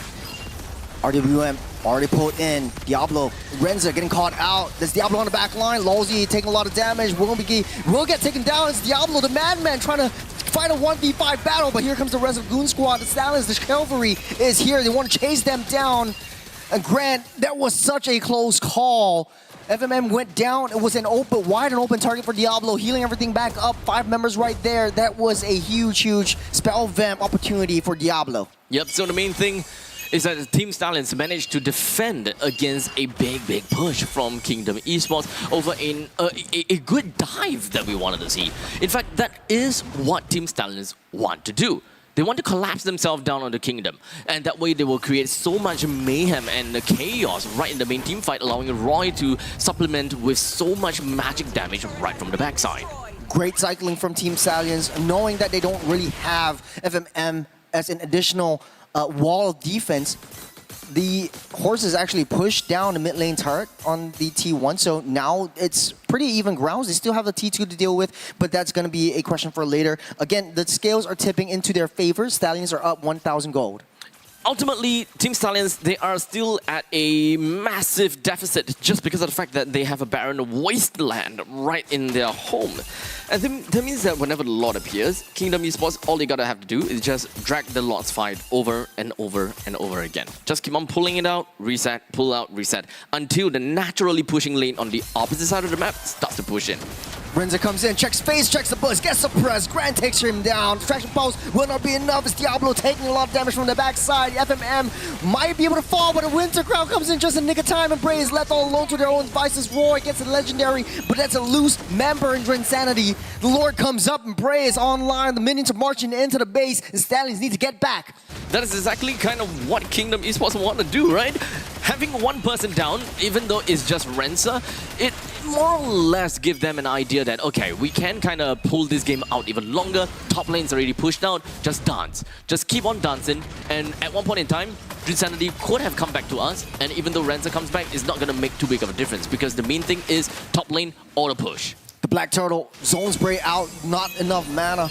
Right here, it's a very tricky situation. That's on to FMM. They took out the Mage. They took out the mid lane and Stallions. They're marching through. The Stampede is coming in the form of a Black Dragon. And Grant is still left all alone. Diablo can't seem to reach him. But the Stallions are fighting. They're fighting heart and soul. Their Lord is open for their taking and Larry is theirs. All they have was just a single CC up in the top lane to defend. They managed to kind of get a good little swap in because they understand that, okay, Roy is going to be so important. They even know that, okay, it's going to be 11 seconds in, and such, we do have the top lane that will be defended by itself. It's full onto suppression, down onto Lucian Cutie. Might be able to survive this one with the immortality. They're going straight for Grant. Look at Renza just having his eyes set onto Grant, getting the edges out, getting the shields out with the Rose Gold Meteor. There's a lot of damage, and Lucian Cutie healing everyone back up. Insanity falls by the hands of Roy, and Team Stallions are fighting tooth and nail. Damn, both teams are literally playing to the T. Team Stallions were very objective in trying to get Grant down, and his movement was just great. Well, in the meantime, Kingdom Esports understands the amount of threat that Grant was receiving. As such, they all just retreated at the same time, being able to bolster the defenses of their main team fight. The longer this game goes, Lucian Cutie will be able to heal everyone back up. This is going to be a very penultimate Lord. Yon wants to try to get close. He wants to try to heal, get that steal, but Bray denies it. Under the hands of Yon, gets killed by Roy. And Roy's just going crazy this time around. That's a go big or go home kind of move coming in from Yon. There is no choice, but he literally have to try to go for this Lord steal, because this is Evolved Lord. The moment that Evolved Lord gets into the hands of Team Stallion, they will pretty much be in neck and neck condition, and Kingdom Esports would then lose the advantage of the fact that they have a naturally pushing lane. Naturally, if you have opponents inhibitor turrets taken down, you always have an advantage. But losing this Lord over to Team Stallions just means that they lost in the micro game altogether. That's Lawsy getting locked down. RWN comes through the box, strokes everyone in the way. Bray goes in close, tries to get onto Grant, but not enough damage to take him down. That's T2 down on bottom and mid side taken out. The Enhanced Lord marching down, and Lord Larry is feeling happy. Man, this is a heck of an exciting game. It's been a long time, even though it's like 21 minutes. Yeah. It's a long game, but we are just keeping our eyes peeled for what eventually may happen. Kingdom Esports, it's not that they are having difficulties in ending the game. It's that Team Stallions, they are playing impeccable in their defense, and they know exactly how to play according to the win condition. They're changing their team fights around. They're changing the resources they are sending up to the top lane. It was Roy, and then it didn't work out. They put Renza up to the top lane, and then Roy comes in the team fight. It worked out, and then they slowly move on forward with that.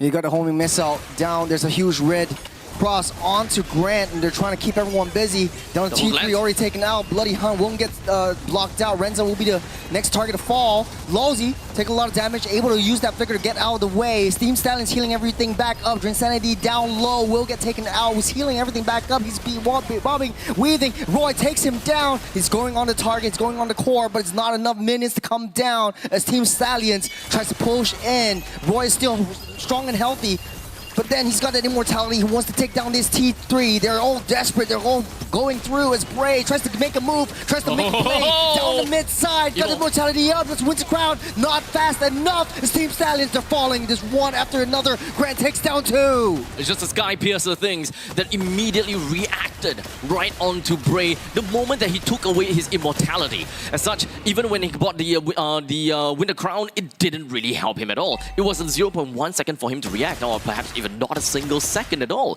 So now, because of the fact that the game is getting closer and closer, the march of these creeps is getting longer and longer, and the Lord will just keep coming back over and over, faster and faster. There's 30 seconds. Diablo and Bray still not in the picture. Team Stallions, they're fighting 3v5, 3v4. Dream Sanity just came back online. There's RWM, there's a lot of damage. Roy just free hitting. The cannon comes loose, and they're taking one hit at a time. Grant is left all alone. He does have that immortality, but they equalized the numbers as the Stallions try to fight their way into the Lord. The difference is that the cycle coming from Kingdom is so much more longer. That means that the jungler from Kingdom Esports will not be in here to deal with this evolved Lord for longer periods of time. With 2 members down from Kingdom, they still need to hold out and reset the Lord 30 seconds. And I don't think that is entirely possible because Team Stallions, they are quite literally the dive comp. And the reason why Kingdom Esports managed to win in the early game and stop the dive comp is because of Lolzy that is playing as the Franco. No Franco means that dive is available for Team Stallions, so Kingdom, they have to back off. The horses bringing the package again over to Kingdom's base. It's a very fitting story, a very medieval times as both of these cannons from those two teams, they're just dealing a lot of front-end damage. The typical front to back is just crazy on this one. Taking a look at Roy, he's already got full stacks on the Sky Piercer, and same as Grant. So whenever you get too close, I think it's just getting bursted down. The issue is you have to face and you have to find these two, and it's very difficult to catch too. So just gonna be slowly waiting for the right time until the game eventually ends, right? Because this is still gonna be a tough fight. Yes, Evolve Lord marching down the middle, bottom lane, they should be able to take down the T3, no issues. But Kingdom Esports, they are a tanky beast, and there is still the bloody hunt that they gotta have to look out for. It's 2-man final slash. They want to try to stop and disrupt FMM, but in the midst of battle, Rosie with the bloody hunt directly onto Bray, takes his head, and Roy is still safe and sound. Grant went back into the base, heals everything back up.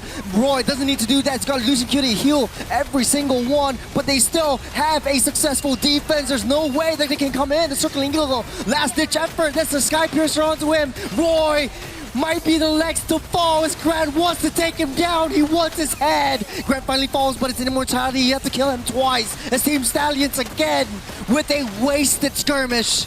This is a tough fight for Team Stallions, especially when it comes down to having a win of nature. Diablo just does not have enough damage to bring Grant down.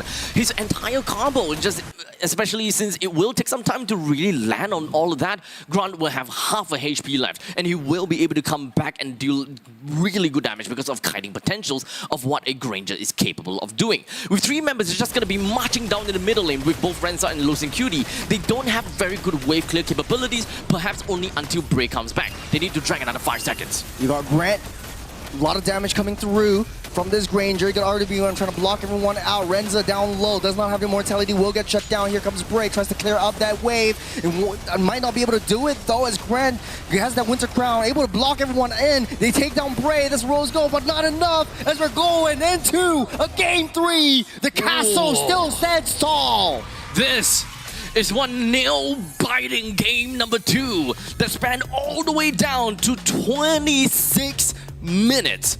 This is probably one of the best games that we've seen so far. The longest game, well, not longest, but a very long game, but a tedious and arduous journey for both. It's a trade. The whole game was a boxing match, everyone taking blows, but they're not letting down. They know the extent of their heroes, but in the late game, I think for Bray especially, it was a very panicky and desperate moment for him. They know that he needs to take Grant down, and I think the issue is Bray can't do it alone. It was just not enough support from him going to the back line. Even the Yu Zhong going to the Black Dragon form, easy access into the back, target onto FMM. That's an easy kill, but Grant is still free hitting from the back. I think that the main thing is the fact that the free and easy access is actually more of so of a bait, because Granger didn't even get much help at all. He can deal with the Yu Zhong just so easily. With just a simple win of nature, that's more than enough to just kind of stop the Yu Zhong, which is probably one of the main reasons why Yu Zhong does not have a proper play in this meta, because in the late stages of the game, you do not address what you are capable of doing or what you are made to do, and that is to snipe down to the back lines and create the diversion from the back and the front. Yeah, that's Grant as the MVP of the game. The menace, the Granger, 18, 1, and 2. Might be the highest kill score that we had all MPL Season 10 so far. 80% kill participation, eventually sold his boots for the War X just to get a little bit more oomph, a little bit more sustain coming in. Paired up with the Festival of Blood just to get that healing factor back up. Look at the gold though, 23 23,000 gold lead. 23,000 gold over on that Granger, just free farming all the way through. He's got money upon money to change items just effectively all around. And I think for Kingdom Esports, they played a heck of a game, easier to execute draft. The issue only with Team Stallions is that double fighter draft, if you don't make it past, or if you don't carry on the momentum and use all the resources that you have past the 8 to 10 minute mark, I think it will be a tough hill to climb. But huge shout out to Roy though, very notable mention over the Team Stallions. I think it's the defeat team MVP. Definitely without Roy, this game wouldn't have stretched out to 26 minutes. This was a long drawn out game. Team Stallions just pummeling through, but ultimately Grant was just untouchable. It's very difficult for them to even be able to do anything to Grant. And I just gotta have to say that he is good with movements. And when it comes down to having a Granger that have got good, what's the word? Mobility. There's really just amazingly nothing much that Diablo could do. He gotta have to kind of play in between, whereby he needs to deal enough damage, while in the meantime he needs to be able to tank as well. Because his job is to split the fight and buy time so that his backliners will be able to deal with the frontliners, right? So Roy needed to be able to clear out the front lines, but it's not as easy as you think. Yeah. Ultimately though, taking a look at the damage, this was a very, very long game. Drin was taking a lot of damage alongside Lawsy. Lawsy had a great job. Bray comes in, suppressing them down, just protecting Grant with his life, being the sacrificial lamb kind of playstyle he is. Just he's okay with dying. He's okay with being sent to the graveyard as long as his baby marksman is kept safe. And this was his modus operandi all the way through since season 3. And I think him being on the helm of this team just really gave Grant that empowerment that he really desperately needs to push through. Again, taking a look at all the damage, I'm looking at Granger almost sipping onto 200,000 damage. A very long, drawn-out fight. Alongside, I feel like this game wouldn't have been drawn out this long if the Roy didn't really show up. I think at the end of the game, the Skypiercer stacks just went out of control, and he was just free shooting all the way through. But hey, this is going to be the last match for Stallions SG versus Kingdom Esports. We'll see if the Cavalry is able to take the castle down right after this break. We'll see you in a bit.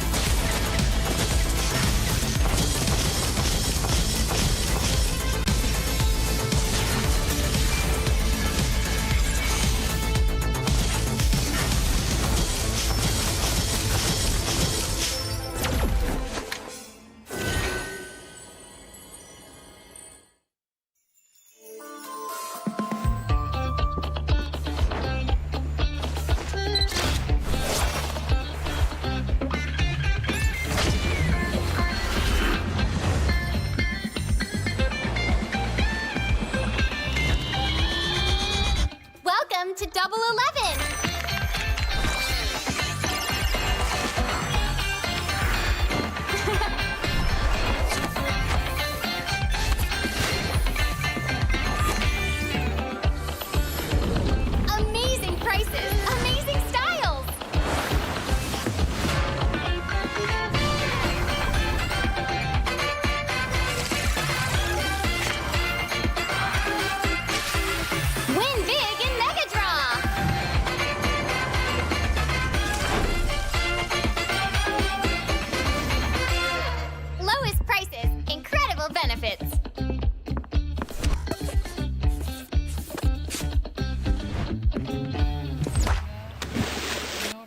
What's going on, ladies and gentlemen? Welcome back to MPL SG Season 10.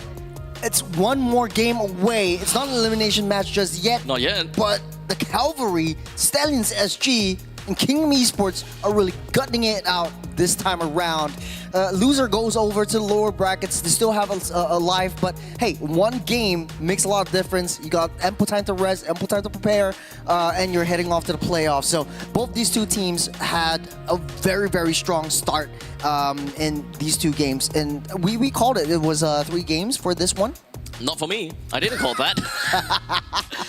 There's a cast of curse coming into play. I don't know whose cast is stronger at this point in time, right? So ultimately, I think KE really managed to buck up for that game because their run in the regular season is not close to perfect at all, right? That's the reason why they got relegated down to the Challengers Qualifiers. But like you said before, right? The wolf at the top of the mountain is not as hungry as the one that's climbing it. Yes. Something along that lines, right? Yes, sir. Yes, sir. So now they're hungry. They're hungry. They're hungry. I think. So am I.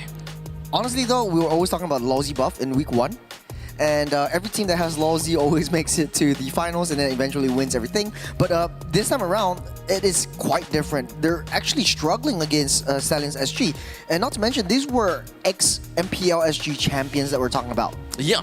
So you can kind of expect, like, when it comes down to Stallions, we already have set them up as a favorite. At least for me, I set them up as a favorite.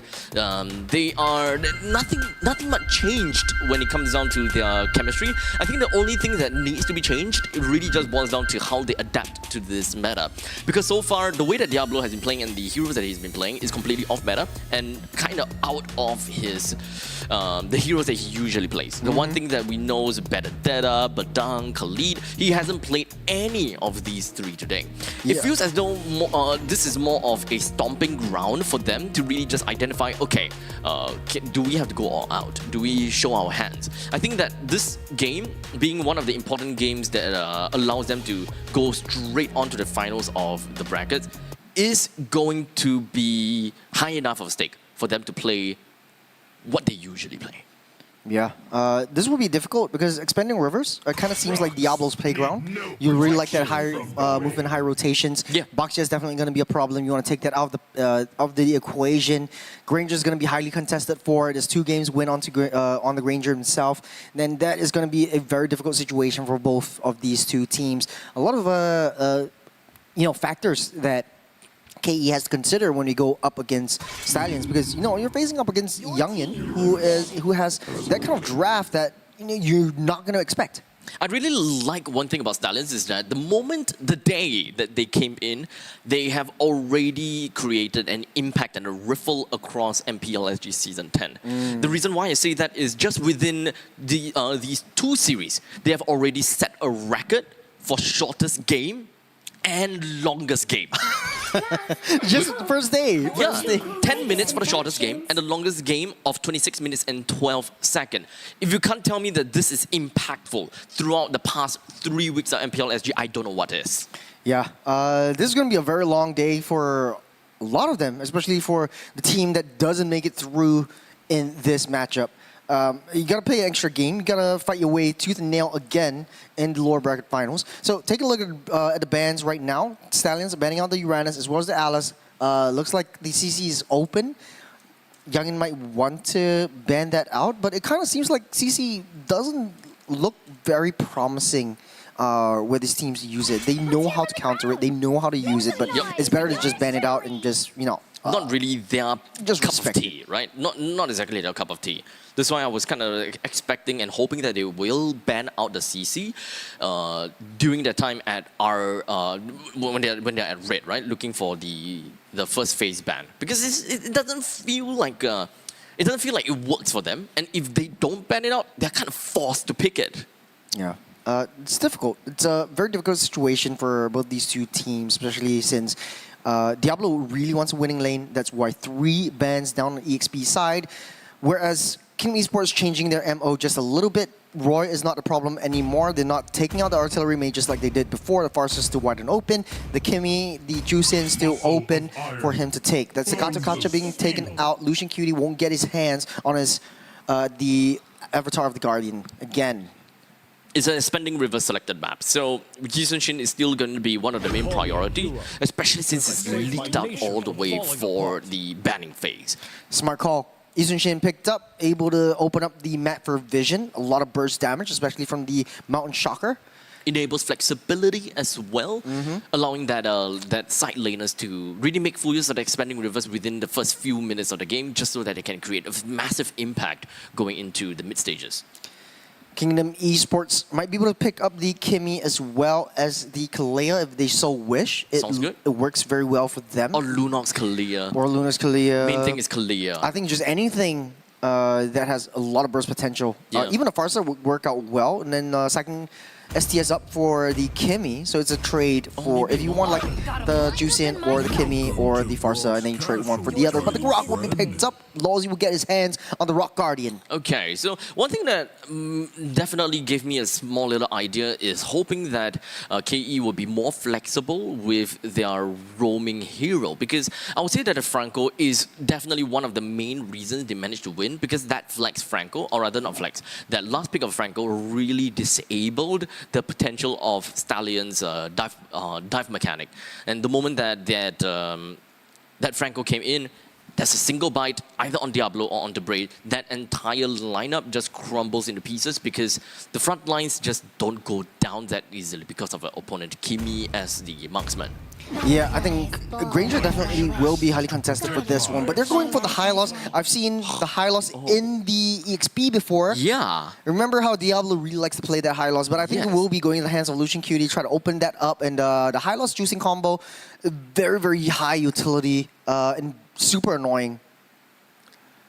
Now this is where it starts to get a little bit confusing, and I think that it might confuse KE as well. Because during Diablo's time in Flash, he has been forced to play meta heroes. And at that point in time, Hylos was super, super meta. Yeah. So even I won't be too surprised that Diablo will be piloting this Hylos, just so that it will get Stallion into the direction that they want to go. But it would not be the same Stallion. It would not be the same kind of old RSG stack. So essentially, bring the Hylos onto Diablo just refreshes the entire gameplay for KE, and they now just have to think on the tip of the at the top of the shoes.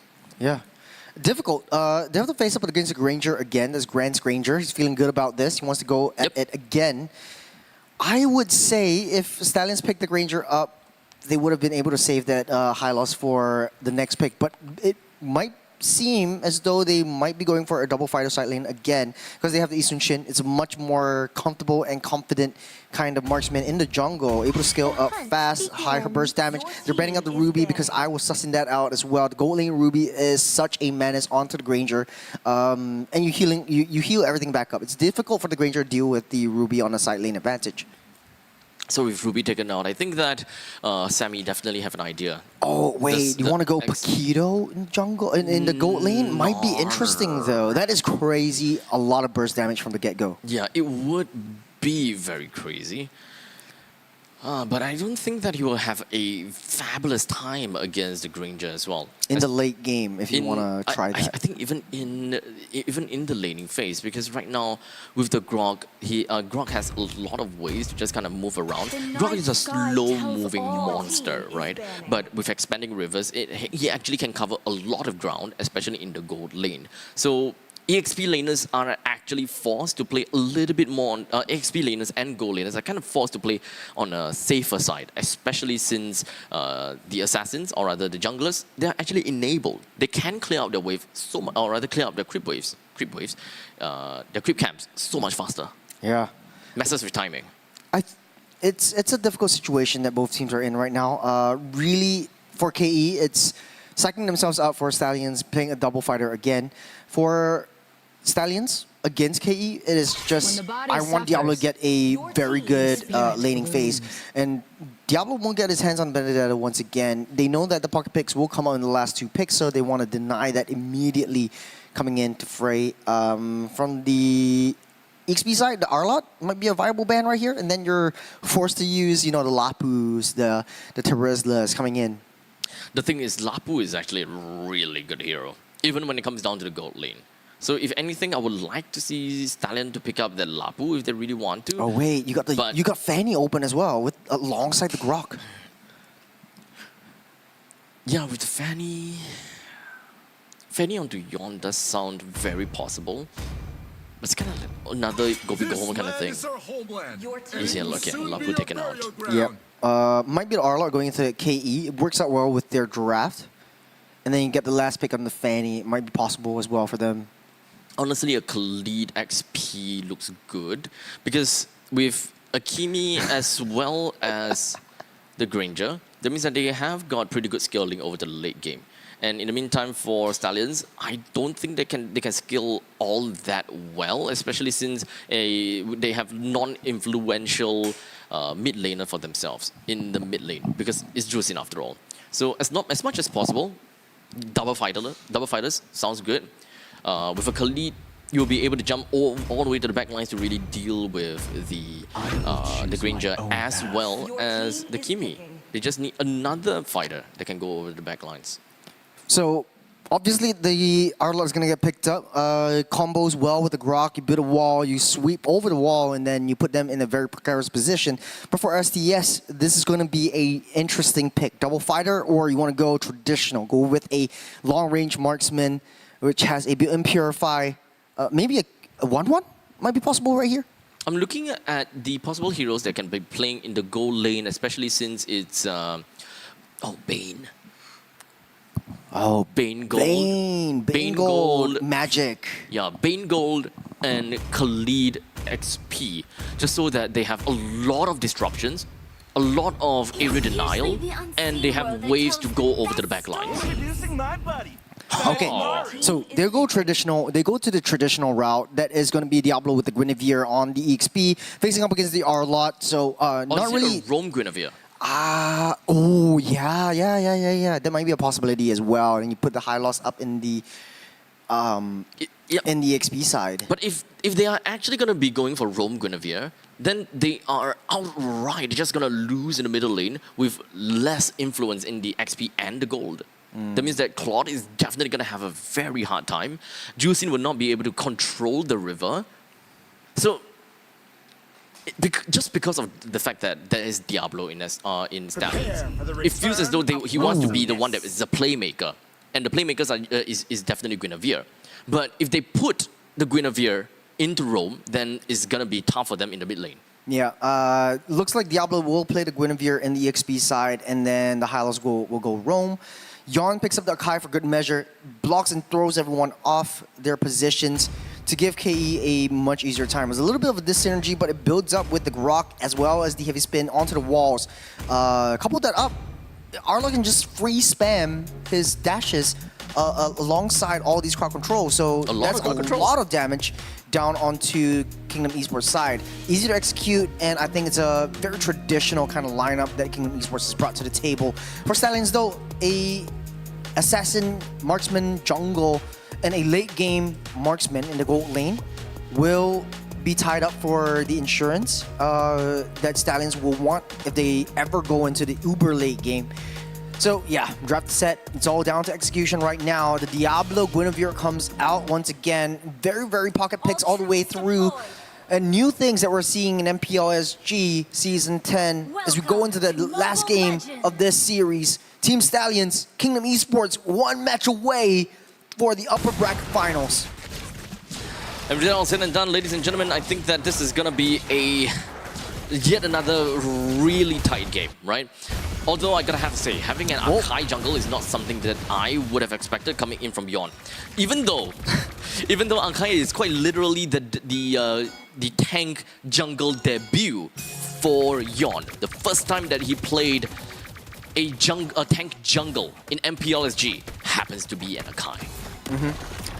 Roy stuck between a rock and a hard place, able to push him back, but free hitting FMM will not be able to secure the deal onto Roy.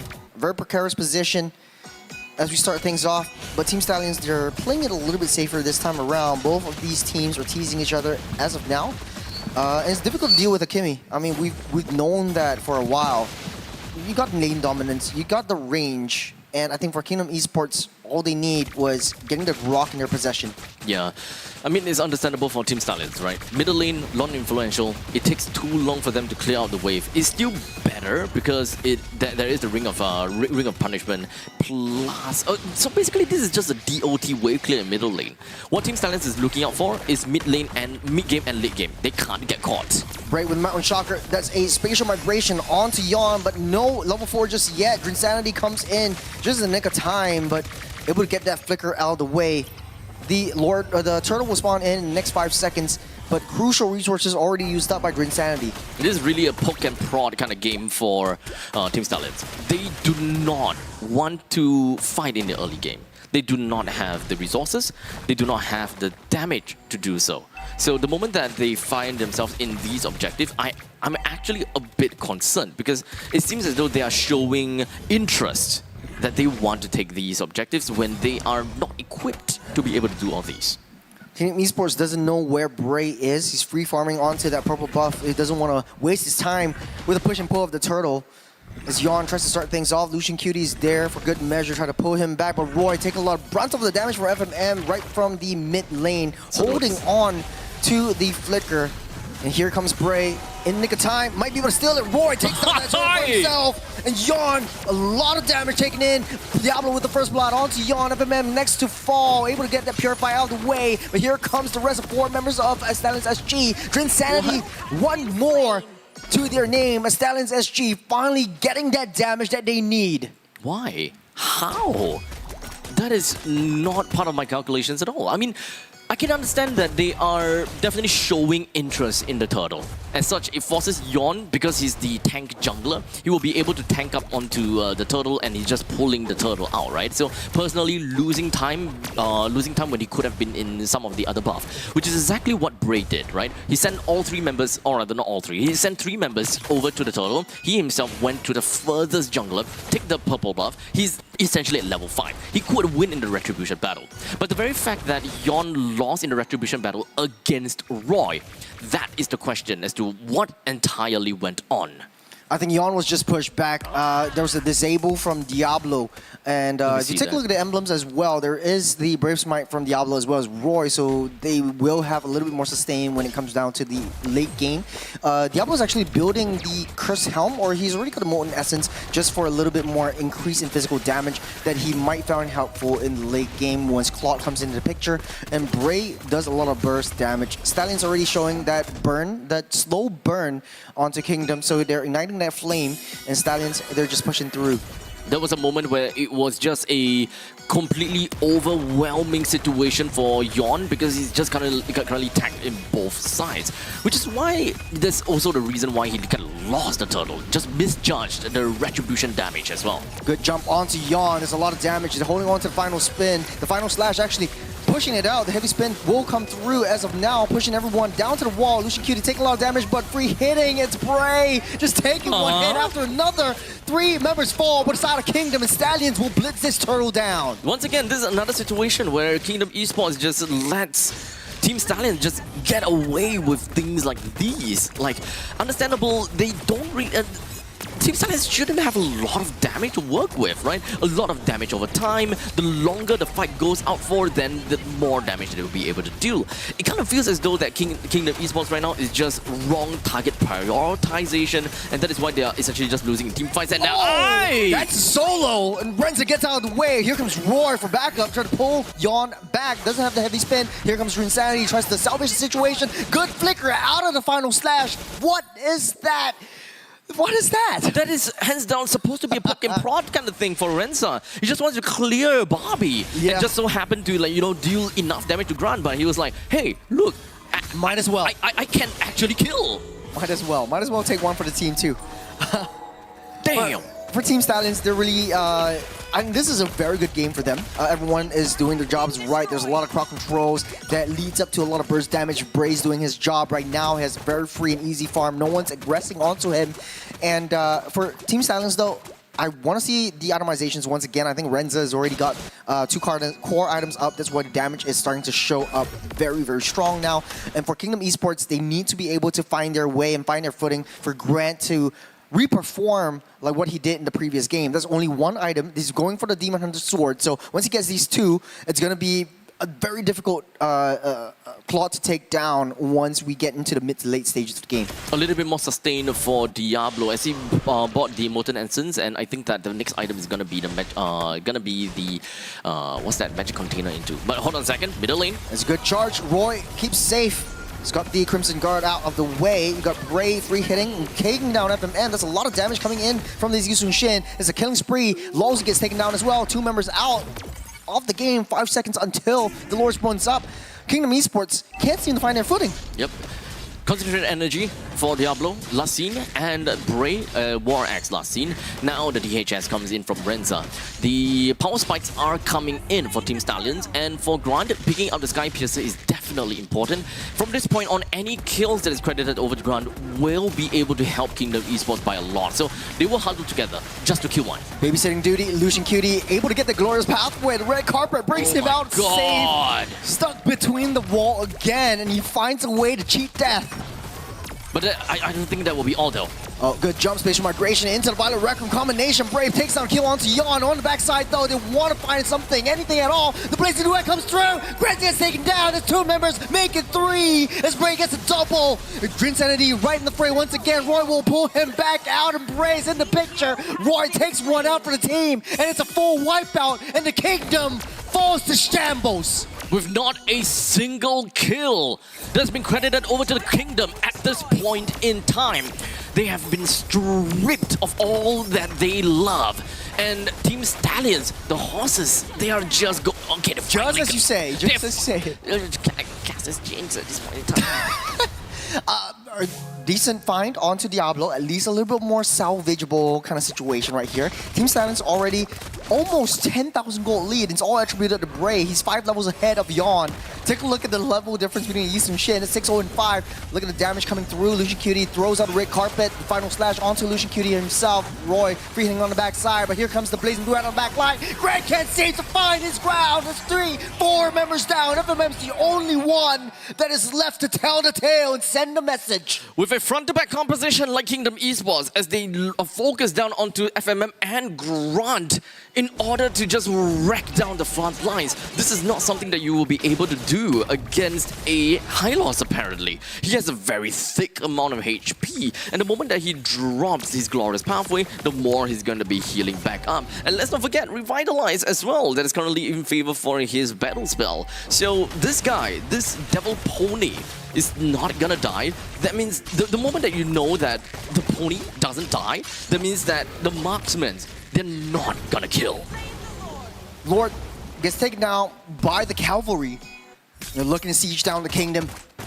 As Renza, having a full trinity already, 2 core items for the side of Kingdom Esports. Grant got the Sky Piercer, but he's 0-3 and 3. Does really nothing much at this point. That's 17-1 is the kill score. 13,000 gold lead. So they not only set the record for the highest or the lowest game time, the highest game time, but also the highest economy lead of any team in MPL SG Season 10. So the second 3 records in 1 game. That sounds nice. Is it really though? It is really like 13,000. I think the highest was around in 12 minutes. Yes, sir. Yikes, yikes, yikes, yikes, yikes, yikes. 13,000 gold lead, 10 minutes, getting pulled back. They're ramping up the aggression once again. They're sending the package down on the bottom side. The Glorious Pathway already laid down. Lawsy finding an angle to find that tectonic charge, but it's not enough. They go in.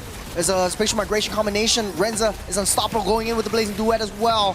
Diablo finally gets taken down, but he's a sacrificial lamb in this entire macro plan as the cavalry wants to take down the throne. Good lure of the Lord into the T3 down the mid side. The Lord gets taken down. Lawsy might be next to fall. Renza wants to find 1 more kill. It's a 4 onto 3. Then Kingdom Esports finally able to find that defense. Bray's already full levels, and he's looking to find more kills. Lucian Cutie down low, able to heal everything back up. He keeps himself safe as Bray playing with death. And he knows the limits of his hero. He gets out safe. Kingdom Esports live to tell the tale another day. Everyone is literally just stretching their heroes extremely thin. Dang, look at the goal lead. That's 15,000. Yeah. Did you see Roy literally just got away from the turret with very little HP to the point that he actually had to flicker? Bray is just out there, and Renza is just taunting. Yeah. Call it making a deal with the devil. They got the devil in their possession. They got Diablo right there. It used to be a double D's, but now it's like a It's single double D. Ds. A single devil. Oh, I miss a double devil. Hi. Hi. hi, Hi. Jan. Hi. It's just a very silent This is just a game right now. library, you know? It is. It is. Yeah. Very quiet. No one Yeah. wants to make a move. It's Except only 11 Roy. minutes. Yeah, there's only 11 minutes and we are already in the library. Like, Yeah. they're quiet. Yeah, it's just pushed to their limits, and Kingdom Esports just can't find their way back up. Even though, you know, Yon Lalzi able to find good setups for the rest of the team, there's just not enough damage to take everyone down. Diablo's only sacrificing himself. He's the only 2 deaths in the entirety of Team Stallions, but he's done his job well. The really unfortunate thing here is that Kingdom Esports' main caveat is that they have to get through losing QD. Yeah. So whatever their losing QD builds up, right, is going to be nerfing the opponent's side, right? If he builds more physical defenses, then Grant will be able to do anything. If he builds magical defense, then FMM won't be able to do anything. And it's all about the power spike. As long as FMM and Grant does not hit his power spike, then it's all over. Yon a little bit too soon. Gets taken down.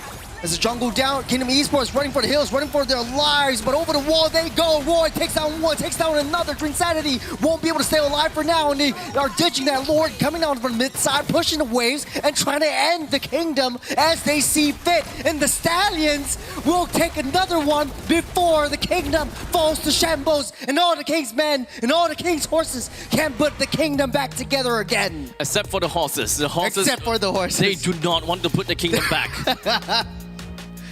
Oh man, oh man. Congratulations to Stallions making it over to the upper bracket finals of the Challenger stage. 1 game away, or 1 series away from making it over to the playoffs, and they are back.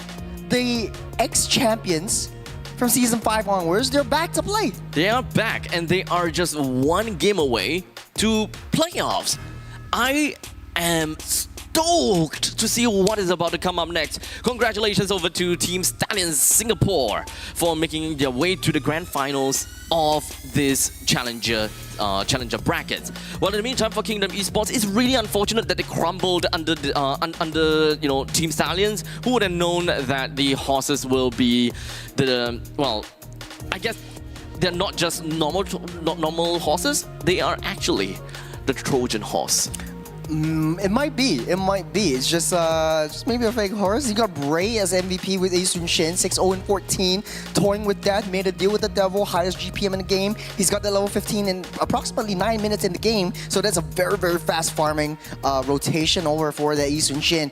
Huge props to him, dealing a ton of damage, especially onto Yon, which is basically even as a tank, can't defend himself or can't tank enough damage before Bray takes him out in the process. A little bit of a timing issue also from Yon, so it kind of seems like, Child Prodigy, in the Battle of the Child Prodigy, Bray still wins out on this one. So, all in all, this is a very interesting game right after a very long and extended game. We know that Team Stallions is definitely good in taking the reins and the control in the early stages and start to suffer a little bit in the mid stages if they don't try to close out the game. But ultimately, they have made very good choices and they've just made very good choices all around for game number 2. And coming into game number 3, they just didn't even give Kingdom Esports a chance at all. They didn't give me a chance at all because even that, I don't know how they pull off certain things. I don't know how they pull off a perfect game. Bray, Roy, Renza, Illusion QD, 0 deaths. Only Diablo have 2 deaths of the rest of the game. But he's the sacrificial lamb. Goes in with a Spatial Migration Requiem combination. Kingdom Esports can't be denied. I mean, they're unable to just run away. It is so difficult for Yon to farm as well. Even with the item builds, I think for Diablo, building a semi-tank kind of semi-tank damage kind of Guinevere actually helps them out quite a bit because the Spatial Migration as well as the Violet Requiem actually does some damage before the rest of the team comes up and cleans everything up. Huge props to Roy and Renza with the huge damage. And speaking of which, we're going to pull up the damage stats as well that they have all throughout that match. It is very, very difficult if you're a Kingdom fan, but their journey is not over yet. Going to the lower bracket semi-finals where they'll be facing the loser of the next upper bracket match between RSG and Kings Yes. Esports. Kings Singapore. So we're still in the medieval realm. That's yeah. what we're saying. Yeah, well, we were constantly just gonna be in that theme for quite a fair bit. But honestly, this has been a thrill all the way through. This is a complete shutdown of a game. I really wasn't expecting how that is, but I guess we need a little bit of a refresher, all the way from game number 1 to game number 3. Yep. Let's take a look at the highlights real quick to see what things went down. I love the fact that Steam Stallions in the game 1, game 3, rotations are off the charts. Able to just come down and start fights as 5 over to Kingdom Esports. It's basically a deja vu of what we see in game number 1. Every one of Stallions doing what they know best and everyone doing their jobs. Kingdom Esports is just succumbing to the prowess of the Stallions.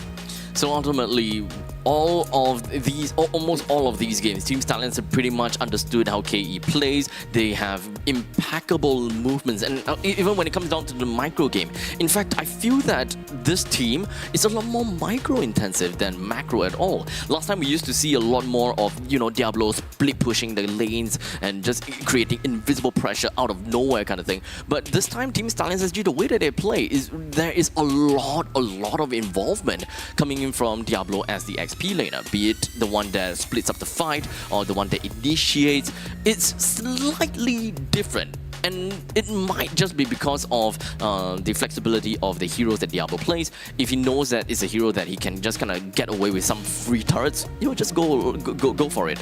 I think not only that, right? Kingdom Esports has that synergy with the quartet. You've got Lucian Cutie, Roy, Diablo, Bray, basically a big brother, little brother kind of situation. Everyone's just looking out for each other's backs, and everyone's got each other's backs. And it's exciting to see them going into the next stage of the upper brackets. And it's going to be the grand finals. We're going to be facing up a random opponent, or not really so much random. It's going to be either RSG SG, which makes for an incredible storyline, or it's going to be Kings Esports. But, hey, it's back to the drawing board. They needed to get some rest. But coming up next, it's going to be RSG SG versus Kings Esports. We're going to go off to a short break, but don't go anywhere. We'll be right back. I see. Desperation. I come to crush my enemies. I reap. The strong rise. The weak crumble. My will is absolute. The abyss shall kneel.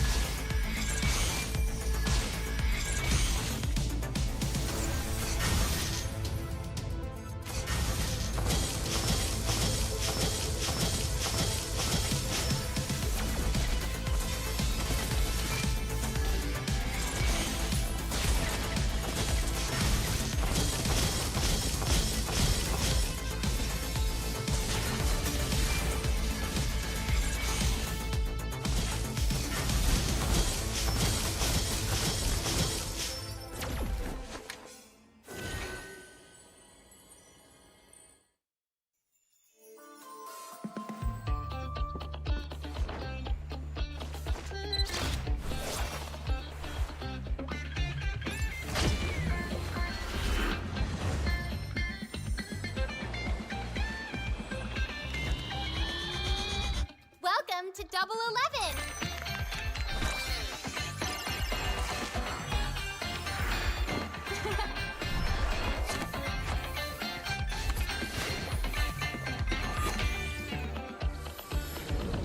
Amazing prices, amazing styles.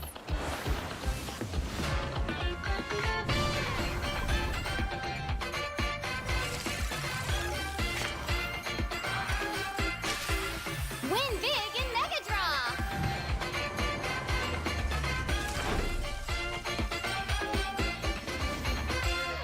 Lowest prices, incredible benefits.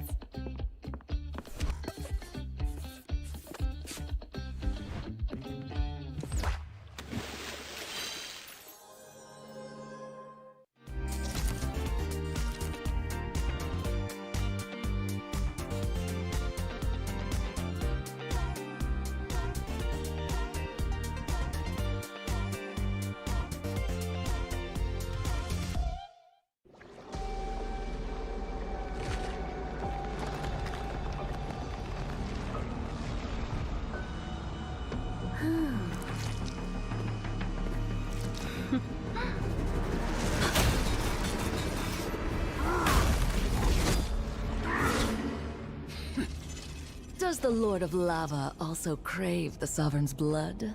Fool! The tyrant's remains will only bring doom! Under her brutal dominion, our warriors were corrupted into foul bonds of decay. Sovereign of the Abyss, Obsidia. Her curse still flows within the Sovereign's blood.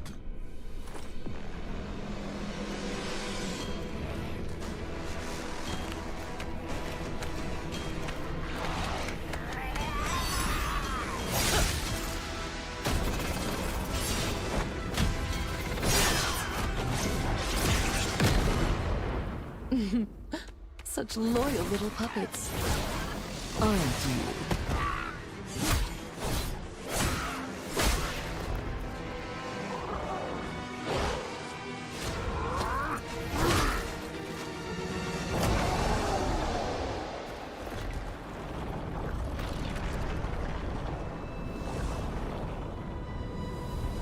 You are merely a puppet, no different from my spawns. Bow to me. Keep your throne, or be destroyed. The Abyss bows to no one.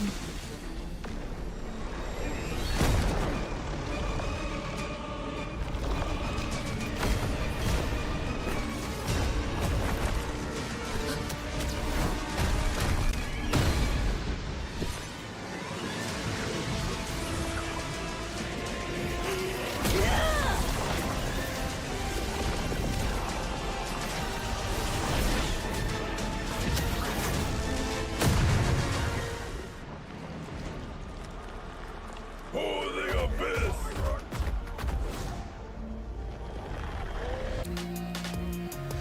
All right, Right. ladies and gentlemen, welcome back to MPL SG Season 10. My name is Abstract. My name is Chut Rose. A little bit of a fun band to play because we are 4 games out of 7 that we're watching today. So after this game, we're going on for a little bit of a longer break, but don't go anywhere just yet. This is going to be RSG versus Kings Esport. We're still in the medieval realm, so to speak.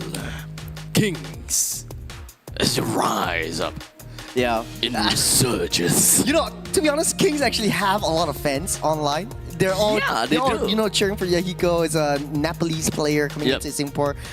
Played in the EWC wild card as well. I think a lot of teams are actually looking towards Yahiko's Fanny. He really Yep. showed it off. So I think for RSG, difficult to study and analyze this team for a very, very short go because RSG is a seeded team anyways. Coming down into the Challenger bracket stage, RSG has a lot of stress, has a lot of pressure to perform, especially since RSG is not basically it has never been relegated at all in the entirety of MPL SG. So this time around, they are very, very close to being relegated and not having a spot in the playoffs.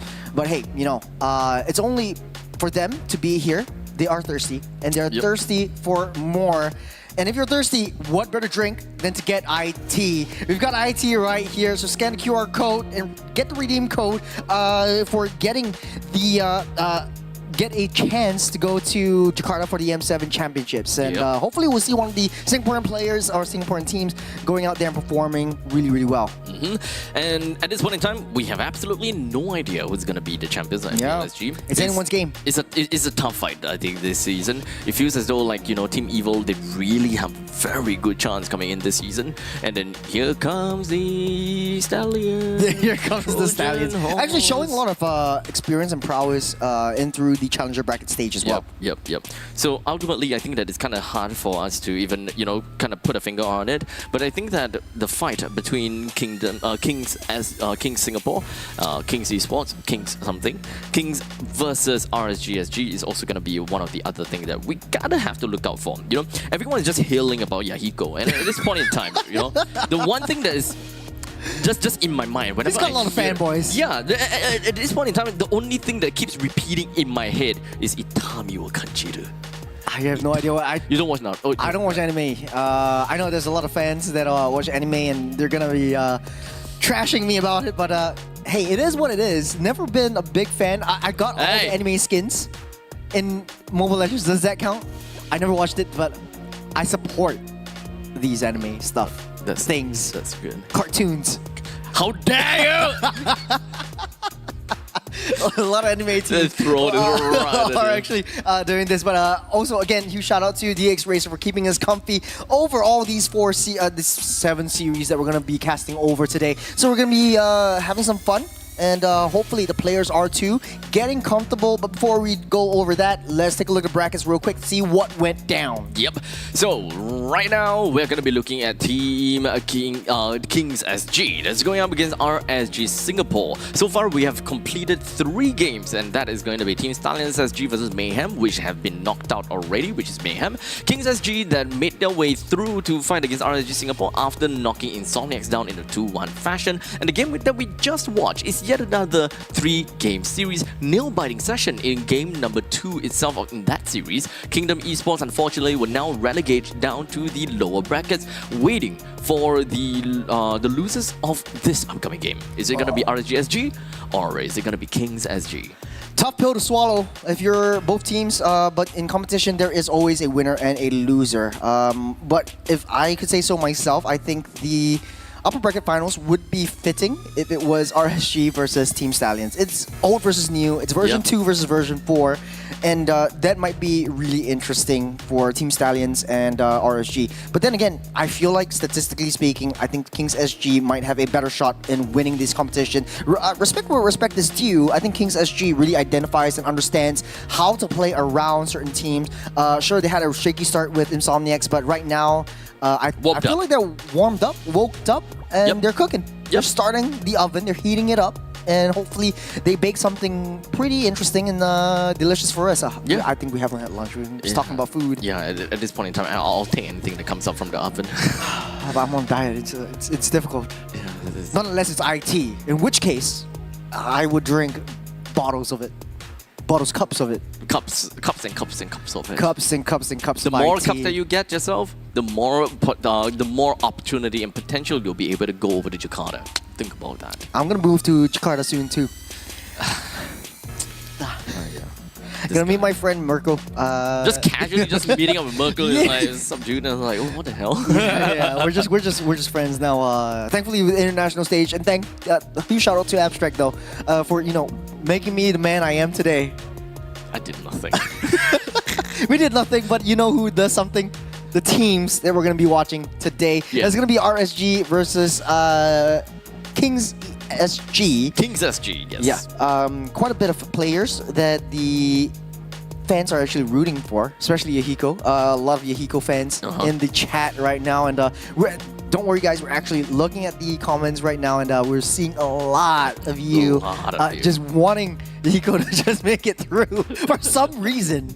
I mean, this is just what's the word? Patriotism, right? Patriotism. Yeah, this is just patriotism, right? You have someone that is on the opposite or rather another country's competitive league, knowing how well they done, and then even when it comes down to the international stage, if anything, if Diablo, for example, were to go to some other countries and just play, I will support him. Yeah, he's the pride of India. Yeah. Anyways. What? No, we just kidding. I think that's pretty fun, little banter that we have. But as the teams get ready, we're testing it out. Hopefully, we have no issues at all with the technicals. It's going to be 7 games after all. It's going to be a very long day, but very exciting games all through and through. Community teams are actually stomping the seeded teams. What do I want to say about that? Wait, what was the question again? Oh, sorry, I was just looking at the lineup. Community teams are actually showing up. Yeah. And the seeded teams are not performing as expected. Yeah.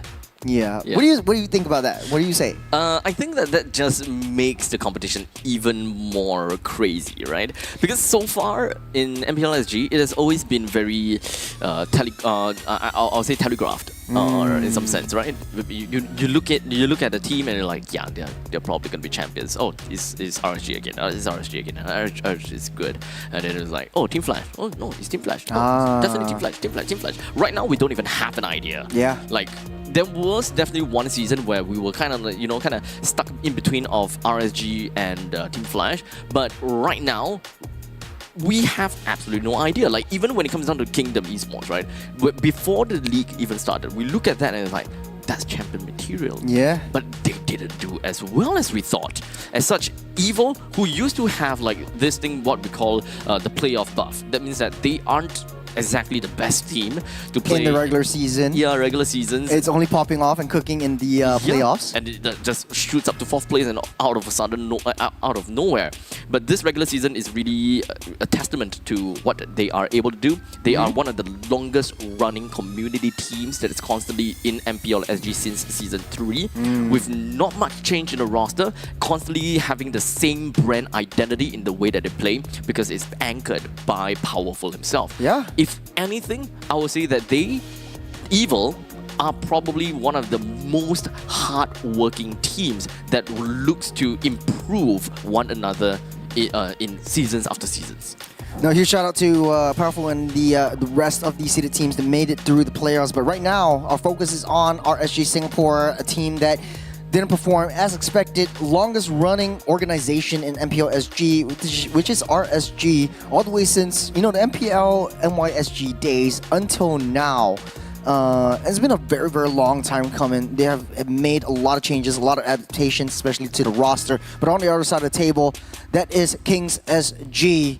That's a 2-0 from the mid laner, and they really want to get things running along. Oh, he's drinking IT. That is delicious. Product placement. That's the IT buff. That's the IT buff. IT that we're buff. saying. Yeah. We'll see whether RSG have the IT buff, because if they don't drink it, they lose. Is it Yahiko in the mid? I would like to believe so. In the mid seat? Yeah, I would like to believe so. Like, I know that Iron Ryan is all the way to the left. Oh yeah, that's him. Bong is the one on the left as well, so it's a little bit further away from the camera. The other two, I don't really quite have the pleasure to meet. But if I'm not wrong, Bun Boy Reborn is the one that's the furthest right. Right. Okay, I don't see any IT, so no product placement, no wins. hey, bipartisan. And you're threading very dangerously right now. Why? Which is apt, because we're going into dangerous grass, which is the map draw. Puns all the way. If you're enjoying it, go get yourself some IT, scan the QR code, and hopefully we'll get a random IT lower third down in the middle. I'm just kidding. We're jumping into the game. Fanny getting immediately banned out by RSG, just respecting Yahiko's Fanny. And we're taking out all the assassins. Lancelot off the tables as well. So right off the bat, we are already looking at goodbye Fanny, goodbye Lancelot. So already, assassins that are taken away right off the bat. But once again, some of the other crucial bans that we always want to see are heroes such as Baxia, Angela. Every now and then, some people will also look out for Alice as well. I'm not too sure whether any of these heroes or any of these teams will care too much about Alice, but Chip, let's not forget about that too. Let's hear from the crowd. Make some noise for yours truly. That's going to be a CC that's going to be joined into the fray, or rather joined out of the fray. Goodbye to CC. We do have RSG that's taking a little bit more time for themselves to kind of understand, okay, you know, what have we learned about them? What have we learned about this?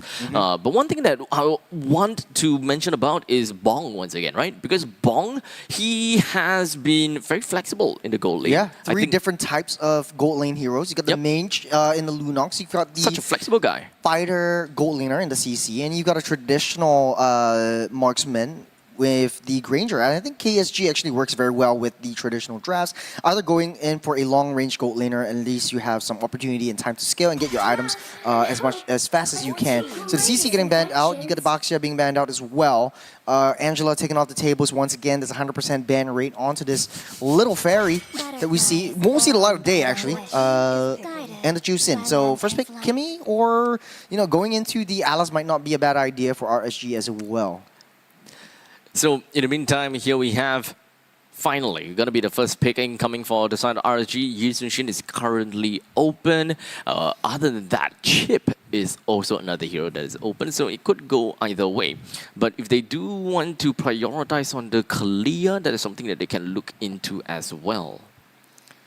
Yeah, we're seeping into dangerous territory right here. First pick will dictate the rest of the draft. Typically, that spot, if Yi Sun-shin's open, we snap pick the Yi Sun-shin up, but I don't know if PTBL is comfortable with playing that one. Typically, he always goes for the Fredrin, but right now, he's feeling comfortable, he's feeling good about himself, he wants to win this game, and he's going for the Yi Sun-shin. Okay, so understandably, when it comes down to PTBL, he actually haven't really played any Yi Sun-shin games. Yeah. So this is interesting, right? PTBL never played any Yi Sun-shin. He typically goes for the Fredrins, he typically goes for the tanks and the lances. Yeah, Lance is currently 4 times that he has picked so far, but this will make it to be 6 unique heroes for PTBL thus far. Something new from the side of RSG, I gotta have to say. Will it be a tit for tat? Lance already banned out. Might be going for a little bit of a different jungler this time around. And I think Yahiko really wants to get his hands on the assassins instead of the fighter or tank junglers. Kimmy and Gatsukacha, we've seen that quite a bit from Stallions, and I think Gatsukacha has been resurging, no pun intended, from the roam position, able to get that taunt up, able to get a lot of zone denial capabilities, and healing everything back up, dishing out a lot of damage, and he's one of the few roam heroes that you can just build defense and still dish out a lot of punishing damage onto the marksman. So I think the KSG has a very good starting point. But from this point on, the other things that they can look out for is more catch, right? Kalia can still be picked out here. Farsa is also available too. Or otherwise, they can go for Lunox. And Chip actually leaked over to RSG. So they will focus onto the Chip. So this is all about micro games for RSG. Perhaps, I think that, let me think. Lunox in mid, I think that XP gotta have to have a little bit more utility here in order for them to, start team fights or rather come in and follow up right after the Chip opened the shortcut. Yeah, difficult to champion the Chip once it's in the jungles. Early game potential, RSG, they have it. They have a lot of early game bursts as well. Late game potential is there. Just not a lot of follow-up setups. So yes, you can get the portal, yes, you can get the stuns off from Chip, but then you can get disrupted easily by the Gatsukacha as well as the Kimmy, who has a lot of area zone denial. So it's a very risky position that RSG wants to put themselves in. Uranus is already banned out. What's left open is maybe even the Ruby or the Grangers, the Arlots in the EXP lanes. That's going to be quite highly contested for both sides. Both sides still opening up their EXP and their gold. So everyone's already picked their jungle, roam, and mid. It's going to be options right there. All out's getting banned out. RSG could very well go into a double fighter side lane. At least they have they have PTBL in the jungle with the Yi Sun-shin. So that is insurance damage in the late game. they are not afraid of going double fighters here, especially since if they play chip, they would want to have some tankiness, right? Tankiness, the moment they come out of the shortcut, you want to be able to launch yourself into action almost immediately. Fast game kind of thing. So any XP laners that have instant gratification is going to be very good. Esmeralda is not exactly the hero that I'm thinking of. I'm more onto Ruby. Because the moment you come out of the moment that you kind of come out of your shortcut, you can immediately start to spin and lock people down. Yeah. So that is definitely one of the good things. Lapu is great for initiations because of how tanky he is and so much survivability that he has, but he lacks of that instant gratification that I would want. I do agree with you. I think Ruby would be the best pick right here for RSG. At least you have a little bit more mobile side lanes. You're able to ditch the wave, try to join in the team fights, and empower PTPL to do their thing. There's going to be Bane getting banned out right here, so RSG doesn't want to risk it, especially with the magic damage coming up from the portals, able to disrupt everything right there. And then that's the Alex getting picked up. The TOR is going to be a huge problem for the portals. So aside from that, let's take a look at what are the heroes that Taurus is able to play for. Okay, we don't have to look at it anymore. It is going to be Yu Zhong. Oh. Yeah, call it the double fighter side lanes. This is their own rendition of it. There's a Yu Zhong onto the EXP side, and maybe a Lucas down on the gold lane. Yeah. Okay, I can understand Lucas. He's got good damage, but this is very damage-centric with not a lot of utility. I mean, we've seen a Moskov in mid lane today. Anything can happen. Oh, it could be a Lucas down the mid side, and then Lunox goes back to gold, which is more reliable and structured, but then they're super, super tanky. Anyone goes into portal, everyone just gets decimated and blown up to smithereens. KSG, last pick, that's going to be the marksman. I think what is the safest route could just be maybe a Claw, just get out of harm's way with that. But they want to go double fighter anyways. So there's going to be a Claw in the gold lane as well. Okay, so this is going to be a brawl game coming in from these two, huh?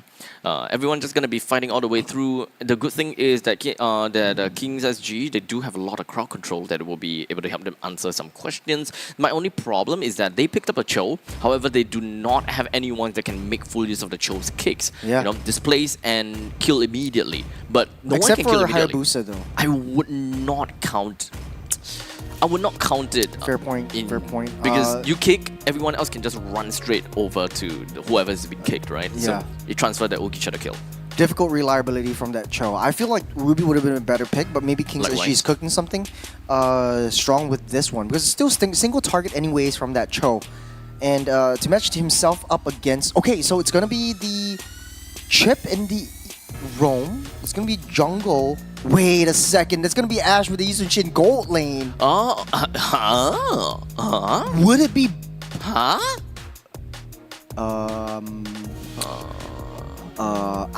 I mean, this... I'm just thinking, I'm just theory crafting right there. It's much slower in the gold lane, even though it's still okay. He has more gold. Yeah, it's still okay, but he's slower. And he would not technically be able to, you know, snowball a lot better. Technically speaking, you are kind of forced to play kind of how Bruno would play. You wait for opportunities instead of creating those opportunities for yourself. Which technically, I feel that creating the opportunities as a Yi Sun-shin is way, way better. Yeah, Lucas as well is a very snowbally hero. Needs to get the ball rolling, needs to get something moving before anything happens. But on the bottom side, though, you can see Yi Sun-shin clearly struggling against that Cho because you don't really have that long-range, reliable damage. Hoki taking a lot of damage as well. Not the very reconnaissance-heavy kind of playstyle. And Ryzen just free hitting from the backside. Here comes Hayabusa, and the Yahiko just drops everyone down to the ground. 2 members down for the side of our SG Singapore. And Kings SG just free hitting. That's a triple kill right off the bat from Ryzen. Yeah, right off the bat, right? 1 minute in, and there's 3 kills credited over to Kings SG already.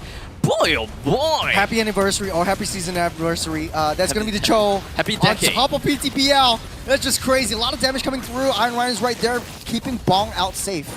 Technically speaking, because of the fact that there is such a crazy amount of mobility from the side of Kings SG, I would say that it's kind of good because kind of good for RSG to kind of feel that Yi Sun-shin into the gold lane because now he's not in that big of a problem. I think they wanted to flex the Yi Sun-shin. It takes a bit more time, so typically 1 minute 50 seconds. Yi Sun-shin already has a Mountain Shocker. You're able to give that vision, which helps Chip quite a bit.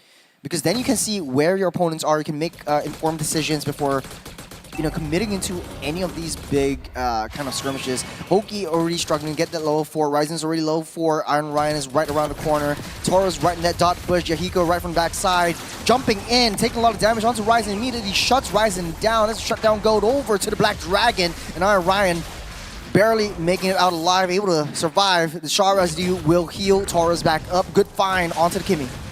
At this point in time, SG do have the priority over the turtle, but I don't think that it's gonna do too much for them at this for now, because Kings SG, they will just jump right in. Oh, Yahiko with the steal! Oh! That's the pride that we're looking for. Was Rugi Shadow to kill to take 2 members down, make that 3 as Kings SG slowly and surely decimating one after another. Murphy's Law really came through. Anything that can happen will happen. And RSG Singapore, 2 minutes on the clock, already underneath the turret and getting shut down. This is a tough game for RSG. And unfortunately, the entire team is just getting wiped out. The snowball potential that they would want out of Lucas is now just in a really tough spot, because ultimately, we are no longer going to be able to see too much out of from RSG anymore, because this is a snowbally team. They want to play in the early game, but Lucas can't do anything, and Ash is stuck in his lane. What can they possibly do here? Well, identify the win conditions. PTBL is a little bit too slow with the farm. Right now, Yahiko is 1-0-5. It's PTBL. Slowly needs to make his way up. It's a very snowbally hero. If he doesn't get that snowball going, he won't turn into an avalanche, and everyone's just not going to be intimidated by that. Lucas slowly getting that farm, his 1,000 gold behind this Hayabusa, and Yahiko is really starting to ramp up. At this point in time, it's just kind of like a normal snow slide, right? It's nothing dangerous and nothing to be really concerned about. The Kings SG is just making full use of the entirety of the map, right? They took a couple of pot shots over the energy turret in the middle. They took some in the bottom lane as well. So good amount of gold that has already been credited over to them. With 3.2 thousand gold to them, I think that they should be pretty happy about that. A little bit of scratch training from Kings SG as Bunboy Reborn, healing everything back up with the heals. Kings SG already in position for the next round of the game. Doesn't know where Hoki is, but Iron Ryan definitely sees that vision play down the tri-bush. PTBL still struggling to get that farm up and running. Yahiko's already 2 levels ahead. Murphy is also down low. That's level 5 onto 2 levels down. Yahiko stealing away the purple buff? Maybe? Oh, no. PTBL actually secures that. But without these He didn't even use his retribution as well. Honestly, without the Eastern Shin, they are struggling quite a lot. The Shorter gets a reset, Black Dragon form comes out. Yep, and immediately just going to be flying around the skies. At this point in time, he's just going to be putting himself right in the face of Iron Ryan for 4% to just dash right onto him. While the Ogi Shadow kill is also going to be executed. Not a single kill has been credited just yet, while PTBL claims the kill onto Yahiko, while Taurus gets pulled right into the epicenter when it comes down to the traction pulse. He did not stay alive though, as Bunboy Reborn joins in the fray. He's going to be tanking a lot, while Iron Ryan, he gets himself running away. Bunboy Reborn, he's just doing what he can. The triple kill now credited over to him, and may potentially be able to get himself a maniac right here. Would he be able to do so? Well, it's going to be tough. PTBL, he makes a run for it. And now, Kings SG, they lost a couple, but they claim them all back. I think the Black Dragon is definitely causing a lot of trouble for Kings SG in the early stage of the game. Once the Dragon comes in, Kings SG just hiding within the turrets. Yahiko made a very good call just now using the Uiki Shadow kill, but he doesn't have that Shadow to dash out of the way. The only issue is, I see with RSG Singapore, is they have to drag this game up to 20 minutes at least for Ash to really come online. This Yusung Shin is supposed to be a maniac and a monster in the jungle because it's much faster farming. I would have thought that the Lucas would have been much better down on the gold lane. Instead, at least you're able to match yourself up well with the Cho. But right now, it's harder for you as an Yusung Shin to do your melee and range kind of attack damage that you would have in the jungle. And it's not really free farm. You're fighting against another lane opponent. So with a total of 3,700 gold lead for Kings SG, and 6 minutes into this game, it's only a matter of time for Kings SG to just kind of huddle up together even more and try to take down some of these objectives, because understandably, they will want to get more economy for themselves, right? And that gonna have to come from either the objective, the turrets, or more kills. They see where Hoki is. They know where Bong is. This portal being laid down. All 5 members. The Goon Squad is here. The AOG. Immediately, that's just not going to be allowing them to run onto Bong, and Bong's going to be sniped down almost immediately. We do have the Black Dragon that is just going to be emerging out of nowhere, because right now, RSG, they took one and they are happy. But King's SG said that, hey, no, you don't take one and run. So we're going to be coming back right with you. Beautiful counter re-engage. Iron Ryan read that like an open book, just holding on to the AOG until the portal comes up. All 5 members just coagulating around Bong, and at the end of the day, Bong didn't even go down. And now, right back to the middle lane. It does seem like Taurus is having a real tough time, receiving so much flack for 4 members. As Yahiko, a little bit of a poke battle down underneath the turret range. But King's SG, 4,000 gold ahead. You got the turtle being spawned up in 7 seconds. King's SG has that Cho as a loose member, able to just find that flanks and make sure that the side lanes are being occupied as we speak. The issue with RSG's draft is it's very greedy. You need to be able to have Yi Sun-shin to farm up. You need to be able to have Lucas to scale and snowball. Both of them need kills. And it's very, very difficult for them to split those kills and objectives down to these 2 members. With the turtle slain once again, that is going to be the 3rd turtle for Kings. The next one will come up as the Lord.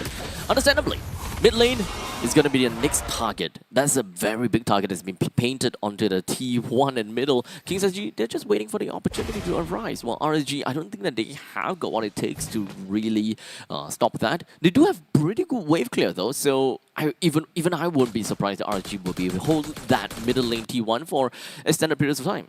Yeah, King's SG is just opening up that map, giving a little bit more vision to where Yahiko is. Gameplay is very, very simple. Bomboy Reborn starts things off with a TOR, and then King's SG just tries to decimate every one of them. Ryzen as secondary damage, but it's all magic damage. Yahiko's come in for the cleanup if he so wishes. So it's difficult for RSG to actually contest if King's SG has a lot of counter engages and counter plays towards this portal. Taking a look at itemizations, it does look like King's SG has a lot of the core items already built up. Endless Battle will be the next item building up for Yahiko. The Curse Helm as well as the Oracle already built for the Alice is going to be very difficult to take down as 4-0-5 on Bunboy Reborn as well. It does seem like PDBL have decided to rush straight for the Hunter Strike despite kind of losing in the early stages. Would have been much better if he stayed as the with the Fury Hammer and the building to War Axe. But in the meantime, ooh, good kick, good traction pulse. It doesn't seem like things are going to be going any way better for RSG, as we do have the AOG lands right underneath the T2 turret. More than enough for them to scatter the entirety of RSG SG. Kings are very structured. Yuhiko also goes in. Ash able to dash out just in the nick of time. Won't be able to commit the Wiggy Shadow kill, but Kings SG has other priorities in mind, taking down all of the resources that RSG holds dear. At this point in time, Kings SG, they will be doing whatever that they can to take down this Lord. And RSG, they have no way to kind of take this down, right? Because PDBL is currently at level 10. Let's compare to Yahiko level 13. There's a 3 levels gap, and that retribution count, retribution change, or rather retribution difference, cannot fight it. It's a very, very risky pick off here with the Sun-shin gold lane. In theory, it kind of works, but it's very difficult to pull off, especially since you're facing off against a fighter gold lane in the form of Cho. Very sneaky. You get a lot of damage being hit up. You got Endless Battle actually built up, but I don't think it might be enough because you don't have a lot of farm as in Sun-shin. We still got a couple more times before RSG starts to get a little bit more, I would say, power spike for themselves, right? Even though they are more slated for the early stages, they are still a team that has a lot of damage in their mix, right? The moment that you kill one, there is still 3 others that can do damage to you. Kill 2, there's still half that they can do something to you. Murphy is going to be a very good answer to dealing with Bumble Reborn and Iron Ryan, let's remember that. Taurus can essentially split up the fight to ensure that Ryzen is being taken care of. There's so many things that RSG SG can actually do, so we can't exactly count them out just yet. Hoki throws on a portal, but just wasted that valuable resource just to tank against this Lord. They're desperate trying to find any kills that they can, but King's SG already 10,000, almost keeping the 10,000 gold ahead, and damage from Ryzen is starting to really hurt every one of the members of RSG Singapore. And not only that, Bomboy Reborn just setting things up. We got Black Dragon form going into the back line, but taking a lot of damage. I don't think that they will be able to engage with this. Ran a little bit too far, and RGs kind of take that more of a zoning tool. But unfortunately now, because of the fact that the Black Dragon Form has already been used, it's currently going to be in cooldown for about 50 seconds. So Kings, if they were going to force for anything, now's the time. You don't really have the minions to force an issue down the turret base, just waiting for the next Lord to spawn in the next 70 seconds. It will take a little bit time for the RSG to eventually pop up, but eventually it's more about getting control of the Lord. Actually, Lee Sun-shin isn't doing as badly as I thought. It's just highest gold. It's just that he doesn't have that free roam or free farm that he actually needs from the start if he was a jungle. If he was, you know, if it was an Lee Sun-shin in the jungle, it would be easier for the chip to set things up because he already has that burst damage. Whereas Lucas needs to really have that ultimate on hand and unleash the beast before anything goes south. It's still not going to be easy though, because comparing the fact that Lee Sun-shin is the highest gold, right? But it's still at 7,100 gold, and that is equal to Iron Riot. Slowly turning into a library once again. Very, very quiet on the side of Kings SG. That's how they like their castle to be. And RSG Singapore just hunkering down the base. There's nothing they can do. It's just intimidating by Kings SG. And if you play a chip and you're intimidated like that, you can't really find an open bush. You can't find an option for you to go in for an ambush. But there is still a chance. 10,000 gold lead for Kings SG. If Hoki is able to find any loose members at all, then it might flip the script. And chip is kind of made just so that you have got good information as well as good ways of rotations. But that's not something that RNG can play because there's no way that they're going to be sending themselves right into death's door. So anything, if anything, chip currently completely useless because the portal just doesn't do anything for the team anymore. Lord taken and secured by Kings SG. Just waiting a couple of seconds before the Lord spawns in, marches down the mid lane. As RSG Singapore just slowly hunkering down in base. It's a very, very slow game, a slow day in the office for RSG Singapore. As they slowly make their way, at least for the Lord, right? Slowly make his way down to the bottom. It's all about slowly choking out RSG. Make them have no creeps, make them have no base. Nothing that will allow them to even try to find a way to come back. Not only that, they have to face up against Bumboy Reborn, the monster down the EXP side. Just healing everything back up, setting things up with a TOR. Gordo will crash down the bottom side. Kings taking down the mid-tier 3. As RSG Singapore doesn't want to make a move. They don't have that range, but Black Dragon Form initiates. A little bit off timing, considering the fact that there wasn't much that they can do with that zoning potential. The Lord is currently marching down. We do have a wave coming down to the bottom lane, in the middle lane as well. In the meantime, Iron Ryan's just going to be slamming right in, but unfortunately, they are just going to be tickling them. And as I said, the shortcut is not going to do anything. As such, the entirety of Kings SG will just focus onto the core. Very dominant game. RSG Singapore, I think everything just broke down in the draft. Difficult to execute, difficult to just perform, especially with the Lee Sun-shin in the gold lane. At the end of the day, it doesn't really matter because the lead was way too far ahead. It's Kings SG really showing us what they're made of. They really want to stay in this competition and really want to get into the next stage. Yep, they're gonna have to go back to the drawing board and really understand and identify what is really the problem for this game against Kings SG, right? Because I think ultimately, maybe it could be the lack of flexibility from PTBL. It's the IT buff. That's what I'm saying. Ah, yeah. Kings got IT on the tables. We called They've been drinking it before the match. Yeah. That is a very natural booster. So get yourself some IT and stand a chance to win yourself a chance of a trip over to Jakarta for the M7 Championships. Yep. And understandably, it's all IT, okay?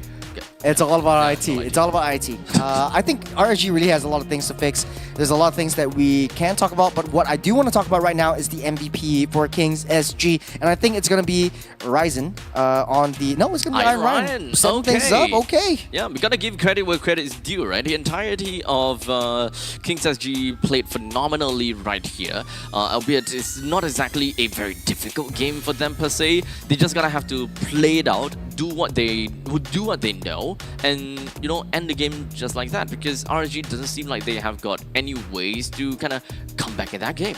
Yeah, out of the entire seeded stage run, I think RSG has only taken on one game out of every single game that they played. I think it was 12 games total. 1 game won, 0 games, 1 game won, and 11 games lost. But right now, RSG Singapore really desperately trying to fight their way through. I think play it safe, play a very traditional draft, and don't try anything fancy, don't try anything funky. It will be a bit difficult, but it's easier to execute, and at least we get a closer game this time around. Yeah, so ultimately, I think that game number 2, we will definitely expect that game number 2 will still go over to the side of Kings SG, because this is actually quite dominating, right? It's dominating, but not exactly like the kind where we saw from Stallions, for example. They just don't just ride it in, give total disrespect kind of thing. There is still very methodical operations coming in from Kings SG in the way that they win the game. They are more calm and reserved. Yeah. But, you know, huge respect over the Kings SG. All of them played to the T, even 2 minutes, or less than 2 minutes already aggressing down on the purple buff, already taking down 3 members, early triple kill over the Ryzen that snowballed everything to oblivion and beyond. PTBL is just not having a good time, not having a good farm, and you're playing a snowball hero. You really need to be able to actually snowball and turn yourself into an avalanche, but no kills. Or, you know, very little kills that he can actually achieve. Out of the 5, he's only got 2. At least he's got something in his pocket. Yeah, so all in all, I was still saying that, you know, all things considered, Taurus did whatever they can to soak in all the damage, but to see that he is having difficulties in tanking and difficulties in dealing damage. I mean, to be fair, it's nothing too surprising. Kind of lost the lanes and lost the wave. They gave an early triple kill, and then slowly after that, close to a maniac for Bunboy Reborn as well. Not the best way to open things up, especially since your team kind of wants to play that snowball strategy. Yeah, especially for the chip though. I think the chip was a very good pick. And I feel like if Yizunjin was in the jungle and Lucas was in the gold lane, it might have been a different story. I think they have tested this Yizunjin in the gold lane in their scrims or in the practice, and basically it kind of works out for them.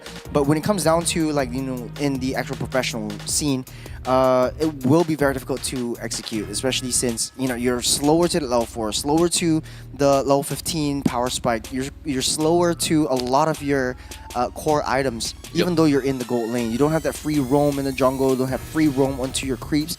You're always constantly being aggressed on by the mid lane duos, and it's a lot of pressure. You have to ditch your lane, and you're facing up against a Cho, or you're a assassin marksman against a fighter, which is not a very good look for you. Yeah, especially since the entire jungle camp is kind of yours, right? Yeah. If you've got nowhere to farm, I mean, the jungle camp is literally where you want to farm. Yeah. Everywhere you go, you expect that there are people there that will be able to help you.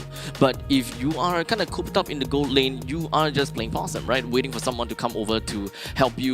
You are codependent to the rest of your team, while as a Yizunjin in the jungle, you are still codependent on your other players, but at least you create opportunities with them. Yeah. Do have to agree with you. It's back to the drawing board for RSG, especially for Coach Melon. Huge shout out to him for drafting all the way through and surviving all the way into the Challenger bracket stage. This is still the first game for RSG that they have to face. There is still a chance. Kings SG showed and proven themselves against the previous game against Insomniacs with a counter or comeback games with 2-1.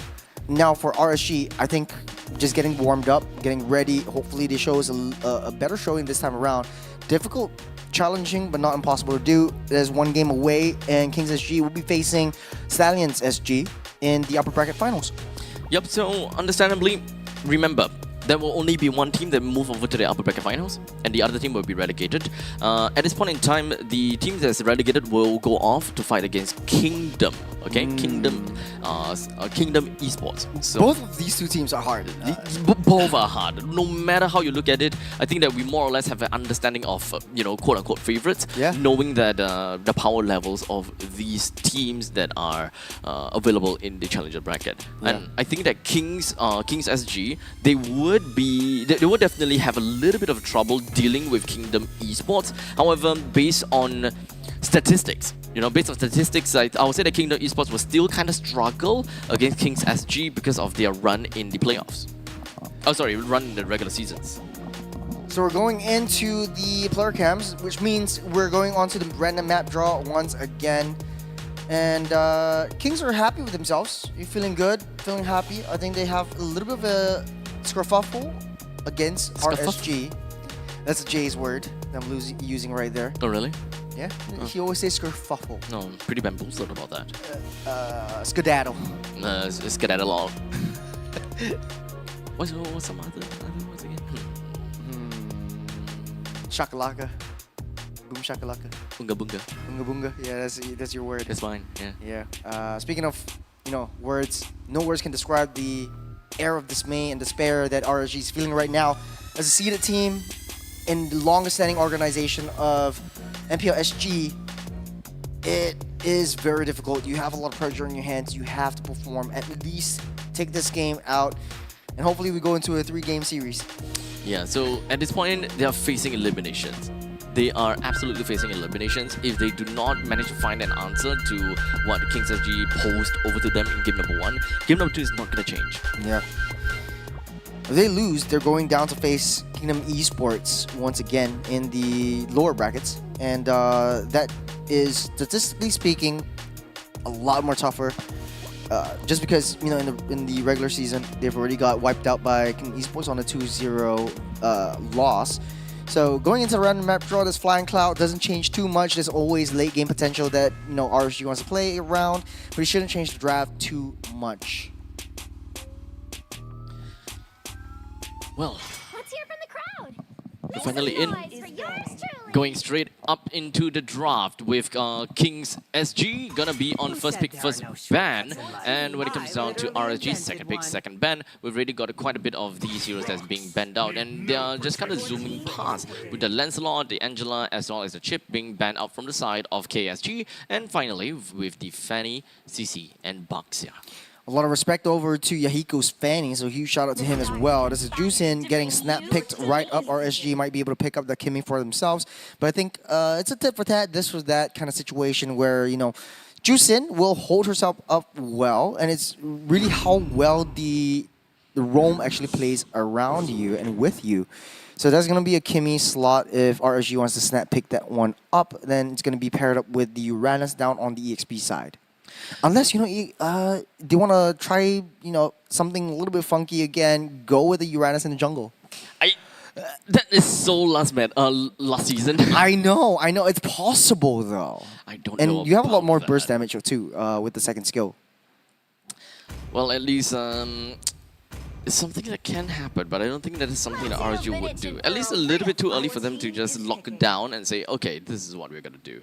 But regardless, that's Kalia for the side of RSG, so they gotta have to focus and pick up a mage for themselves that can really make full use of the Kalia once again. So it's always a wombo combo kind of thing that they gotta have to identify. Otherwise, if they can't burst down that Kalia, then at least they gotta have to extend the team fight a little bit longer with that Guinevere. It kind of looks like a Guinevere jungle for Kings Esports, but I do want to see Yahiko in his famed Assassins. There's going to be the Gatuk and the Arlot getting picked up. A lot of CCs right off the bat from Kings. RSG, though, that is their last pick. It might be the Kimmy. If not, you want to go with something that can pair up well with the Kalea's setups, which might be the Farsa in the end. I would like to believe and I would like to hope to see a Farsa. Lunox Farsa, that's the way to go. But regardless, for the side of Kings SG, it is a lot of crowd control for now, right? Got the Kaja, the Arlet as well as the Juicin. That's all they wanted. Oh. Yeah, it's going to be Kimmy again. I think early game, Kalea, Kimmy versus Gato Juicin. Gato Juicin is just horrendous. It's horrendous in a good sense. Like, it's a monster. Like, it's so hard to get even close. You get the taunt, you get to pull back, and it buys a lot of time for the Juicin to build up the butterflies and pull you back out with the lanterns. And you have a lot more vision control if you are a Juicin rather than a Kimmy. So right off the bat, we still don't have anyone that can really make full use of the Kimmy, the Kalia's pick-off at this point. They will want to get more follow-up. So with the fact that they haven't picked up the jungler, either the jungler needs some kind of burst, and that is probably Lancelot, I would like to believe. Yeah, Lancelot's already banned out. Eastern Chin's still wide and open for the pickings if Kings want to do it. Go for that. I don't think so. I think Guinevere is probably Lee the Sun-shin other for Kings. Oh wait, it's already been taken banned out. Yeah, Lee Sun-shin is actually very, very good for Kings SG. They have adequate amount of crowd control. All they need is a insane burst damage coming in from the jungle side. So at least you have a lot more assists and backup coming in from the jungle. If Yahiko goes into the Sun-shin, but I feel like this might be a Hayabusa game once again.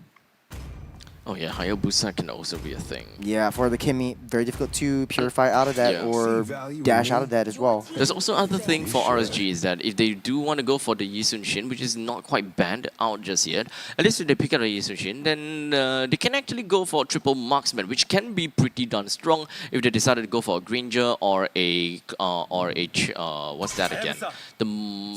Your team is picking. Okay, The so- Bruno, yeah, the Bruno. Yeah. I don't think the Bruno works as well. Single target to an AoE crowd control kind of ability. I think Melissa might be able to work out well here. The Joy gets snap picked up by RSG. So it means KSG needs to be able to think about how to deal with the Joy. Oh man. And the answer is the Yi Sun-shin. I really like that. A lot more damage. You have a lot more crowd controls already. And they're feeling happy about that. That is the final hurrah, and they are ready to go. RSG, the last pick, will be the carry in the gold lane. Oh yikes. Okay, so at least carry can make full use of the Kalia's hooks in, and but that gotta have to wait for the later stages. Joy also do have pretty good burst in the early stages, but this is provided that the opponents don't have a lot of crowd control, which they kind of do. In fact, this is a chock full of crowd control kind of team from the side of Kings. So I can just imagine that both the Uranus as well as the Joy will have a lot of problems just because of the fact that they can't just stay in the heart of the battle for extended period of time, and that is the caveat of them being able to deal proper damage. Yep, we're going into the game, we're loading in, but to be honest though, I think Kings SG's draft is so much more easy to execute. A lot of crowd controls, a lot of layering in.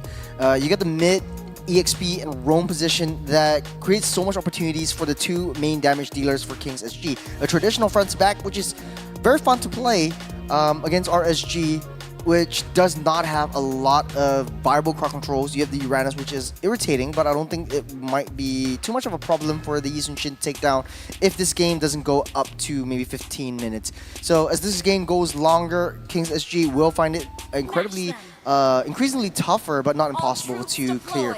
This is going to be match point for Kings SG. One more game and they're up ahead and facing off Stallions in the upper bracket finals for the Challenger bracket stage. Well, we shall see how this game is going to turn out in the end of the day. This is potentially the last game for RSG, or rather potentially the last game of the series for RSG. As Churus has mentioned, they will be relegated to the lower brackets at the moment that they have lost this. Is it gonna go for a 3-game series? At this point in time, I just don't see how RSG have got a proper win condition in their lineup. PTBL as well as Taurus, they are just going to be having a lot of problems in team fights itself, which just kind of knocks off any form of possibility for healing and damage. Well, speaking of healed, you got IT right on the board, scan the QR code, and type in the redeem code. That's a taunt over onto the turret. That's a pullback again onto Hoki, not enough mana to chase him down. Hoki gets out safe. And that is the power of Kings SG. You're able to taunt and pull the members back into fray. So good call by Iron Ryan. You have the early rotations coming in from the mid lane as well. Very fast clear, very fast movement, and hopefully we'll see a skirmish on the side lanes as fast as we can right now. Taurus is actually holding himself really well against Bomboy Reborn, so it takes a little bit more time to come online. As you can see, the Bomboy Reborn does have a tough time up to the top lane going up against the Uranus, and that is for sure, right? You don't really have a lot of opportunities to do too much to a forever regenerating tanky beast. Well, in the meantime, you yourself don't really have much damage to work with. He does have a Fury Hammer for himself, so that is somewhere. But aside from that, everyone else doesn't really have any items that deviates from what we would otherwise know of. It's a level 4 onto Bomboy Reborn, which is interesting because he was suffering a little bit on the EXP side, but he's got the level 4. He's in position. He's looking for a final slash opportunity. PTBL from the back, able to steal that turtle. It doesn't seem like PTBL will be able to... Oh, never mind. He did manage to get himself right out of that fight. And then, of course, that is a no-casualty game from the side of RSG. Oh, good little side swipe from the EXP laners. Just a little bit of 1v1 kerfuffle right there. Don't think that is realistically going to go anywhere. Taurus just being an annoying pain in the rear for the side of Bunboy Reborn. Just constantly just baiting out the skills on it. Bottom side, Bong able to get himself out, use the Zaman Force for good measure, almost taking out Ash in the process. And Bong actually winning out this lane against this carry though. So if he can, is able to maintain the momentum right here, Ash one more hit, able to run out. We've only 3 minutes into this game right now. Oh wait, hold on a that's second. a Tsunami Slam into the AOG to disrupt all of that first blood over to Ash. It doesn't seem like things are gonna work too well for the side of Kings SG, as now Iron Ryan is just being chased up upon. But at least the Lantern Flare more than enough, just gonna push the rest of RSG away. A very good start for RSG. At least they have 2 kills up on the board, 1,000 gold lead, a turtle to their name. We might be able to see a 3-game series, Abstract. I don't know about that. I mean, technically speaking, for the side of Kings SG, they do have got a lineup that can allow them to kind of pop off in the mid to the late stages of the game. But for RSG, they are a team that will come in to fight together later on. And they will suffer because of the massive amount of control that Kings SG will have. In the end of the day, it's just about 5v5. Laning is super important so that they will be able to funnel some of these goals to someone. And right now, I would say that the Joy is exceptionally happy alongside of the carry. They just need to keep this up a little bit more and ensure that Kings SG do not get the farm on their subsequent core heroes. Look at the pathing of Gatakacha. Iron Ryan stopping Ash and delaying his approach towards that bottom side. He's just wasting time down in the mid. He should have went down to the bottom. And just funneling a lot of gold and advantage over to Bong. There's a final slash onto Murphy, but it won't amount up to anything. It's just touch and go. The turtle now currently in the hands of PTBL, while Taurus seeks more information out of Kings SG. The Tsunami Slam that's already been used on the PTBL forced him to go for the ultimate. And the turtle will be taken down by PTBL, no problems whatsoever. It's a pretty slow start for the Kings, but RSG Singapore showing signs of life. At least they're woken up. At least they have a little bit more warm-up that they had in the first game. It's not too much of a dominant performance from King, just as of now. But you know, at any one point in time, like you said, I echo your sentiment. Once you get a nice little, not a little, but a sizable crowd control set up for the side of Kings SG, everything might change. PTBL a little bit more comfortable with the Joy coming into fray rather than the Lucas right here. A little bit more of a traditional role for both teams. So a really slow, very passive, and game for both sides so far. As of now, all of the turrets from the side of Kings SG is currently still standing up tall, but they definitely want to get a little bit more as Attraction Pulse and Tsunami Slam gonna land on top of Bunboy Reborn, removing him out of the equation just so that they have access to the T1 turret up top. But it doesn't seem like it's gonna stop there just yet, because Kings SG, they're trying to go and mount for a little bit of comeback, almost dealing and almost killing out PTBL. The Secret Vision just clips on the PTBL, but not quite enough to do anything, while Hoki joins in with a Tidal Strike just so that he will be able to stop one of the oncoming visitor, only to sacrifice himself and at least help Joy get away safely. I think Bong wouldn't be able to catch PTBL at all. Anyways, his cooldown was already on point right there to dash out of the way. Slowly farming up, and Bong just slowly rotating towards that top side. He knows that he has control of the gold lane. And I think for RG Singapore, the only issue that I foresee in the late game, it will be the gold lane disadvantage that Bong will bring on top of RSG Singapore. They have a lot more reliable damage, especially from the Yisun Chin and the Harith, instead of just Joy coming into the fray. Ash needs a little bit more time with the Trinity, getting pulled back. That's Taurus getting pummeled and hammered down just right before the turtle spawns up. At this point in time, is the turtle pit is just bleeding blue. RSGSG now loses a little bit of that early game edge that seemed as though is working towards their favor. While Yahiko picks up the turtle, and now they will be happy to move on forward with only about 500, no, make that 1,000 gold lead from RSG. The scales are tipping at this point. I think Kings SG has found their groove, found their momentum coming through. Iron Ryan just being very aggressive in the jungle, pushing everyone back out of the way. They still have to watch out for PTBL though. This Joy is going to be a menace. They have the T2 down up at the top side, already taken down by RSG Singapore. So Kings SG has to watch their 12. We're going to start things off in the mid side jungle. Just going to be having most of the members from Sutter Kings SG just trying to get himself a good amount of shots. But unfortunately, Iron Ryan is the one that will lose his life in that entire initiation. Well, Kings SG, the fact that they currently have got one member down is going to be tough for them to continue up to the push against RSG Singapore. A little bit of a slower start, but the target reprioritization onto Taurus just draws the attention and damage away from the main target, which is PTBL jumping into the fray, and even Murphy almost taken out in the process. The AOG from Iron Ryan to zone the rest of the members out and just sacrifice himself for the betterment of the Kings will help a little bit as Bong taking down the mid lane turret. PTBL taking a lot of damage from them. Yahiko takes that down as well. Attraction Pulse will not land as the CC immunity and Purify actually pops out from Ryzen. Taurus is next to fall. He's right on the target, chopping block. He's got the butterflies in his stomach but won't be able to get pulled back. This game is a lot more closer than I have originally expected. I thought that Kings SG, whenever they kind of crowd together as one, they should be able to find themselves in a way better spot dealing with RSG because of the choke-full of crowd control that they have. It's one of the main problems for Uranus as well as Joy. As long as you're able to just keep on pumping these crowd control onto these two, you number one, eliminate one of the frontliners from RSG. You also eliminate one of the main damage dealers from RSG. And then you just leave with two of their marksmen. What are they supposed to do? What are these marksmen supposed to do with just a single enabler and a tank for the team?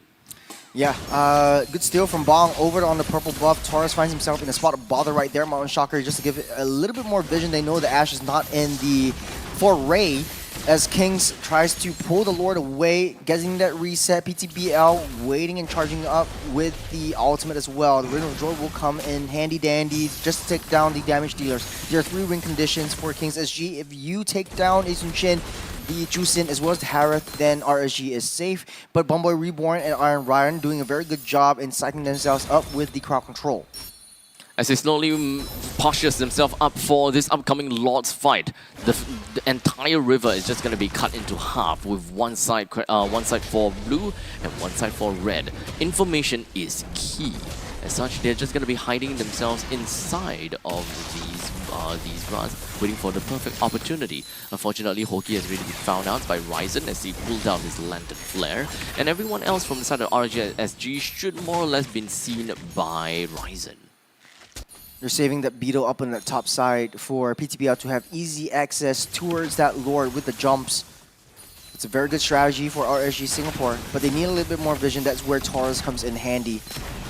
They also have to deal with the side lanes. It's all equal and neutral right now. Is Ryzen keeping Taurus busy, healing everything back up. Doesn't really matter at this point. Is Hoagie going into the tri-bush? Is Bumboy Reborn starting things off with the final slash into the Tsunami Slam, into the AOG. They're just jumping on trampolines. It's up and down as Hoagie flickers out and gets safe. It doesn't seem like PTBL will be able to get himself away from all of that. Indeed, he will not. As such, the Retribution battle coming in from RSG is just going to go all the way down. With no Retribution from the team, no junglers. They gotta have to concede this Lord over to Kings SG, but it seems like the fight is still going to continue onwards as RSG, they're still posturing up. They're not gonna give Kings SG a free Lord without taking a number or 2 of their bodies. Kings SG is still giving a lot of respect over to Ashe. She's 2-0-0 on this carry, and he might be able to do significant damage if he so wishes to. The golden timing's over. PTBL is back up online. You got a Mountain Shocker just to start things off on the backside. The Traction Pulse pull everything back together. Yahiko seals the deal with the Lord and taking everyone down. There's 2 members down. It's only the tanks. The damage dealers for Kings SG is still up and online. Might have been wasted down on this the Lord though, as Bong tries to run away. There's 2 members coagulating onto him. Ryzen desperately tries to save this Harith and able to outplay and take Hoki down. Not enough damage from Murphy. Indeed. With now the Lord that's going to be fighting in favor for Kings SG. The Lord now will be marching in from the middle lane and will execute RSG. With a 2,300 gold lead for Kings SG, I think that they should be able to mix it up to get themselves about 3,500 coming into the next fight. But RSG, like I mentioned before, they might actually have a lot of problems in entire team fights because of number one, crowd control. Number two, they have lack of wave clear. So the moment that the Lord comes in, yep, they can deal with the Lord because of a carry. But the mega creeps is something that I really want to address.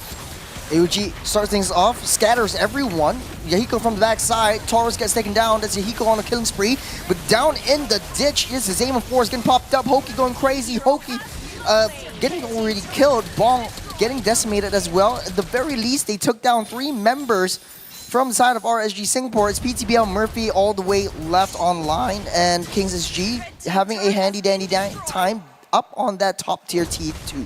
Yep, and in fact, trying to go for the next one. A good final slash coming in. They will be able to pull Murphy into an unprecedented spot. And that is Kings SG that's done with their their top lane push and even 1 kill for Constellation. Good call by Bumboy Reborn, finding that slash and taking 1 down at a time. I think Kings SG, like you said, they fight better as 5. RSG Singapore now a little bit behind, but it doesn't really matter as much. If Hoki's able to find a good Tsunami Slam onto Bong, I think things might turn out well for them. Taurus doesn't really do too much as of now. He's just annoying to deal with. Being in the ditch and being in front, it doesn't do a lot of damage to the rest of the teams as of now. I mean, RSG, they're not exactly too out of the game just yet though, because Murphy as well as Ash, they still have got pretty decent amount of gold to their name, right? Ash have got 9,000 gold the last I've seen. Murphy has got good amount of items as well. I think that's probably 3 items. One of them, I think he has the glowing wand as well as the blood wings. I cannot remember the last one. Perhaps it could have been the genius staff. Maybe a divine glaive. Maybe a divine glaive Maybe as well. the divine glaive, yeah. Just for Murphy, still having a decent game, 3-1-1. If Murphy's able to get a nice traction pulse onto 5 members, since Kings SG likes to coagulate together, the only loose member would be Yahiko. You have to watch your 6 on his front. War's going to be spawned up in 5 seconds. RSG Singapore might be able to contest for this. Hoki, all onus is on him. He has to find the right target. It's not going to be easy to do so. With the Lord now currently in the enmity of Kings SG, RSG Singapore is just looking for more information as to how they will want to slowly move on for this, because they can't give the free Lord away to Kings SG. So just open up the brushes a little bit. At least it does have the Mountain Shocker to look at the entire map. So that is why it's great to actually have the Yusun Shin. You're blitzing this down, RSG letting it go. They have to deal with the fat wave coming up from that top side. And it's now just going to be having a little bit more push down, and it doesn't seem like RSG is going to have an easy time. Bobby's doing well. The blue Bobby's targeting onto the throne. Won't deal too much as RSG needs to handle the turret minions coming in to fray. There's still going to be Lord that will be marching in from the top lane. And as I mentioned, RSG, they have a lot of problems trying to wave clear, so we'll see how that's going to go. You have to deal with Bong too.